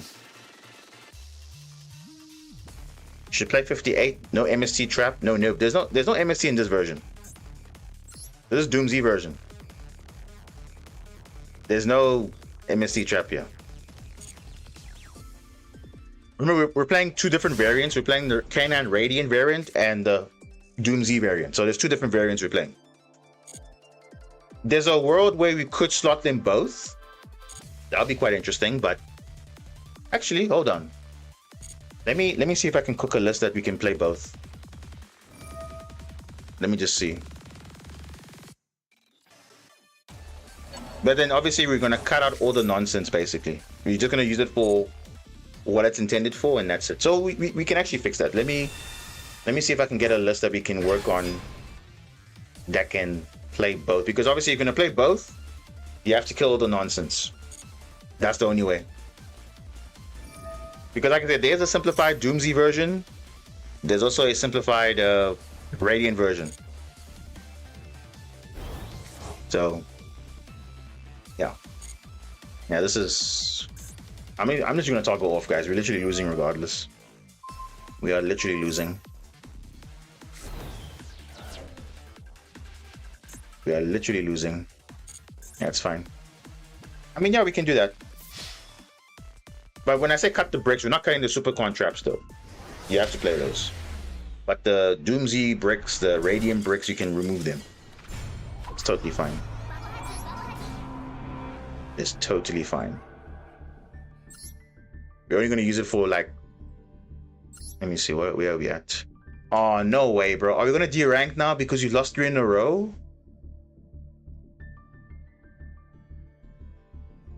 Nah, that's not good, guys. We just ranked up and now we're gonna get D-rank again. You gotta love this game, right? Okay, so let's see, guys. Let's do some theory testing here. Let's see what will work out if we had to build a version where we can play all 3 engines for Supercon. So we can play K9, we can play Radiant, we can play Doom Z, but we're going to minimize the Doom Z and the Radiant engine just to get what we want, and then that's it. So I think we'll do that. So let's see, what can we do? What is this? What is this? This is the Kewl Tune deck. Look, it's fine. I can build it. I'll think about it. But right now, it's fine. Okay. Let's do some brainstorming here. So let's cut this actually. Let's just delete this deck. Maybe you are D-ranking, but at least you don't have a below 50% win rate. Do I? I actually have my stats here. Let me just see here. I can pull up my stats. Okay, so for this Doom Z variant, we've lost 3 games, you've won 1. If I switch up the decks to... If I switch up the deck to the K9 one, or the Radiant one, it should be higher. Yeah, it's we've won 62% of our games. We've won 5, lost 3. So it's a higher win rate, I guess. Okay, so... Okay, let's copy the Radiant one, and then we can cut it completely. So let's what is this also? Okay, let's just delete this. How are you viewing stats? You guys remember the... I don't know if you guys remember this. You remember during the during the, I think it was the YCS, well, not YCS, the World Championship. I think it was 2023 or 2024, where there was an issue where the deck lists were being leaked early because people were having access to view the decks before the time. They were using an app called Untapped. I'm not sure if you know about Untapped. You can basically, at the time, you can literally go into a replay. Even if you're in the World Championship, you could have looked into you can actually look at the opponent's deck. Obviously, they have to be the one, you have to be the one viewing from the spectating side. You can literally look at the opponent's deck, because there was a feature where you could have done that, but they actually changed it now. So for events like Duelist Cup and all those things, they actually stopped that. But for your normal rank play and casual and whatever, you can still see your deck list and also track your stats if you link your account. So that's how I know. So there's like a hub that shows in the masterduel like stuff. You can literally do that. You can do all those. You can actually track your stats from there. Can I see it in mobile? I think so, but I'm not too sure about mobile. I'm not sure. Yeah. Shark Mitsurugi. Yeah, that was a very old deck, eh? Very old. That time when Mitsurugi was at like basically full power and Shark was there, I was just experimenting. So that deck is not relevant now. So, but we have Shark now. So the Vice Shark got released, so I can play Sharks again if I want to play Sharks. But right now we're not playing that right now, so it's fine. Let's copy the Radiant Canine list, and then we can obviously adjust it now. And we're gonna call it Good Stuff. Literally Good Stuff Super Quantum. Good stuff. Okay, so first things first. Like I always say, right? You can obviously get the maximum benefit of an engine or the minimal engine, right? So obviously Super Quantum, you're not changing anything there. The Radiant stuff though, this is where I would make some changes. So we are going to be, oh no, so obviously if you want to see all the engines, you can obviously trim down the stuff. So for example, Mandate, you don't really need Mandate, because remember, you want to just facilitate your normal summon, go into a Gossip Shadow or a Grand Pulse. The Radiant Link Monster is an option if you want to maximize the engine, but if you're not playing Mandate, you don't need to run this. So we're going to cut that. We're going to cut Mandate. We don't even need to even play more Vision. You can only play one Vision, and you can even play one MST. Literally one. Because again, you just want to see your monsters.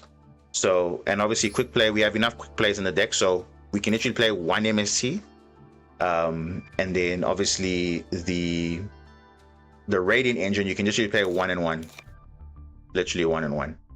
Or you can go one Chant, one Vision. Then it's a 1, 2, 3, 4, 5 card engine, literally small. But in this case, it's 6, because obviously you're playing 2 Radiant monsters and 1 MST. So that's literally there. But I do like the ability of playing MST, so it makes it 7, right? But I think Vision is fine at 1. Okay, but Chant is more consistent because you want to get access to your Radiant monsters. So you ideally want to get Eldum, search the other one, and you go from there. But it's the same. I want to play 2 of the Vision because Vision doesn't add a monster. Because Vision just draws 2 and search MST, whereas the priority is you want to see the monsters. So you want to see more access to this, so it's perfectly fine. So that's okay. Then in terms of Doom Z now. In terms of Doom Z, what can we play for Doom Z? So of course, Elara is the best one. But also, Doom Z Change is also good, because you can destroy the Patron Doom Z, get access to Elara. Elara can set the Doom Dirge, and then you go into the Ouroboros, and that is it. Going second draw 2 feels better. Yes, but that if we really want to cut it down, we can cut down on Italy to make space for a second Vision. But I think that's the only way we have to do it. But we obviously can adjust, guys. Don't worry. We're gonna cut down on a lot of things. So this might not be the final list, so it's okay. So for this one, for Doomsday, so we don't need to play the Doomsday Destruction because we already have the Magnus type effect getting the same thing, so it's fine. In terms of the extra deck, though, do we have slots for something else? I think you don't need Drastia, because if you're playing just strictly for the rank 4, you don't need Drastia. Even though it's nice to have, but yeah. Yeah, I'm saying Italy is very important. So I feel like if you don't want to cut this. So we have to make some. So again, we're just experimenting here. We don't know if it's perfect yet, but I may have to cut other stuff like other board breakers like Droplet and those things. But or even I can even cut chaotic elements. I can literally cut this. It's not a problem. But I just want to see for the Doomsday package, we can go 1 Alara, 1 Power Patron Doomsday. And then we can go obviously 1 Doom Dirge and Doomsday Change. That's literally minimal. And the nice thing about Doomsday Change, you can destroy a Doomsday in your hand or the deck. So even if you open the Doomsday Power Patron, you can destroy it from the hand also. And it gives you access to the same thing. So that's very fine. Alara set the Doom Dirge, you equip into Ouroboros. Carry on from there. No problem. So that's like the minimal engine. If you want to run just Doomsday. I mean, yes, you can run the Raiders and all the other stuff, but it's not necessary. It's very simplified. So now it leaves the question now, we are at 60 cards. We have another slot in the extra deck. What do we use it for? Because, or do we go for going second? We can make a Doomsday break that can also get our cards going.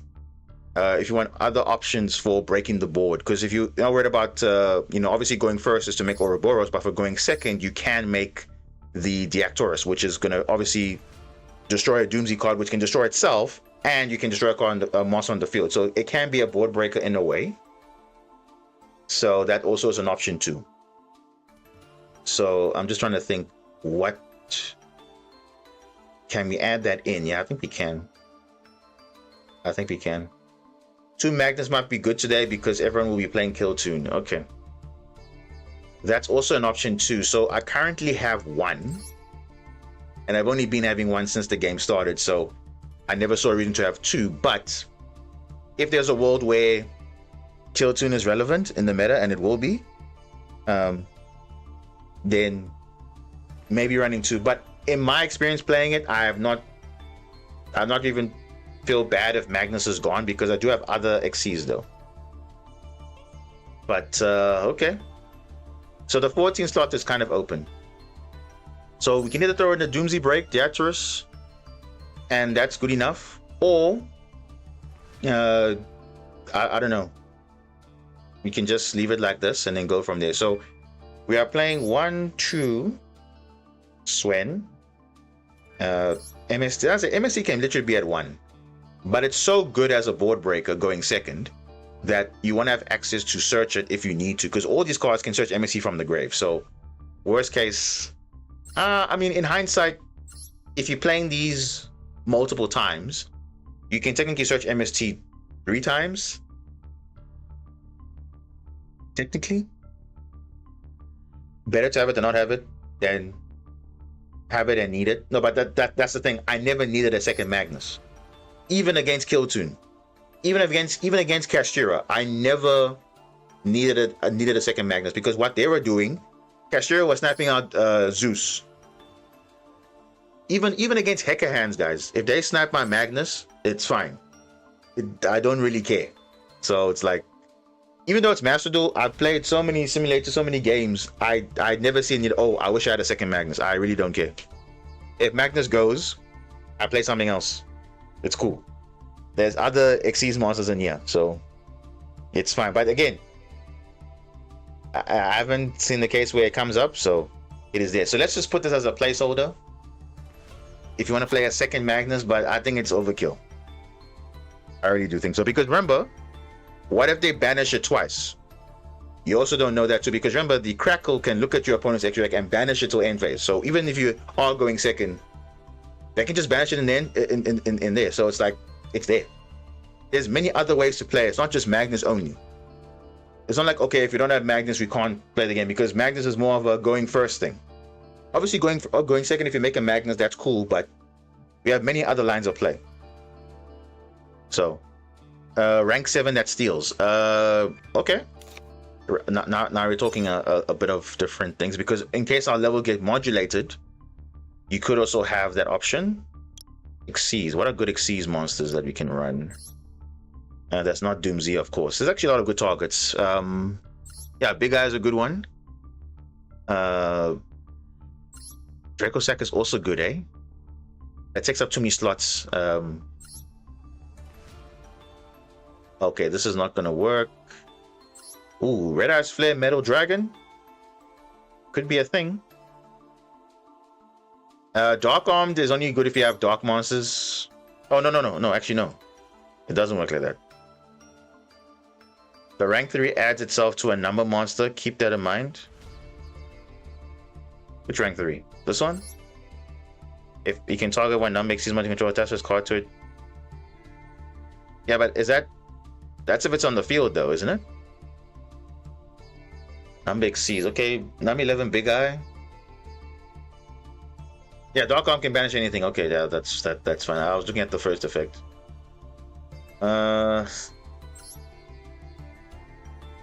Yeah, definitely I'm keeping Gossip Shadow in, because that can also be an early, you know,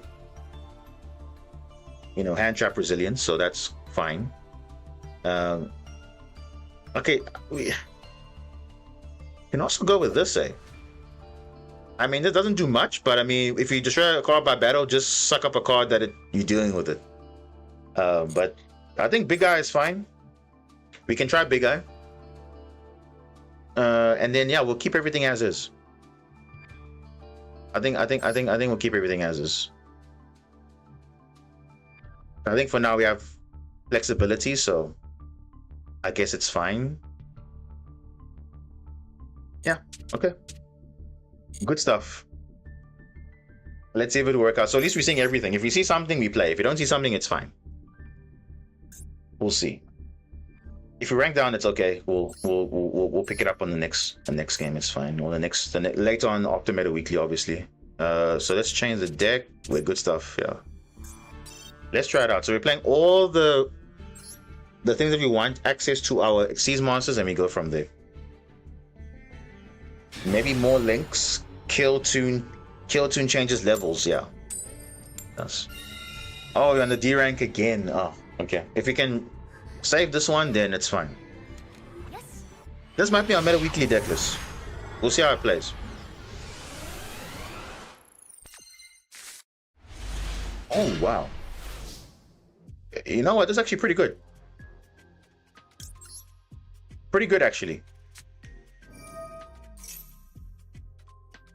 Yeah. So now we have our answer to Droll if we get Drolled, and it's perfectly fine. Yeah. Now we can play around Droll. So even if we get Ash by whatever, it's literally okay. What? Sure. I'm gonna go for Case of Canine first.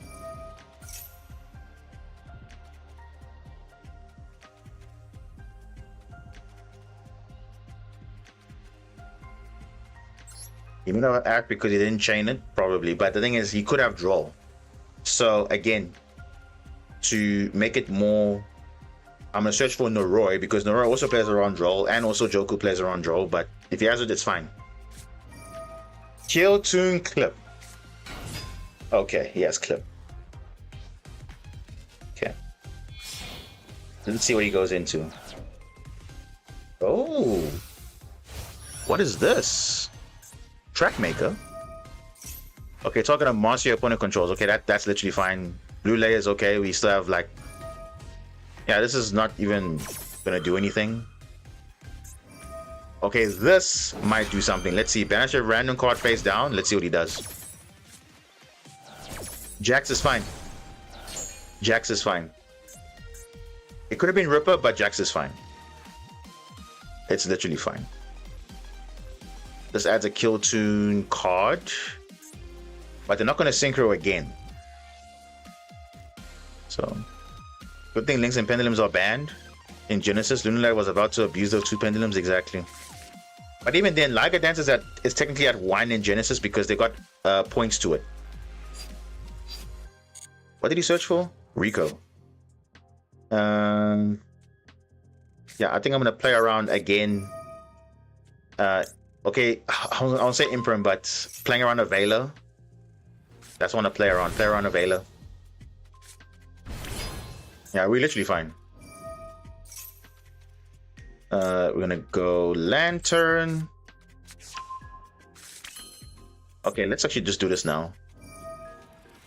Let's do this now. Dead card. Literally dead, bro. He's literally dead now. He's literally dead, guys. He's literally dead. We're making Magnus with all the canine interactions. Let's go. We are not ranking down. Definitely not ranking down.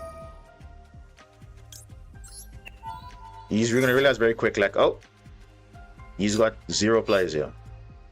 Let's get Izuna. Yeah, Driver, even if he has Driver, he's got a monster on the field, so you can't even use it. Set a card, yeah, it's fine. I'm gonna keep Izuna for his turn. If there is a turn.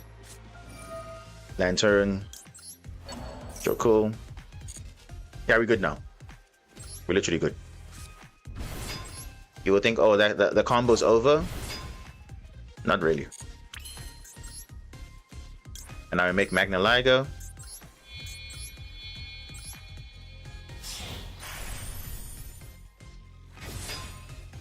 And there we go. That's how we bridge. Nice one. GG's. Bro, come on. I don't know. Should they have even used the clip? And you guys are probably thinking, why would he use clip early? Remember, clip will banish a card at random face down. So it could potentially be a boss monster. It could be a combo piece. It could have been Ripper. It could have been Magna Liger. It could have been literally anything. So it makes sense to use clip early. It makes sense. It never makes sense to me why there was no side frame that Link summons on special, because as a going second deck with the going first must have. So here's the thing. They have a Link monster that allows you to activate side frames from the hand, even though you control monsters, but it's only a turn 1 play. It's not a turn 2 play. So yeah, Driver unfortunately is a brick. And yeah, there you go. That could have been literally another hand trap. But yeah, it makes sense to use the clip early because you can potentially banish away a combo piece, and if you can't interact with it, that's it. I wish there was a way to recover it back, but maybe not now, maybe in the future. Okay, so far the good stuff deck is working because I mean we're getting the cards we want to see, and then that's it. So we didn't rank down, that's good. I think we'll play one more game, guys, and then we'll wrap it up from here. Then we'll obviously pick it up again in a few hours where we will play the meta weekly, and then we'll carry on from there. Because I think we've seen now how Kill Tune functions. We've seen now, and we're gonna probably expect it in the meta weekly again. So I think it's fine. How are we faring? Dude, double white layer. It's only 2 in the deck, bro. Why are we drawing double? I don't understand. Luckily we have green layer, but still.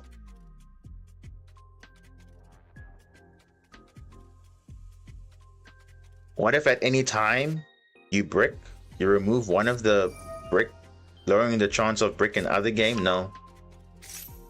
You see, it doesn't even matter because look now. We're still drawing multiples. So you see, even though we're playing 2 of a card, we are still opening 2 of them. But you don't want to draw these cards, obviously. If it was a black layer, perfect, but it's not a black layer. You normal summon Izuna? Why did he do that? So if they are doing this, it means their hand's not that good. Oh. Sending Joko? Does he have Lantern in the hand? Maybe. Is it a must-have at 2? Yes, it is. The same thing with Black Layer. It's a must-have at 2. Because it makes your combos a bit weird. So it's the same argument with Green Layer. You say cut Green Layer, but it makes your combos way worse. Especially if you're under a card like Duel or whatever, it makes your hands way worse. So you need to play those cards at 2 because you have to. Because as part of the combo, you use 2 of them. If you play 1, then your combos become awkward. So I get it, but like I said, this deck unfortunately requires heavy engine, so you can't say okay, this card can be at 1. It's not like Yummy, where Yummy, the card can be at 1 or at 3. They all do the same combo. So you only play the best ones, and that's it. So Cupsy at 1, Marshmallow at 3, Lollipop and Cookie are literally can be played at 1. It's totally fine because they do the same combo. You understand, Bacon? I mean, you know it because you play Yummy, so you wouldn't say, oh, do I play Cookie Yummy at 3? No, because it does the same thing. So I can afford to play it at 1. Yes, Lupus in hand. Oh, okay, that's not ideal, but it's fine. We have Droplets, so it's okay.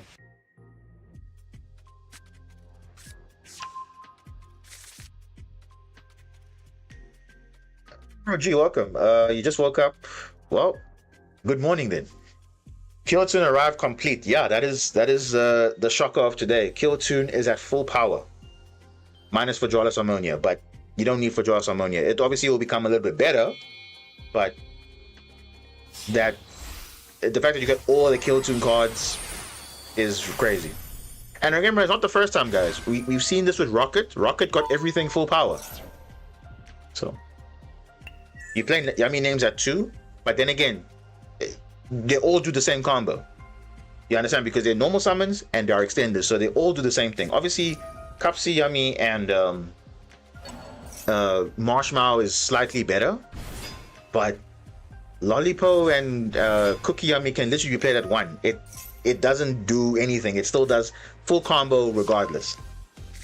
That's the benefit of Yummy, because all the names do the same thing. Because you can start with them, you can extend with them. That's it. It'll probably be like Malice in its prime, probably, yeah. But I can tell you this much: if we are going first,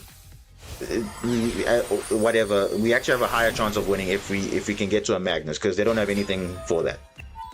Obviously, going second will be slightly different if you have hand trumps or whatever, but we have a decent matchup against Kewl, not like insane, but yeah, it doesn't break because one is a normal, and that's what I'm saying. So worst case scenario, you can play them at 3, you can play them at 1, but now obviously you're sacrificing non-engine. You understand? So that's why I'm saying in Yummy you can afford to play cards at 1 or at 2 or whatever, but for Super Quantum you have to play those cards at 2. Wait, what? What is this now? What are you going into here? What? Uh-oh, no. Are they going into a Rise Art here? Uh-oh. Are they going a Rise Art here, guys? I think they are. Uh-oh. And Droplet sucks against a Rise Art. I know what this combo is.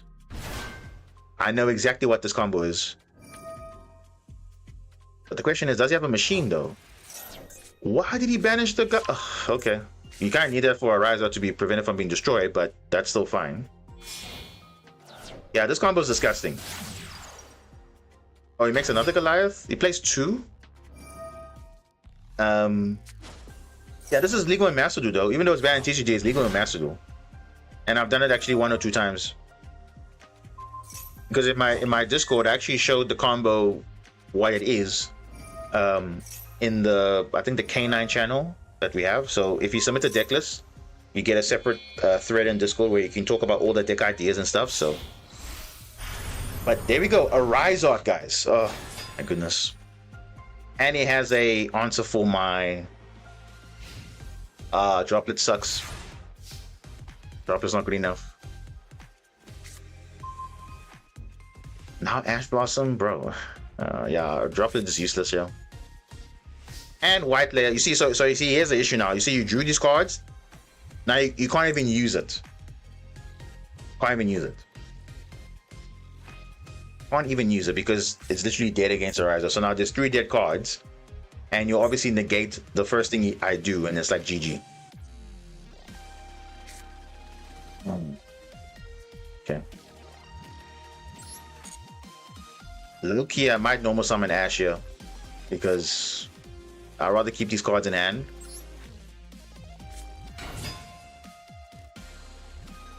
You probably rank it up. Yeah. See, it doesn't even matter.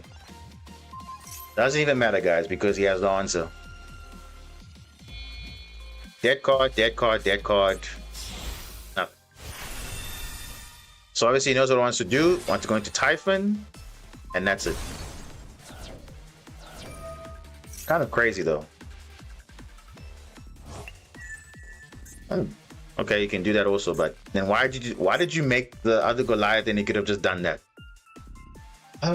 Yeah, no, we don't have a chance if we lose already.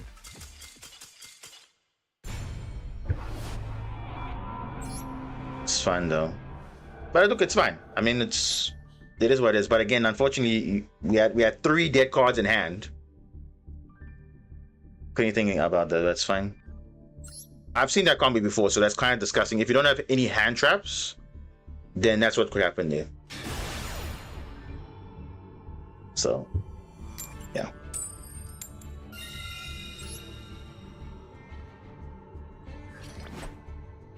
Let's see if I was going first. Wouldn't have done that.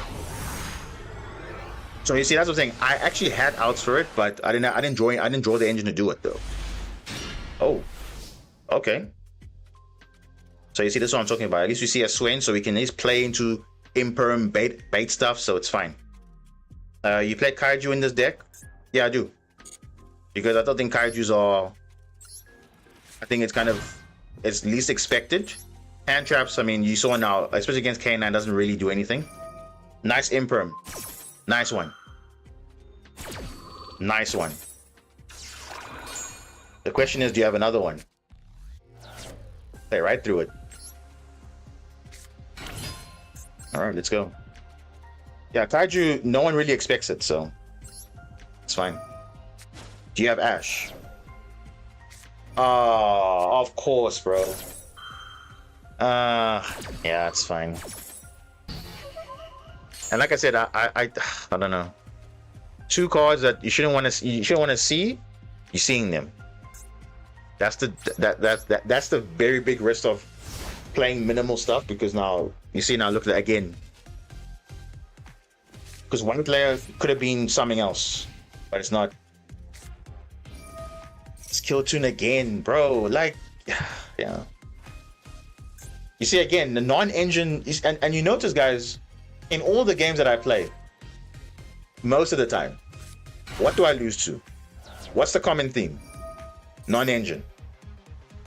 If you don't have non-engine, I'm winning the games most of the time. But look at this. He had an Ash and Imperm. The other guy had an Ash and had an Ash and a Fool loss. So yeah, now I don't know where we go from here, but we'll see.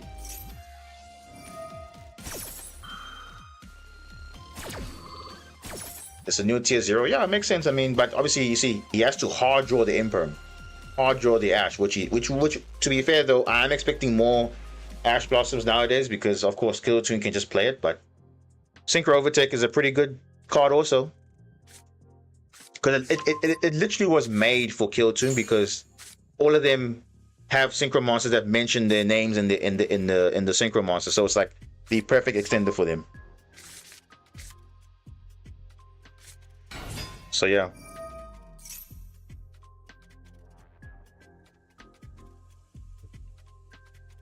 The thing is, your deck isn't considered good because it loses to hand trap. The new decks play on your turn, and that's the difference. Well, you can say it like that, but we obviously can draw the engine to play through it 1 or 2, but it all depends how good your hand is, because that also is dependent too. Because it's to say, okay, even for a deck like this, they can't brute force do everything. So every deck has weaknesses, but some less than others. And again, we can't compare Super Quantum to a deck like Yummy because Yummy is more modern than Super Quantum, to be fair. Let's also be honest with ourselves. Oh, Crackle, no. What is this guy doing, bro?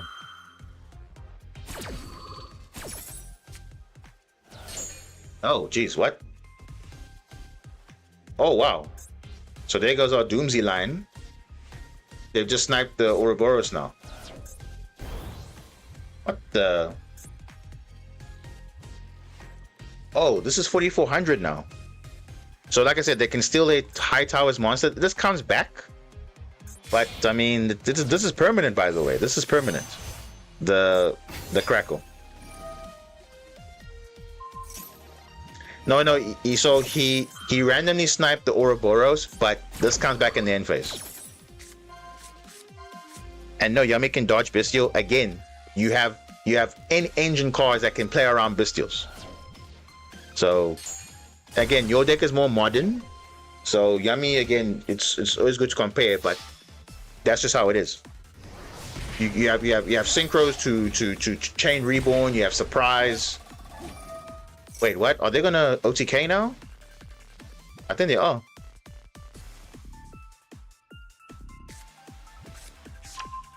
I think they're gonna OTK here. Kewl Toon Synchro can be used in battle phase.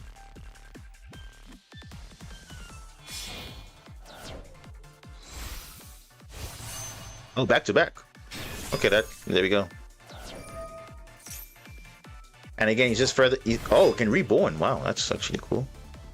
Reborn and banish 2 more cards. Like that's just that's crazy though. But again, here I only lost to 2 non-engine cards, which you have to draw.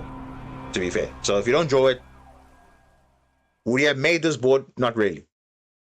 Not really. That's what I'm losing to. I'm only losing to non-engine. I'm not losing to the deck itself or whatever. It's just the non-engine that he drew, Ash Emperor.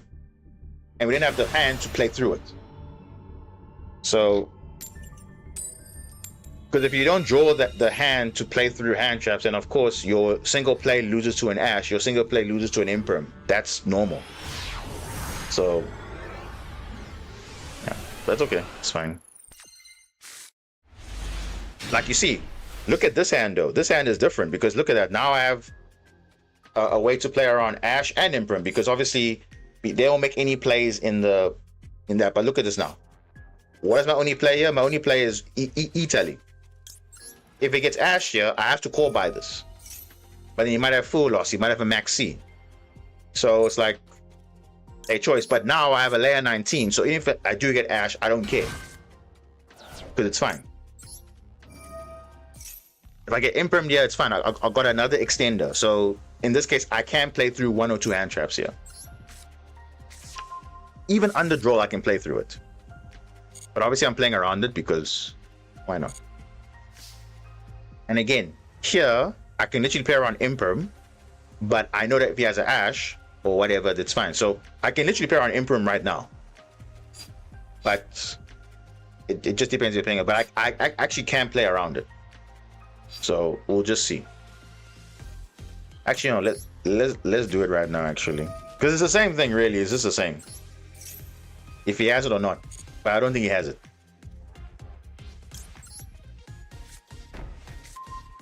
The new card? No, there's no Super Quan card that's new. Only the 3 new cards. So if he has a Veiler, has an Imperm, and can't use it.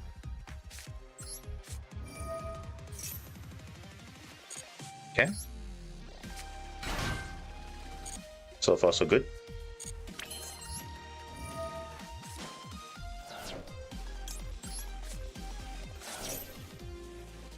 Gray layer.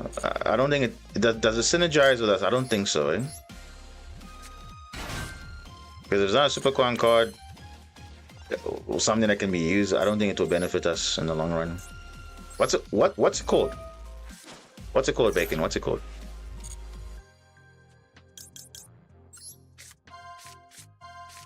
See, these guys could have Nibiru. So don't think we are out of the gate just yet. He could have Nibiru, guys. So He could have Nibiru. Yeah, it's fine. Is it called Gray Layer? Okay. We'll see how that works out, but okay, we'll look at it after the duel and see.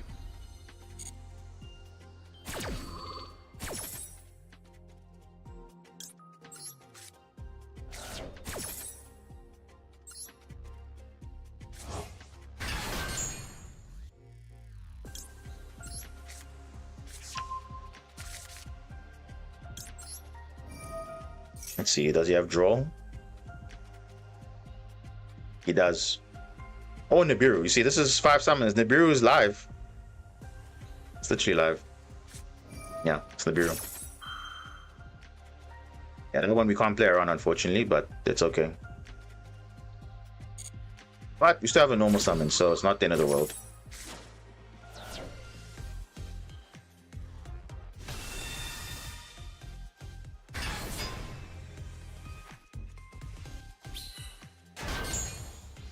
No, so here's the thing. It doesn't work that way technically because it has to be a super quant in this name. It doesn't just work with any layer or whatever, so it doesn't work the same. Unfortunately, it doesn't work the same.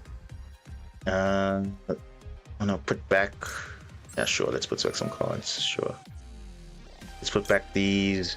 Let's put back this, and let's put back the black. That's fine. Yeah, so we're probably not going to go into Magnus yet, but we can still go into Canine though, because we haven't normal summoned yet.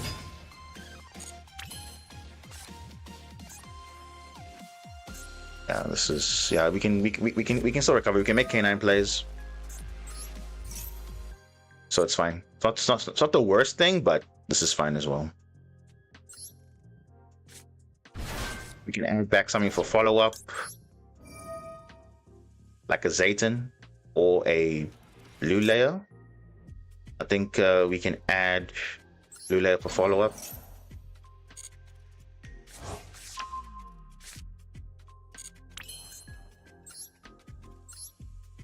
Yeah, we can make this level 5. Then we can go Canine plays. So that's the nice thing about this. So now if we add some other stuff, we okay now.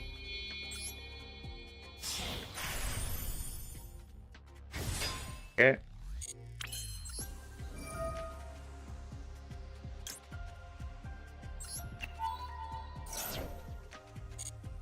Okay, I'm gonna go.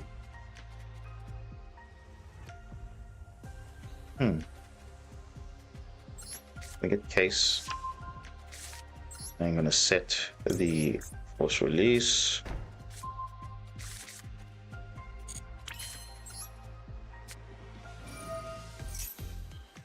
I mean, we got pretty good non-engine also. We got call, buy, and draw, and MS. Well, MST is considered engine, but we do have some other lines there.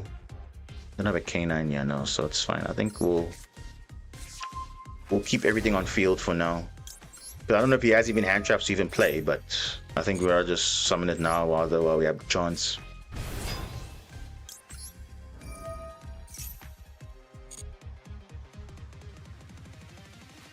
Yeah, we'll just go Lupus here.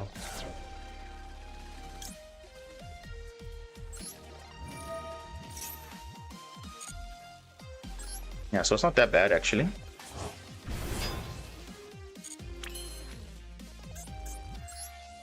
We can still go into Valon. I think let's just go Valon straight away. In case they do want to synchro, they can't synchro with the face down monster, so that's there. Call by. Yeah, it's not bad. So if you throw in Nibiru, not bad. And we also got follow up, so, and also we have Droll, and also I mean it's not the worst thing in the world, but we'll see what happens. If they can't clear this, then we're also fine too.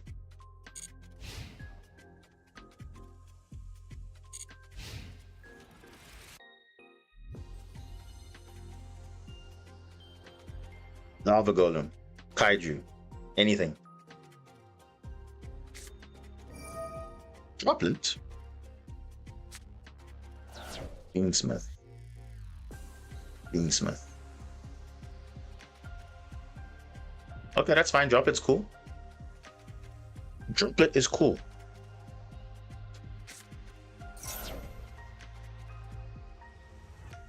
Magnet Warriors. Oh. Okay, that's fine. Literally fine by me. Literally fine by me. Probably gonna use Werewolf now. Or should I wait? I think I'll wait. What are those two cards in it? So he's playing Magnet Warriors. Free summon a rock from your hand. Oh, so he already has a... Oh, wow. This guy already has a rock in his hand as well. Okay, that's interesting. Hand or field, yeah, so... But I remember... Does this... Okay.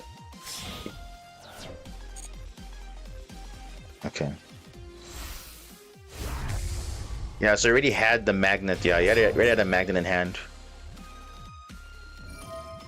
You have to pop that. It adds a magnet. Yeah, I think you know what we can do? We're gonna do this. And then on the resolution of him adding, we're gonna draw.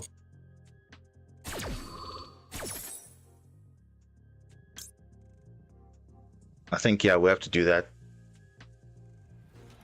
Or do we double pop? I think you have to double pop, guys. Because that Nibiru might also do something as well. I think we'll double pop, eh? Because hand rip only has one card in hand. That's only going to be the magnet, magnet normal or quick play or field spell. So it's not going to be like anything to snipe off anyway, because you won't even have a hand to discard. So I think it's better to just go Jax. Because it's not the only be one card in the hand. It's not really worth it though to do that. If this card is, yeah, this will just give him a lot of advantage, so it's fine. Let's see what he adds though. Bonding Confuse, but remember there won't be a card in hand, so I can't even hand rip anyway. So even if I had the chance to Werewolf, I can't use Werewolf because there won't be a card in hand on resolution. Let's see.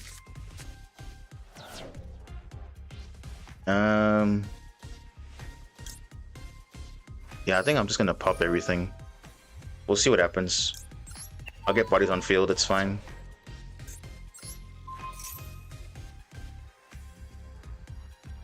This is the draw. Bro, what is this guy doing? It's the draw window. So let's see. He's gonna fuse into this card, or the other. Yeah, I'm still gonna draw because it's the draw window. But yeah, I think it's fine.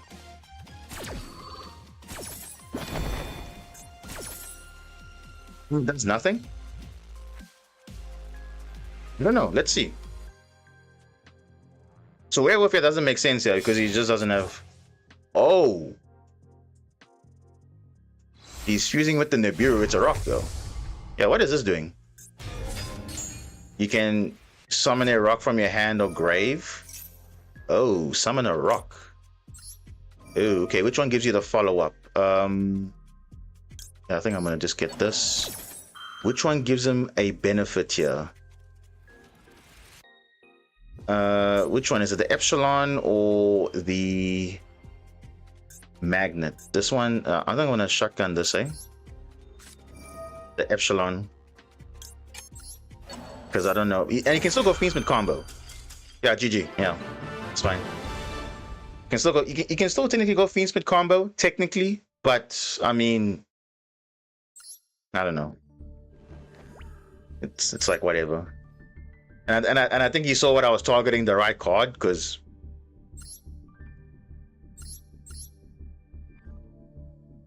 Yeah. So this card was gonna on summon send the level 4 lower magnet. This one was gonna do nothing. Okay, send a level 8 level magnet warrior. But I think this one was the better one. Because it will... Okay, they all actually all do the same thing. They all do the same. They all do the same thing. Send a level 8 magnet, so... Yeah, this can revive, yeah, so that's what it was... That's what I was trying to do, but I think I wanted to reborn the echelon, because maybe they could have extended with the other stuff, but... Can you play a magnet for level 4?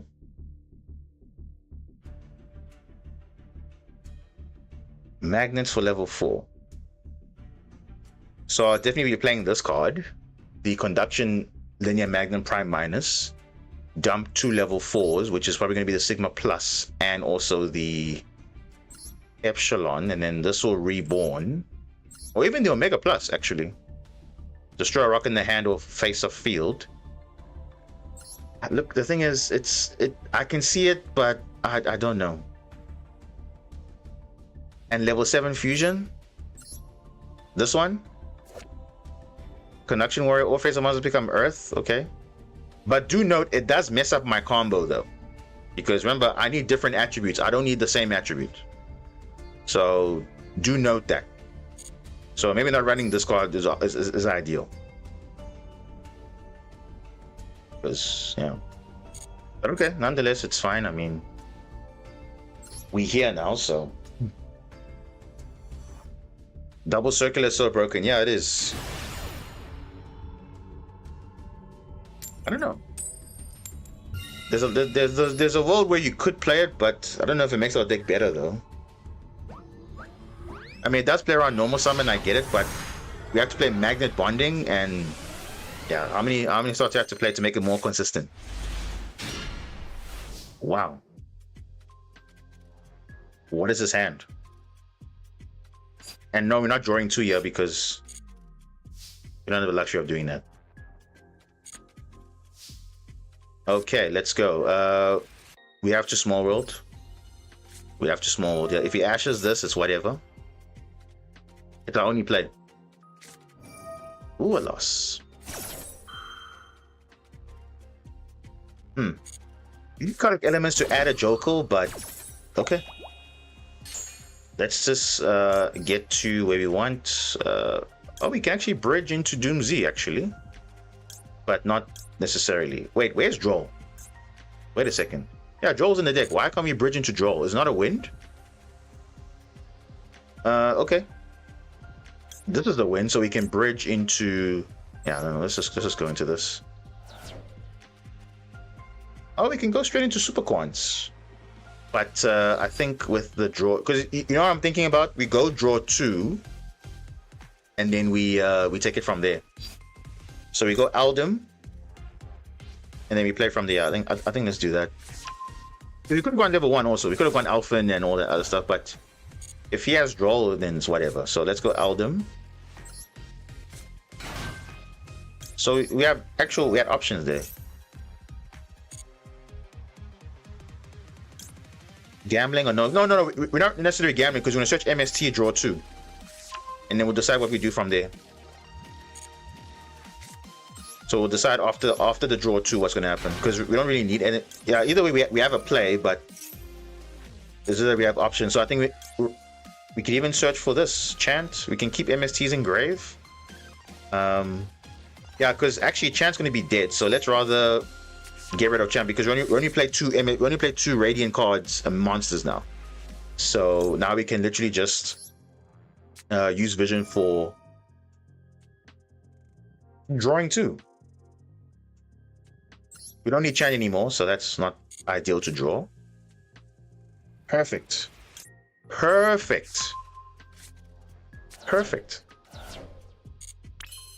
since you're under Fua, let's make this. Yeah, let's protect the board as much as possible, then we go from there. So Fua. Okay, let's go chaotic elements first. Oh, actually no. No. Let's not let's play around draw. Let's respect it. Even though yes, we have the Gossip Shadow. I want to protect myself from other stuff. So let's do that. Noroi is in the deck, yes. But it's a one of. So now we can play around draw. Let's go Chaotic Elements first, and then let's go add Kewl. Yeah, we're making the best end board. I don't care what the state is. We're gonna have 2 hand trap disruptions, so it's literally fine. Zuno.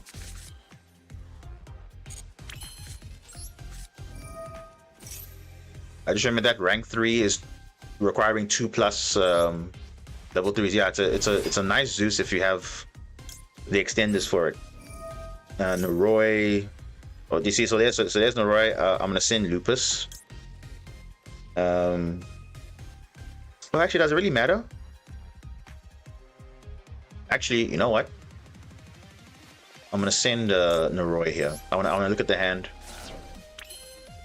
just to know what we're playing into, so we can see if it's actually gonna be worth it or not. So we can go like that.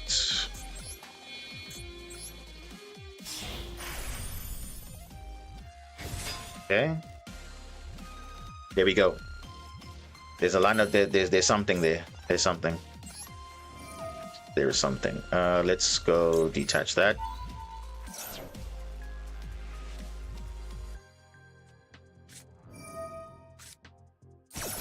And schedule into that. That's funny. Yeah, sure. We have 1 more negate for Nibiru, and that's it. Emperor? Yeah, we're literally covered.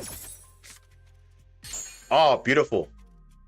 Case of Canine? Beautiful. Beautiful, beautiful, beautiful. So now, I can go Lantern and set the Force Release. Oh, that's actually a perfect draw, actually. Perfect. He's already drawing anyway, so that's why I'm doing Gossip Shadow. Yeah, I'm looking at the hand. When I revive Noroi, I'm looking at the hand to see what his deck is. Then I know what to do. Yeah, he has a choice. Nibiru now, and then I still negate it, so it's like, what choice do you have?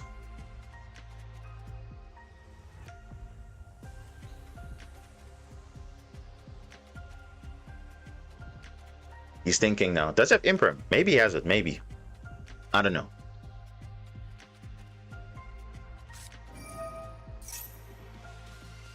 Izuna. Izuna, huh? But do I really care? Nah, it's fine. I'd rather keep Izuna in hand. If I get Nibiru, it's whatever. It's fine. Izuna is too good to negate here, or to not negate. I don't want Lupus in rotation for them, but yeah, I think we have to negate this.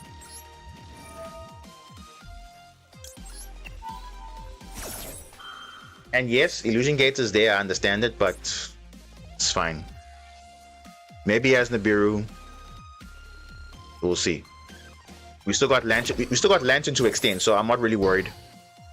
If he does Nibiru, it's fine. But I have to look at the hand though. To hand. Yeah, I'm definitely sending Izuna to my. I mean, I could add Lupus, but I'd rather add Izuna so that there is a follow-up here on the extension if there is. He definitely has something.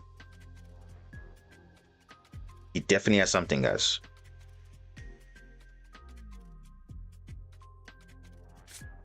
Yeah, so I think just to get Xyzs early, I think I have to give up Illusion Gate.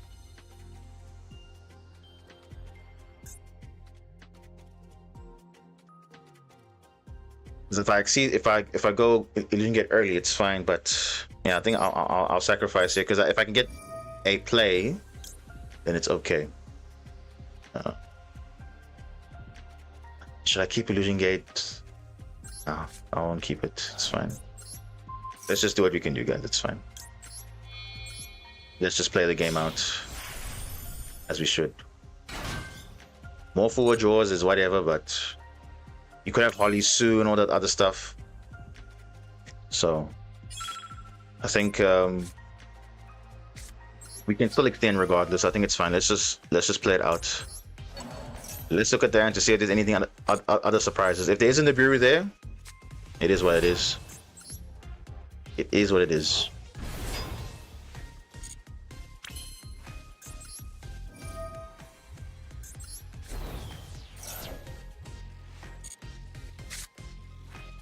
Vanquish Soul Canine. So it's Holly Sue. Holly Sue is the card that's triggering. So it is VS Canine, okay. I mean, look at your hand, boy. You got like literally custom hand. So it's Holly Sue. Holly Sue's triggering. Okay, it's fine, no problem. Let's just do that. Let's just do this. So yeah, it is what it is, but we can still make a Magnus, so it's fine. We can still make a Magnus. Given now we're under this, still a thing. Let's go. Yeah, let's just do this. Go straight to it.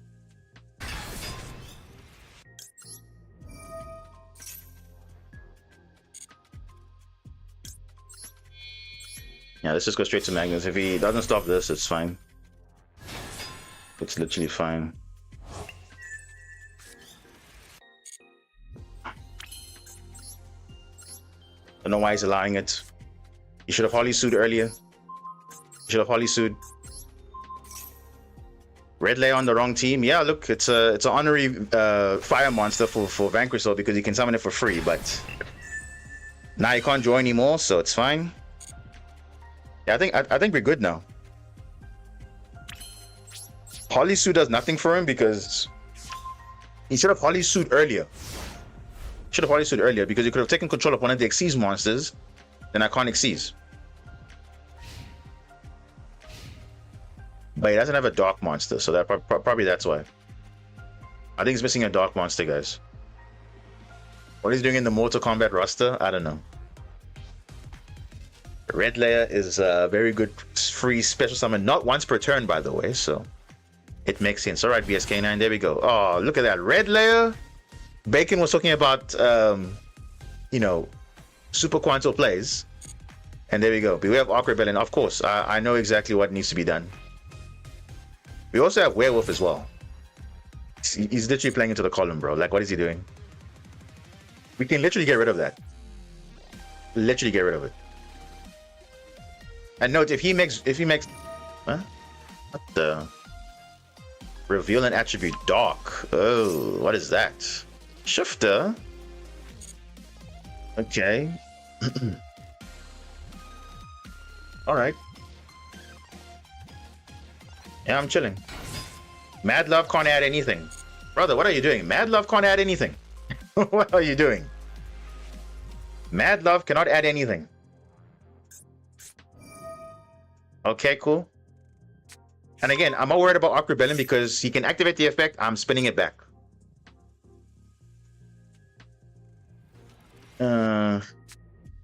Holly Sue, okay, it's fine. It's literally fine. Take control. Okay.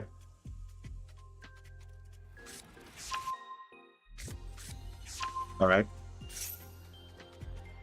Okay, I might as well just use this now because he's gonna get some knowledge. Oh no. It's fine. You probably go raise and quick effect. Oh, destroy cards in the column. Oh, so cool. It's 2 monsters in the column, but you can't stop Magnus, so who cares? Literally, who cares? I can use K9 too, but I won't do that. I want to give him less access to resources as far as possible. So I think we're gonna go. Yeah, we're gonna go Jax because you'll steal the monster anyway. So, and I'll put it in defense. If ever I take control, always put it in defense. Destroy a card. Yeah, let's just kill the. Let's just kill the Raisin. It's fine. They can go Arc Rebellion. I'll spin it back. It's fine. No pressure. Got some Shadow. Oh, okay, that's interesting. Oh, they're not stealing the... Wait, what? They're not stealing the jacks?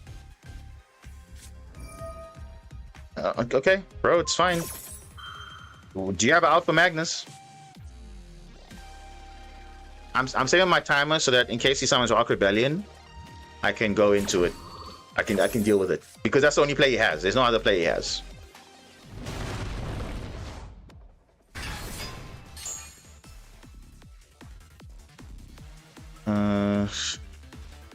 I don't know, maybe he has a number card, I don't know, but let's see.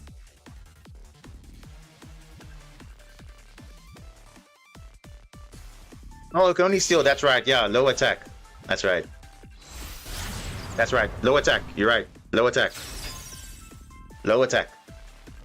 Lowest attack, I forgot about that.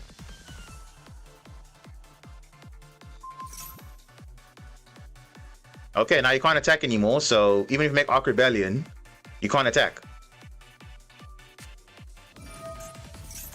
You can't even add with Case of Canine, so... Okay. So that's why I'm activating Izuna, because I know he has Izuna in hand, so to give him access to level 5s, I don't even want to do that. He can't add anyway, so I don't know why is he prompting that. He can't even add. Come on, let's go. Let's see. Do you play Underworld Goddess? Link 3, 2, 3, 4, 5. That's Underworld Goddess. If he's playing it, that's the only way you're having a chance here. Kaiju, I didn't see a Kaiju in his hand. Skull Dread can't even draw. Can't even draw cards, bro. What are you doing? Summon a monster from hand. Okay, cool. Can't even draw, mate. So he's not playing Underworld Goddess. He's just playing Skull Dread, which can't even be activatable. Add the drawing 4, returning back 3. You can't even do that. So you can't do that. Noroi. Noroi only activates on special summon, not on only activates on normal, not on special. Am I missing something? You only use 3 monsters. Would have drawn anyway. Oh, okay.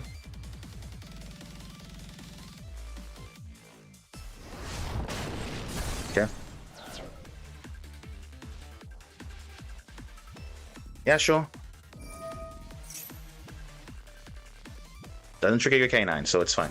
Yeah, you literally realized Noroi cannot activate because it's only on normal summon, not on special. Okay. Now I literally can close out the game now. Come on, give me my seconds back. 60 seconds only? That's not good enough. Oh, wow. Nice. Nice E-tally there. So that's Call by the Grave. That's Call by the Grave, so I want to play around it.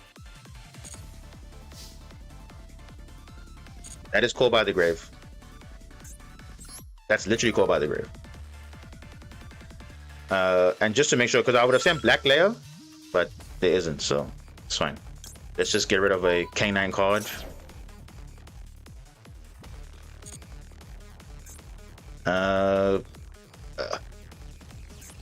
Yeah, I think that's smart. Yeah, let's do that.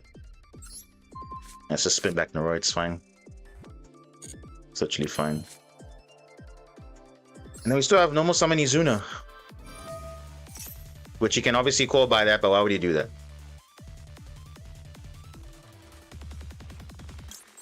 Summon. Let's add the layer 19, which we didn't add in our previous combo. And that's game, guys. Literally game. Normal summon Izuna. Cool. That's Call by the Grave. I'm literally chilling. You can have Holly Sue all he likes. You can't steal Magnus. That's the main thing. Okay, let's do that. Let's close out the game.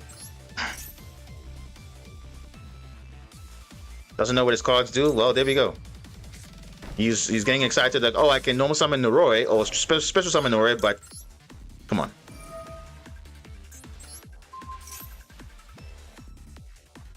But like I said, we were literally covered because we had the Gossip Shadow, we had the Ripper, so I was chilling. Like, I knew, okay, whatever he makes, I'm fine.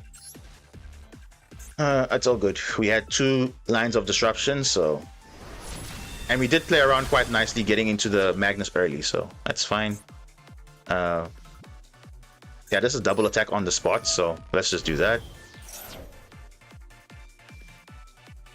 He can clear it all he likes. We have literally lines of play. So he has Holly Sue, but it's only main phase though. GG's. GG's.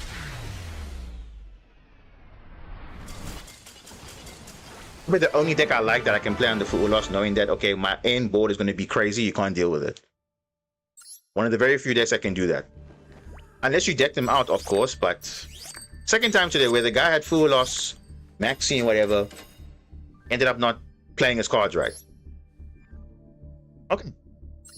I think we found our deck, guys. Oh, this guy's playing double red layer. He's there just to troll me, I guess. The Honorable Vanquisher. No, he's like Super Quantum. He's always going to be a Super Quantum. That's how good he is. He's so good, he's played in Vanquisher K9. He's that good. Because what were people playing before? They were playing the Rescue Ace, Impulse, and Fire Attacker. Those are bricks. Those are literally bricks. And it can loop itself, actually. Loop 1 exceeds. Oh, Durendal. Yeah, we know what happened last time when this happened. The guy lost. Okay, I think we kind of warmed up for the tournament. I think we are ready. I think we managed to incorporate all the good stuff. So it even used draw. Yeah, I didn't need to use it. It's fine. So I guess the deck is kind of working if it draws correctly. I think the big guy hasn't come up yet, but I don't know. Maybe, guys. I don't know. Maybe as the extra slot, maybe we should kind of throw in that second Magnus. Though again, you saw now what happened. They will rip the other one anyway, so it's like the same thing. I think for now it's fine. And this, ironically enough, is a very good bridge in this deck because you saw now I used the green layer to bridge into with the Doom Z. It's a wind. It's level 1. And I can search my Alphen, my Zayton, and also my Eldom cards. So I think it's a really good small one. I didn't think about it until now. So actually makes sense for running all the engines together. Because usually I would have searched Droll there, but for some reason Droll didn't work. I don't know why. Because it's the same attribute though. Droll is wind. I don't know why I didn't. I have no idea. I don't know why I couldn't bridge into... Oh, but maybe because... Oh, I remember. I know why. Because remember, if you are revealing the card that you want to search, it can't be...